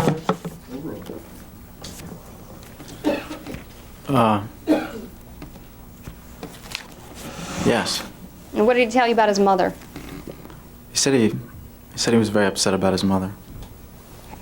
Now, I believe you indicated that one of the reasons that you left your first semester at school and went to join Erik Menendez is because he indicated to you that he really needed someone to talk to, correct?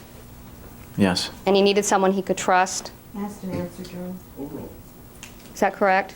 Yes. Did he ever tell you that between the ages of 6 and 18 his father had been sexually abusing him? No. And he never told you during that trip that he had participated in the killings of his parents, did he? Asked and answered, Your Honor. He never told you that, did he? No. Okay, thank you. I have nothing further. Couple questions, Rob. Mr. Mraovitch, did Erik in Cancun tell you that he was very upset about his mother's death? Yes. And did he, in fact, talk about his mother in Cancun as if she was still alive, using the present tense? Yes. Thank you. I have nothing further. Well, maybe not.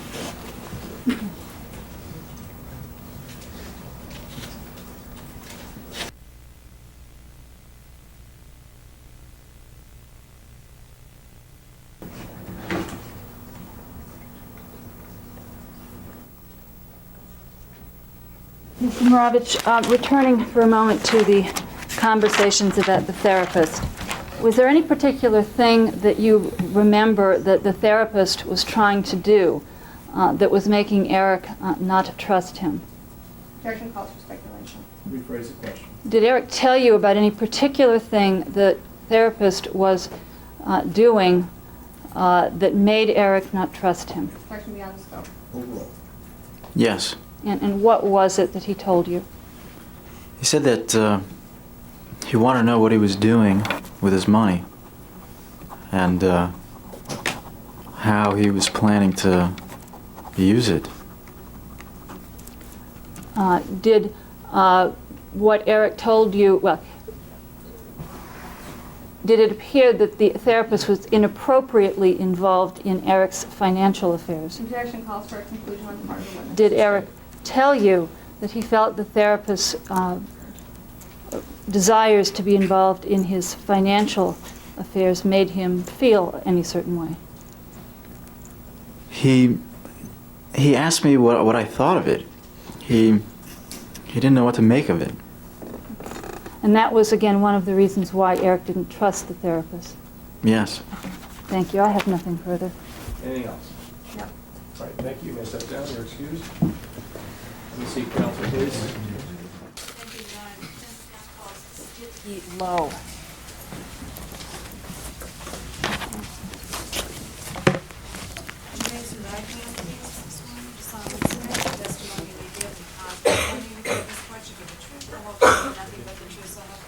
I do.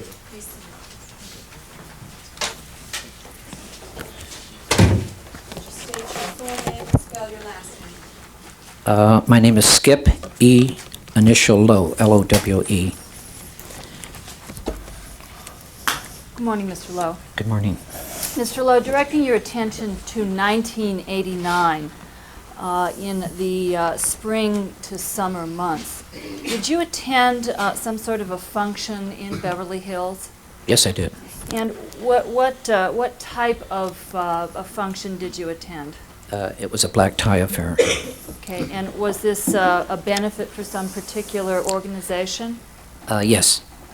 Do you recall what organization was going to profit or benefit from this event? It was some sort of a Jewish organization, that's all I know. I don't know if it was the City of Hope or whatever, I don't remember. All right, and where was it that this benefit was held? At the Beverly Hilton Hotel. The Beverly Hilton? Hilton, mm-hmm. Okay. And are you able to recall the specific date that this benefit was held? Around springtime, something like that. Did you attend the benefit alone or with someone else? I escorted a lady. Okay. And who was that lady that you escorted? The actress Mamie Van Doren. Now, when you arrived at the benefit, were you assigned a table to sit at? Yes. And did you know the people at the table, any of the people at the table at the time you arrived? No. How many people were assigned to your table? I think about 10. Okay. Do you know the names of any of them? No. Was there anyone assigned to the table that you sat at that evening that you recognized today in court? No, except the boys. Okay. When you say the boys, are you referring to two individuals who are sitting at counsel table? No, just here. Okay. I'm standing in back of a young man in a green shirt. Do you recognize him as having been at the table? Yes. Okay. And there's also another young man who's wearing a green checked Yes, shirt. yes, yes. Do you recognize him Yes. as having been at the table? Now, were these two young men in the company of anyone else? Their parents, mother and father. And do you recall the seating arrangements? That is, who were you sitting next to? I was sitting next to Mamie Van Doren, and they had a couple next to Mamie, and then Lyle, and then Erik, and then the father, and then the mother, and a Canadian couple, and myself. Okay. So that Erik was sitting next to his father, is that Yes. correct? And during the course of the evening, did you have an opportunity to observe interaction between the two brothers and their parents? Yes. During the course of the evening, did something unusual happen involving Mr. Menendez and one of his sons? Yes. Which son was involved in this incident? Erik. And what particularly did you see that happened? Mamie Van Doren was talking to the father, and the father was talking to Mamie, and all of a sudden, Erik wanted to say something to Mamie Van Doren, and the father interrupted him and pinched him real hard in the arm and told him to shut up, dummy, I'm talking to you. And the boy just stopped, and Mamie and I looked at each other, and All right, you finished the question. All right, let me ask you another question. What tone of voice did Mr. Menendez use when he said, shut up, dummy? very harsh and loud. And when you say that he pinched Erik, could you tell us what specifically he did? In the arm. Okay, Real you're hard. indicating the upper arm area? Yes, something like that. Did Erik react in any way to what his father did or said? He turned red and didn't say a word, and put his head down and took the fork and played with food. Now, were you able to see whether or not Mrs. Menendez had any reaction to this incident? Did she respond? She was talking to the Canadian couple next to her, and she seemed like she heard it. Objection sustained. The answer is stricken. Did Mrs. Menendez do anything or say anything that made you think that she had heard what her husband had said? Seemed like she was out of it to me. Okay, what do you mean when she seems like it was... It didn't mean anything to her. It just didn't mean anything. Objection sustained. The answer is stricken. Was there anything unusual that you saw that evening about Mrs. Menendez's behavior? Objection irrelevant. Sustained. But how long was it that you were at this benefit at the table with the Menendez family? How long, I'm sorry, how long? How long were you there that evening? Was it an Not very hour? long, not very long at all. And after this incident occurred with Mr. Menendez and his son Erik, were you able to see how both brothers acted? I think Lyle was a little embarrassed. Sustained. The answer is stricken. Did Lyle do or say anything after this incident? No, not at all. Neither of them did. Pardon? Neither of them did. Yeah, if you just back up, it would be okay. Oh, I'm sorry, forgive me. So you get a little too close. Sorry. That's okay. Thank you. I'm an entertainer. I have projection, I'm sorry. Okay, well, just don't project so close Thank to the you. microphone. Thank you. Now, let me ask you to focus on the interaction between the two brothers that you saw that evening. Right. Could you describe how they were acting? Objection irrelevant. Can you be more specific, please? Yes. Could you describe the demeanor of the two brothers subsequent to the incident which involved Mr. Menendez pinching his son and telling him to shut up? it seemed like the father wanted to talk to Mamie Van Dorn. Objection, move to strike speculation on part of the witness and non-responsive to the question. Sustained. Okay. Answer stricken. All right. I'm focusing on the Okay. period of time after Right. this incident with the father Right. pinching Erik. The mother got up and left about 10 minutes after, went to the bathroom. All right. And when she left to go to the bathroom, did she come back within a short period of time? No, we didn't stay. Okay. How long after the mother left to go to the bathroom did you then leave? The father got up about 10, 15 minutes after, looking for her, evidently, I think.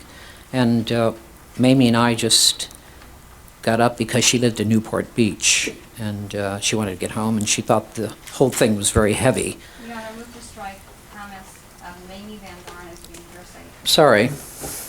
All right, the portion of the answer, starting with she thought and everything thereafter is stricken as hearsay and non-responsive. All right.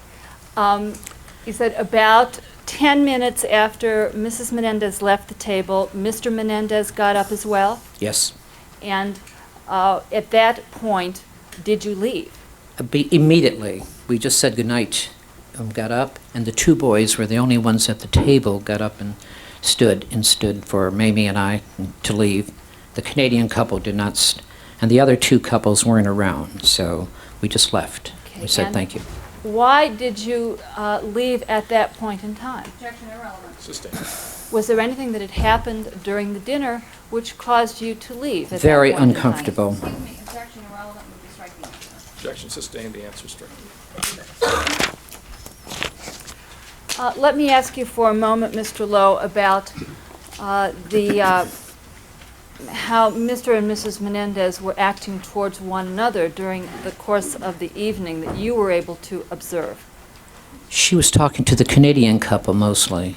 She wasn't talking to her husband at all. Okay, did there appear to be any tension between Mr. and Mrs. Menendez? Objection irrelevant. Sustained. Was there anything unusual about their interaction that you remember now that occurred in front of the two boys? Objection irrelevant. Did you have something that you wanted to be heard about at the sidebar? Yes, Your Honor. Okay. Your Honor, I have no additional questions at this time. All right, any cross-examination? Could I ask just a few Oh, I'm sorry, sure. Thank you. Mr. Lowe, you said this incident occurred in the spring of '89? Around, something like that. Is that your best approximation? Yes, it is. All right. And when the comment was made and Mr. Menendez was pinching Erik, what was Lyle doing at that point when that took place? You know, I really can't remember. I just noticed the pinch, and I noticed the reaction of the young man, and I don't know. And what was the reaction, if any, of Lyle Menendez right after this happened, if you saw him? Ask and answer, Your Honor. All right, did you see any reaction? Not quite, not really. I think it was Okay, kind of you've answered the question. Sorry, sir. And after the incident took place, was there any visible reaction up to the point in time when you left by Lyle Menendez? He seemed kind of sad. It seemed like it happened before. It seemed like Okay, Your Honor, move to strike seemed like it happened before as being pure speculation on the part of the witness. Objection sustained, that portion of the answer is stricken. Did Lyle Menendez express surprise, like that was something out No. of the ordinary? No. That's all I have. Thank you. Cross-examination. Mr. Lowe, you had never seen any of these people before that night, correct? No, ma'am. So you don't know what they're... Wait, yes or no? Had you ever I'm seen sorry. them before? I'm sorry. That's okay, it's not No, your sir. fault. It's the I'm way sorry. the question was No, asked. sir. All No, right. you have not. No, I have not. Okay. All right, so you don't know how these people behaved on any other night except for the night that you saw them, correct? Yes, ma'am. And how was that you were contacted by the defense to testify in this case? Did you call someone or did someone call you? I called somebody. And when was it that you called someone in regards to being a witness in this case, Mr. Lowe? I saw a tennis player on your court, and then after I saw the tennis player, then I realized the two boys. We knew. We didn't know it. I didn't know it until then. And then Mamie called me, and then we talked on the phone, and then that's it. And then I felt very, very sad what happened at the table. I remember the whole incident, and she does too. And so that's what happened. Right, And so then you... So I called the attorney to let her know. And you've been following the case on television? Definitely not. The Well- only case I've seen is the tennis player. I don't know what is happening here. All right, but it was seeing something on television that made you recall this event and contact the defense. Is that correct? No, Mamie Van Doren told me before, a long time ago when it happened, but I didn't contact the whole thing until I felt with the tennis player he was on. And you contacted the defense to be That's when I witness. did it, yes. Mhm. And so, now you say you're an entertainer, sir? Yes, I have a talk show, a talk celebrity show. Okay, and you're aware That's where I brought Mamie Van Doren that night. Go ahead. and you're aware of the fact that this is being televised. Is that correct? Objection. Are you aware of? Overall. Are you aware of the fact that these proceedings are being televised? No, I do not. Thank you. I just know I've seen it on TV. Okay, anything else? Just one question. Mr. Lowe, did you come forward because you wanted to be on television? Definitely not. Definitely not. I'm on television every day. If you turn channel and cables, I'm on every day. So I don't need to be here. I thought I had something to say. And you indicated that Ms. Van Doren contacted you at some point after the news of the Menendez parents' death occurred to remind you of this. Is that correct? Certainly did. And was it right after the news of the parents' deaths that she first contacted you about the incident? Yes. Excuse me. Okay, and the tennis player that you referred to, is that a witness who testified in this case? Hmm? Yes? Yes, yes. All right. Thank I'm you sorry. very much. I have nothing further. All right, thank you, sir. You're excused.